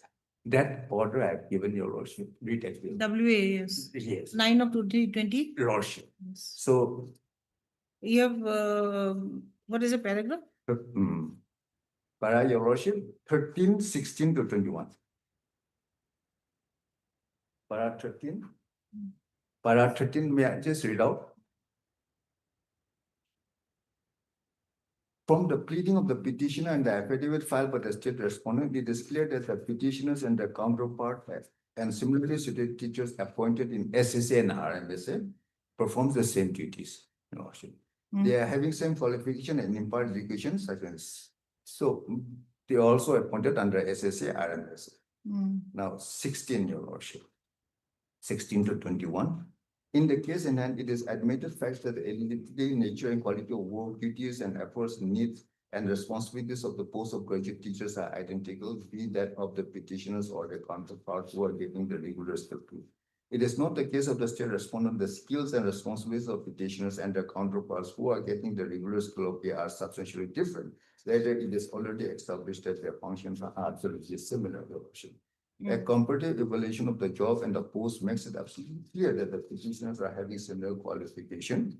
They are posted and appointed in similar school managed by the state authorities and its instrumentaries. And the students whom they are teaching are similar to that of their counterpart who are getting the regular scale of pay. In fact, some of the petitioners are serving and teaching in the same school, and same students are but getting lesser scale of pay than their counterpart. In view of the given facts and pleadings such and such, Your Worship, in para 18, Jagjeet Singh has made a light. Yes, yes. Actually, this case I was talking about, in the morning you were submitting on this case, I told, in our state also we have, this is the case I was talking about. In our state. Lordship, I'll just read 19. Okay. While deciding the issue, the learned single judge failed to appreciate so this was not considered by the learned single judge.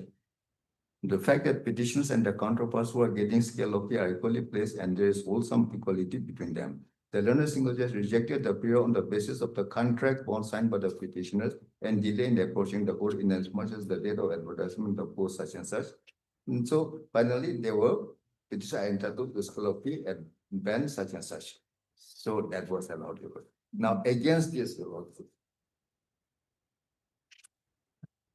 SLP has been prepared. I have given the copy, Your Lordship. SLP that You have given. that has been dismissed, Your Lordship. Now,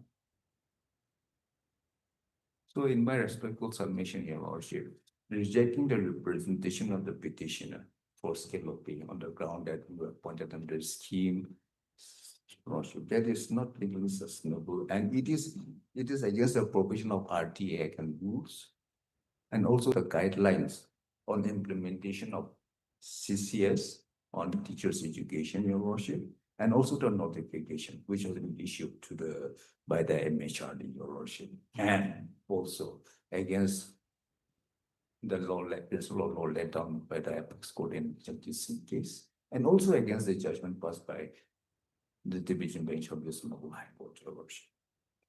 Now, that is my first part, skill. Coming to and the mainstream regularization, Your Lordship, just 10 minutes out there. Now, on the prayer of the petitioner for mainstreaming their service in the state education cadre, like their counterpart, who were mainstream. In fact, 2,290 of them were mainstream by way of cabinet decision, Your Lordship. So on the stand taken by the state respondent, may I take the Lordship to the affidavit in opposition filed by the state?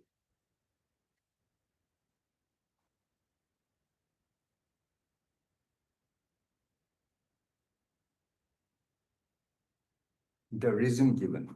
State will be 1, 2, 3, 4? Yes. 1, 2, 3, 4. No.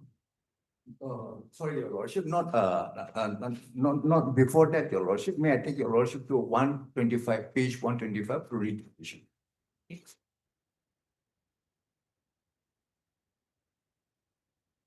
What was the reason given? 125 of the WPC, no? Read petition, page 125, last page. That is rejection of my. Oh, yes, yes. Yes, yes, you have showed me this earlier. Yes, now here the reason given. With reference to your letter number such as that, I am like to convey regret on your request for mainstreaming into the state education cadre, as the condition in your appointment letter states that does not confer any right to claim regularization. On this, my prayer representation for mainstreaming was rejected because that is one of the conditions which has been given. I think condition number 3. I've taken Your Worship to that. Now, what is the reason given in the affidavit in opposition, Your Worship? Affidavit in opposition filed by the state. By 1 to 3? 1 to 4. 1 to 4. Affidavit in opposition. Yes. 1 to 4. 1 to 4. Yes. Para 11. Yes. Para 11. 12 line from top. Yes. 12. The petitioners were never selected in any selection recruitment examination. Your worship has got it? Yes. Process, but was appointed on ad hoc basis against the CSS scheme due to requirement at that particular point of time with terms and conditions purely under the CSS scheme of SSA, and as such, the service of the petitioner cannot be mainstream in the state education cadre. So the reason given, now your lordship, in the case of MS Gill, a constitutional bench has held that when the authority, competent authority, makes an order based on certain ground, your lordship, so its validity must be judged on that ground alone, and then it cannot be supplemented by way of making fresh ground by way of filing an affidavit, your lordship.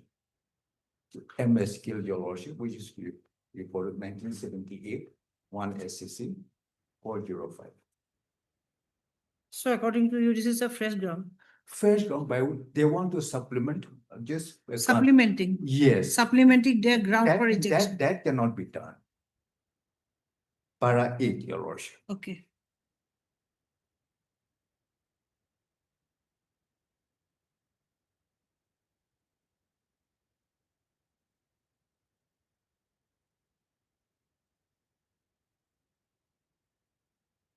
Para 8. When?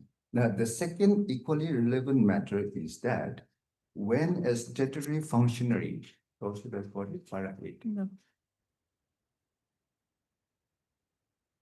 Yes. The second equally relevant matter is that when a statutory functionary makes an order based on certain ground, its validity must be judged by the reasons so mentioned in the order, your worship, and cannot be supplemented by fresh reason in the shape of affidavit or otherwise.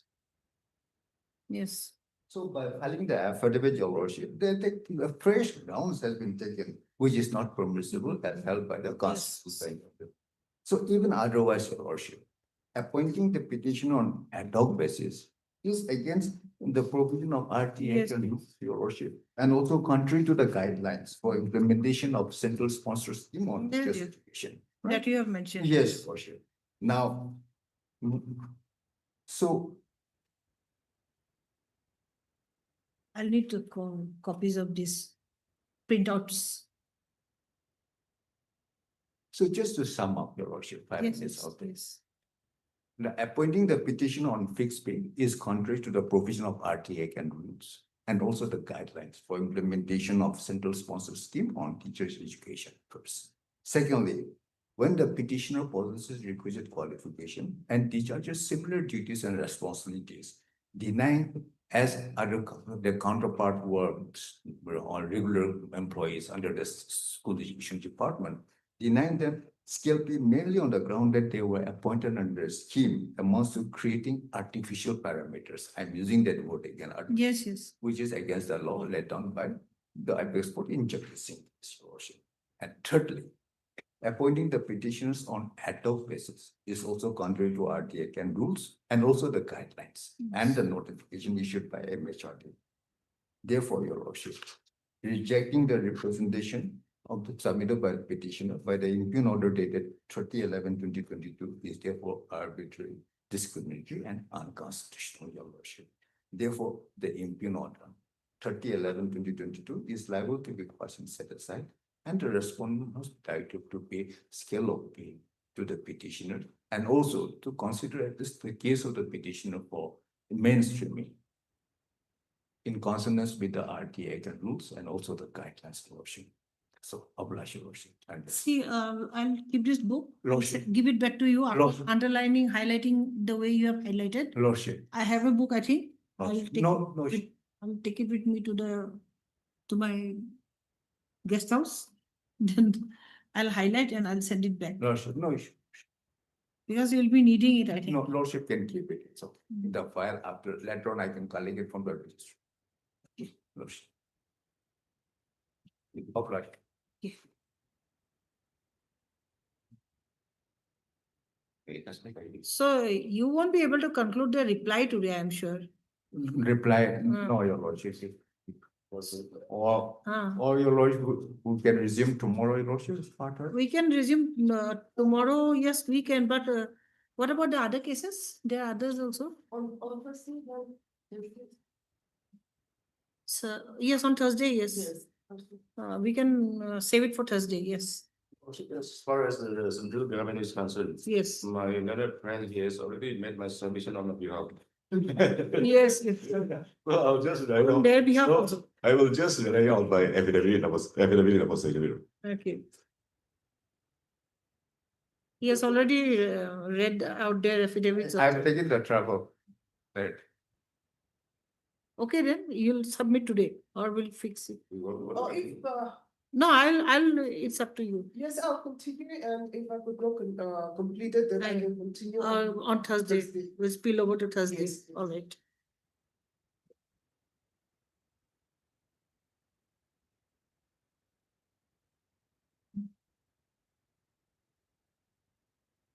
So you'll rely on the affidavit, No, on your not affidavit, my affidavit also. UI, central government?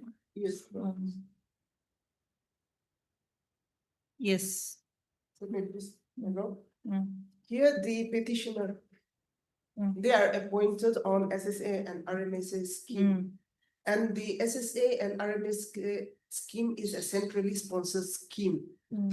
funded by the government of India. Mm. The government of India paid 90% of the share, and the state government pays 10% of the share Yes. funding. Mm. Right now, the share of the state has increased to 25%, Mm. and the state share of the union is 75%.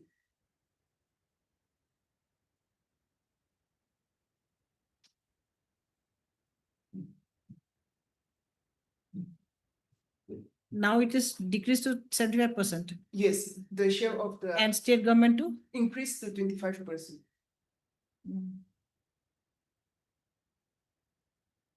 So my lady, it's very clear that it is a scheme. It is not a regular government sanctioned post. Yes. Yes, the petitioner, they are talking about their services should be regularized. First, they have to prove that their entry into the service is regular in nature, and the sanction is also provided for regularization. They have to prove that. They could not, because if my lord could see that their appointment order page 32.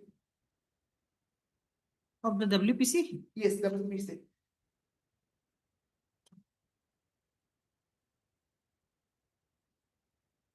Yes. 32. It's clearly mentioned that they are appointed on ad hoc basis. So they have, none of the petitioners were appointed through recruitment process. Yes. They all were appointed on a vacancy. Some they were appointed against the resignation vacancy.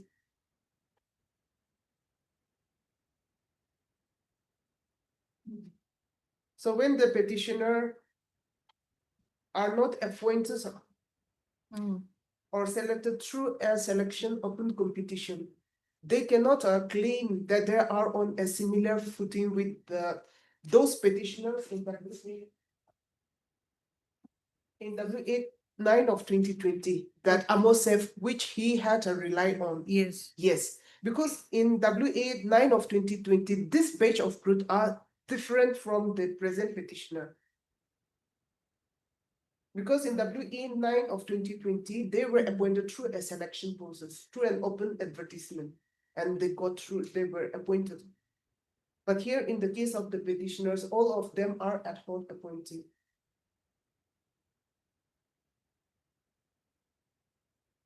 At par with which WA number? Nine of number 9 of 2020 Tripura case. Amosep, yes, Amosep case, where the Supreme Court has not interfered into Yes, the yes. division bench judgment. So my lord, when the post they are holding is an SSA scheme, which is coterminous with the scheme, they cannot claim for regularization. Or they cannot also claim for mainstreaming them into the state gather.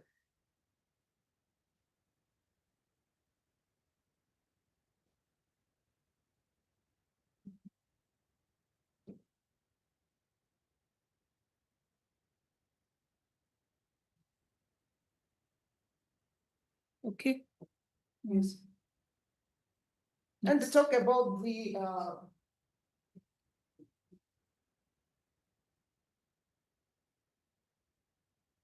Lordship may come to page 4 of my affidavit in opposition, para 11.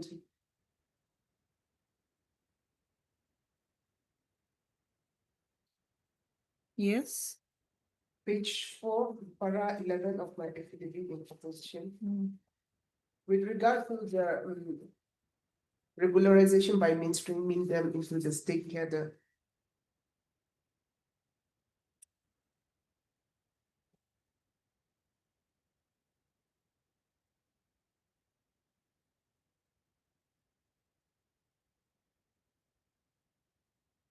Yes. With regard to this one, my learned friend has submitted that we have supplanted or brought in additional of into the submission into the rejection of the representation which was earlier made by the state respondent. Here, my lady, here the 2010 and 2013 page of SSA and RMSA are also totally different from the present petitioners. Here to 2010 and 2013 also they were recruited through an open advertisement where their appointment. Okay. Yes, 2010 and 2013 SSA and RMSA teachers. This batch of petitioners were totally different from the present petitioner's case.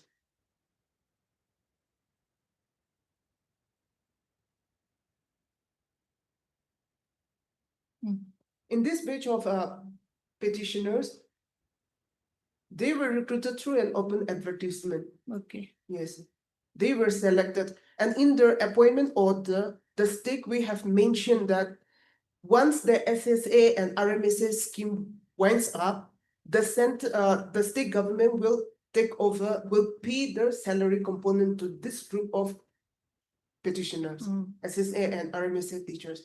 But here in our case, they were not appointed through a recruitment. They were just only appointed on an ad hoc basis. So their post, even though they are holding a created post, sanctioned post under the SSA, their post is coterminous with the scheme. Yes. Yes. And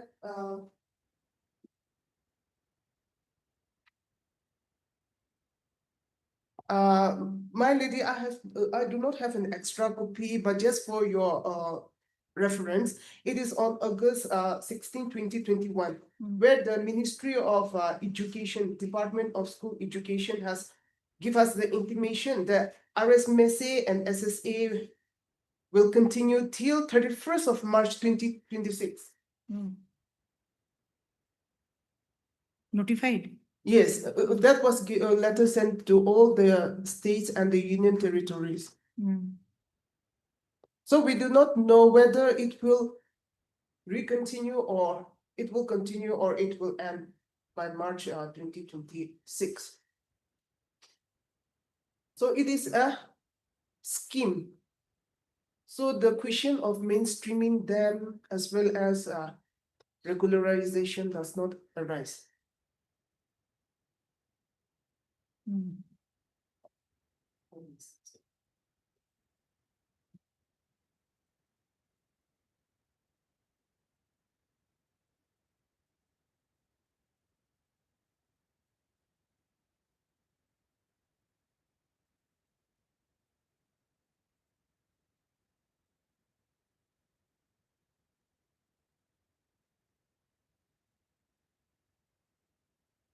Make a scan copy.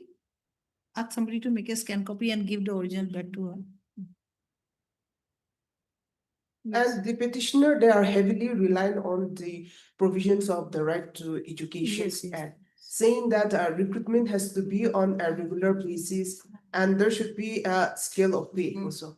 But here, even the stake of government of Nagaland also, we have our own RTE rules, where it says that nobody should be appointed on an ad hoc basis. But will rules override the act? No, even the rule also, it says that no teacher shall be appointed on ad hoc or temporary basis. So now the petitioner, they are enjoined in the post of a SSA teacher on an ad hoc basis. When they are not regularly appointed, they cannot point the finger against the action of the government to say that we should work in such a manner, in a correct manner, where they themselves want to come into an indirect manner. Yes. Yes.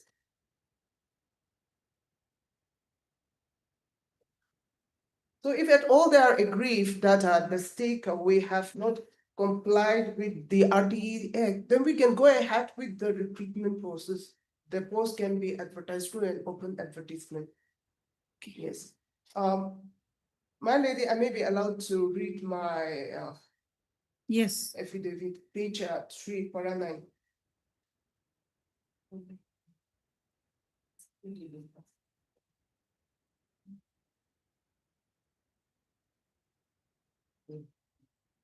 So this post will not be advertised. All these posts will be not advertised. Will be advertised. Now they are Mm. in the post. If it's necessary, the government, we can advertise the post, the society, the other message, the Samagra Shiksha. But they didn't turn to page 3 para 9. Yes. Para 9. That statement in paragraph 3 of the writ petition is admitted to the extent that one of the terms and conditions stipulated in the appointment orders of the petitioner is that they should undergo PSTE course BA training within a specific period from the date of appointment.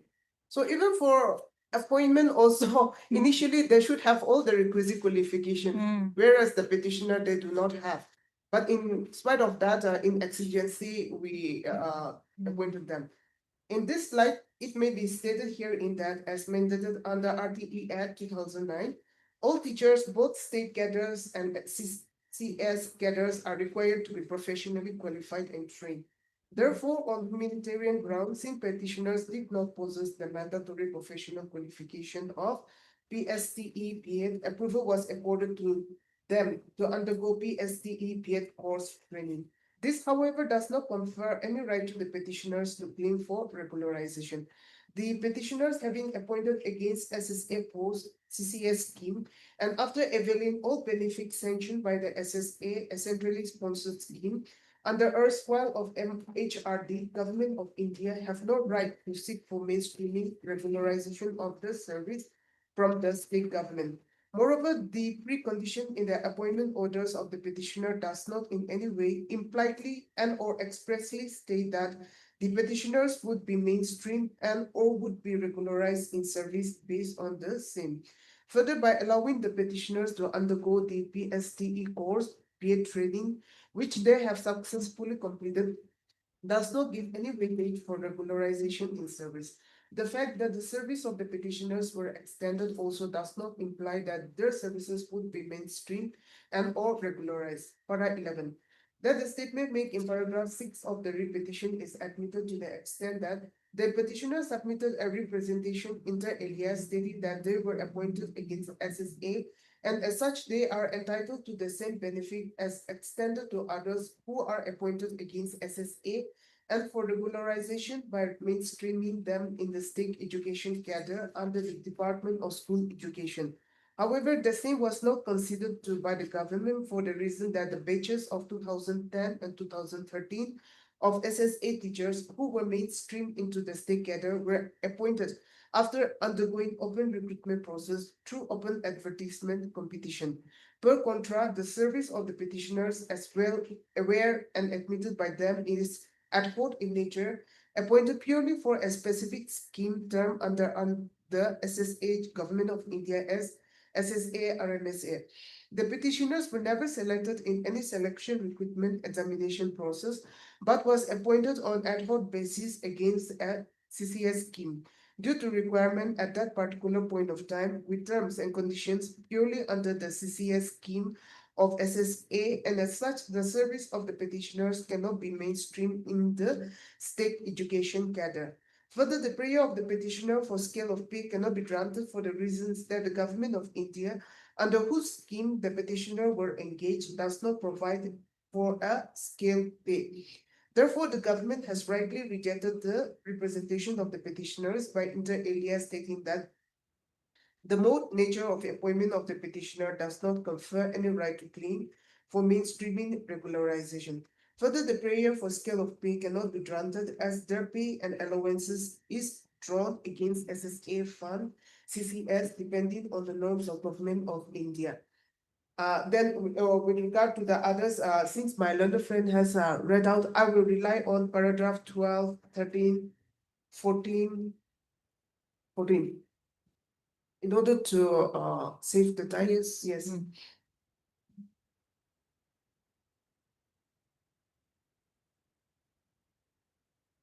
Okay. Yes.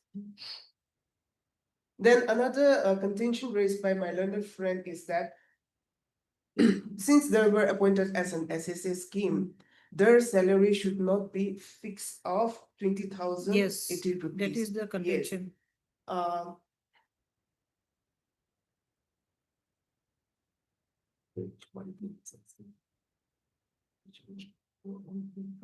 My lord, may come to page 120, 122 of the writ petition.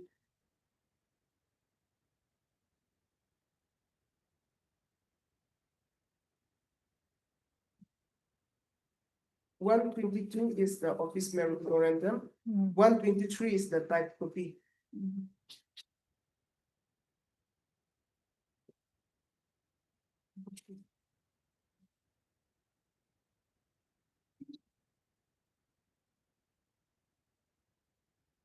Yes. Yes.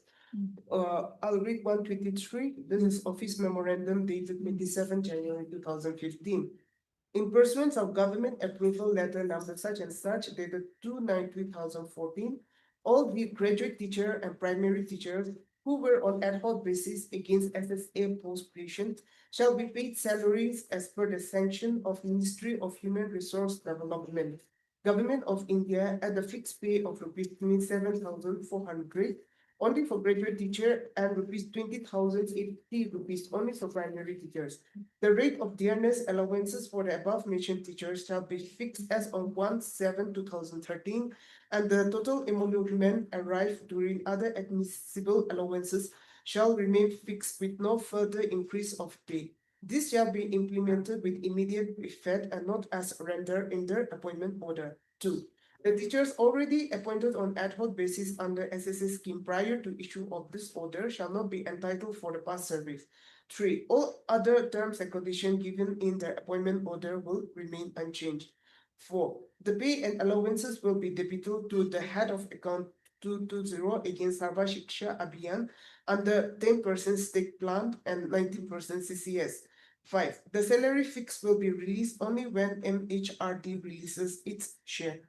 So, Your Lordship, the petitioner has never challenged this office memorandum. So when they are not aggrieved with this OM, because fixing their salary to 20,080 rupees for primary teacher is on the rate fixed by the Ministry of Human Resources Development. And the stake is only paying 10% of stake share.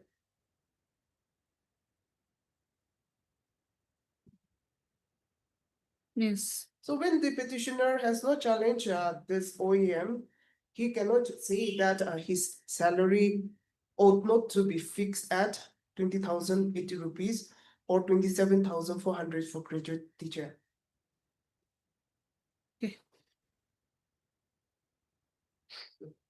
And he is claiming that he should be paid a scale of pay at par with the other regular.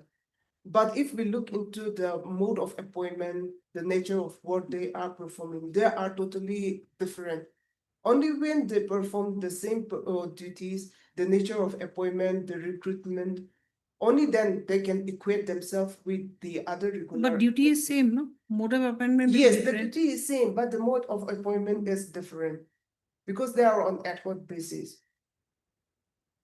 So if at all the my leadership feels that they are entitled for enhanced pay, then it should be as minimum of the pay scale as provided in Jagjit Singh, not as scale pay. Minimum of the scale of pay as provided in Jagjit Singh's case. And the stake right now we are sharing for the clarity, my lady, I will give to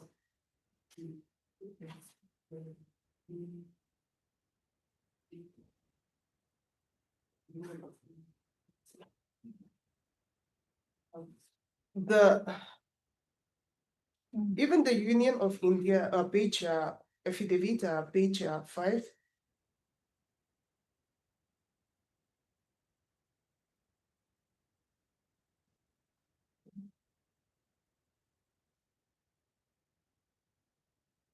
R5, Union of India, Yes. R5. R5. Page 5, para 12 and 13.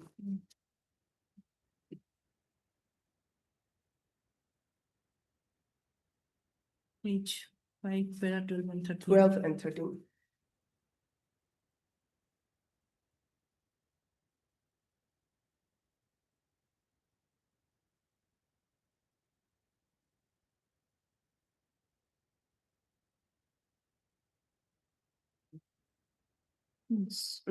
Para 12. Page 5.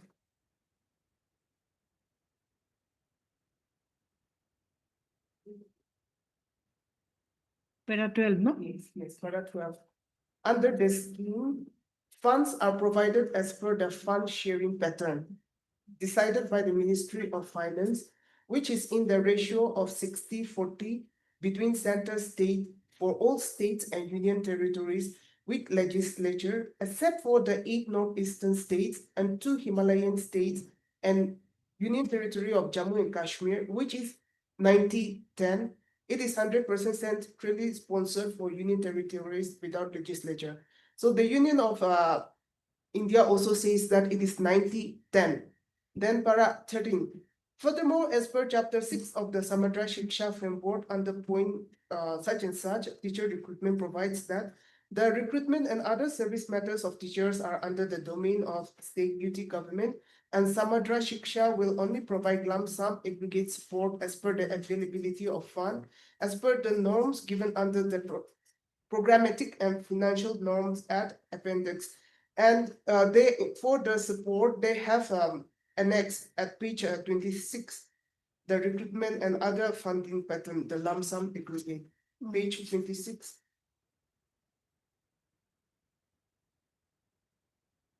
Third paragraph from the bottom. Page 26. Yes.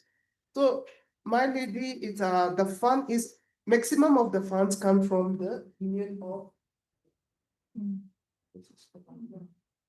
And the letters, this is June 2022, where the minutes, where they have shown that now the expenditure for the state would be 75, union will be 75%. I've highlighted.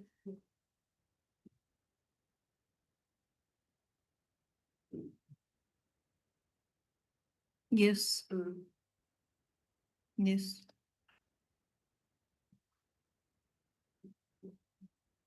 Latest record. So Latest. if at all my lady feels that the petitioners are entitled for minimum of the pay scale, not the scale of pay, minimum of the pay scale. Yes, minimum of the pay scale. Then the union as well as the state we have a different share. So union has to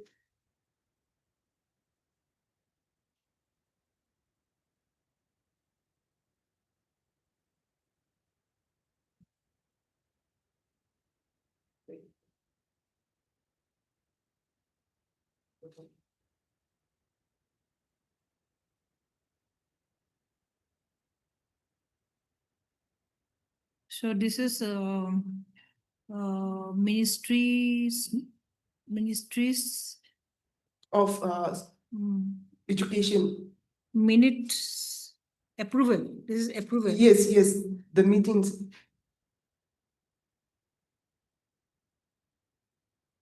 Not yet. Oh, Or it has been approved and approved they yet? have, yes, in their meeting and they have forwarded the letter to all Okay, the, okay. yes.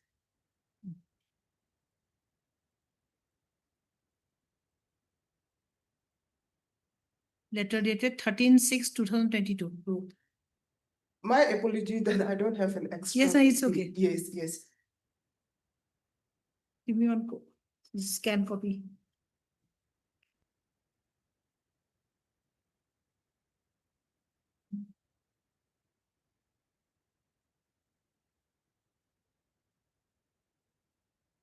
Xerox copy will suffice.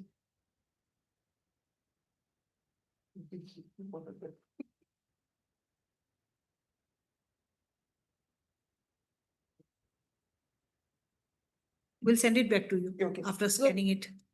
the gist of my submission is that the petitioner, they were not recruited through a regular recruitment. So, and they are holding a holding a centrally sponsored scheme. So the question of regularization as well as mainstreaming into the state cadre does not arise.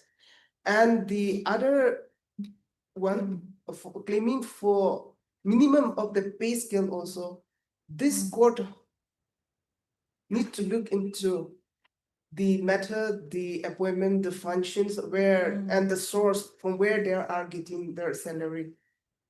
Yes, yes, Has of to be course. taken Yes, of into course. consideration. Court has to consider both Yes, sides. yes, yes. And if this honorable comes to the conclusion that the petitioners are entitled, then it should be minimum of the scale of pay, where the state also, union also has to give their share Yes. regularly. Yes. And with regard to the ad hoc or the appointment in a scheme, I have one judgment that is 2009 6 SEC 611. 2009 6 SEC 611. Here, paragraph 14, it says that the fact that the scheme had been in operation for some decades, or that the employee concerned has continued on ad hoc basis for 1 or 2 decades, would not entitle the employee to seek permanency or regularization. Even if any posts are sanctioned with reference to the scheme, such sanction is of ad hoc or temporary post coterminous with the scheme and not of permanent post. Yes. Yes, so it is a coterminous post. Yes. So that's my review. Much obliged. If your lordship bear with me, I got 2 minutes. You'll come to conclude it.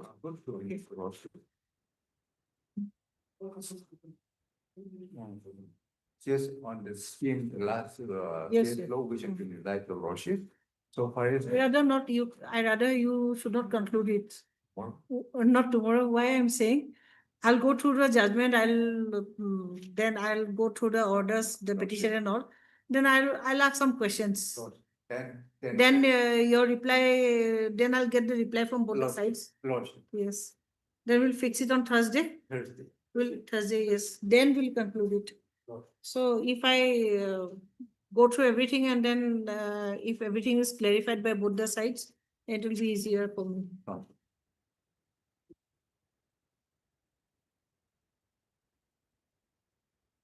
This has to be, I think, pinned.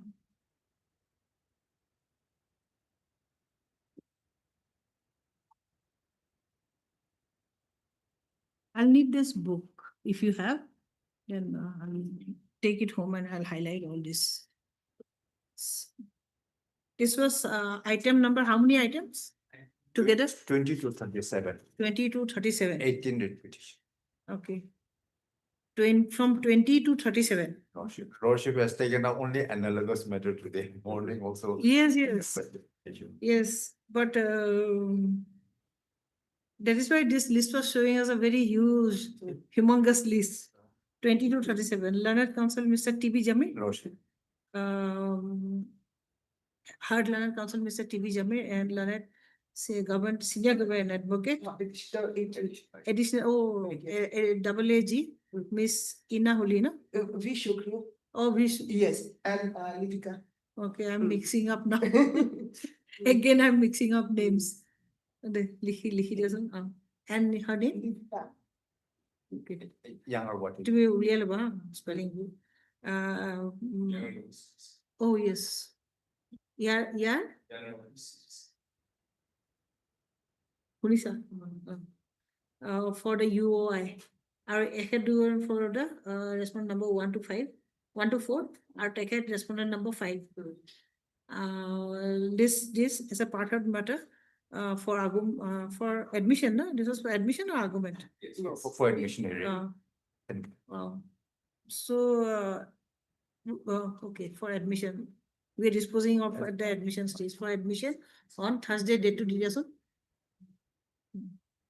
Thursday, I don't think there'll be so many matters like today. Thursday, we can do it as first item in the admission column. Yes, as first item in the admission column. Okay, yes. Then we will conclude it on that day.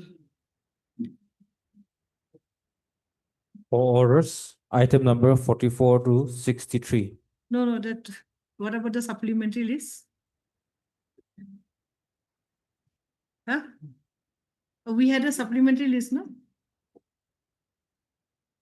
Okay, 44 and 63.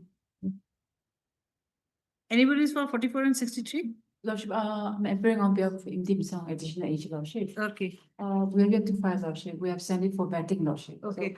So, Learned Counsel Miss 44 and 36, Negi? 44 to 63.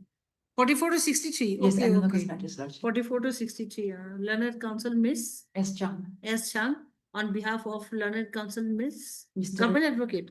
Lordship. Mr. Imdim Song, additional age, Lordship. Mr. Imti Imsong. Imsong, additional double AG for the respondents has submitted that on behalf of Likhilani, on behalf of, has submitted for time to file additional affidavit. No, Lordship. Affidavit in opposition. Affidavit in opposition. You have sent it for vetting to the Yes, government. Yes, Lord. Okay. Has submitted for time to find affidavit in opposition. Okay. List on when do you want? After 4 weeks? No, Lordship.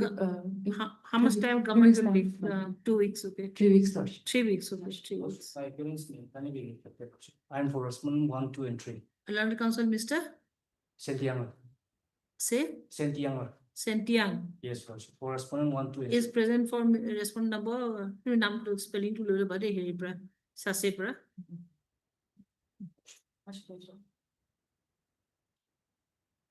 That what about these two?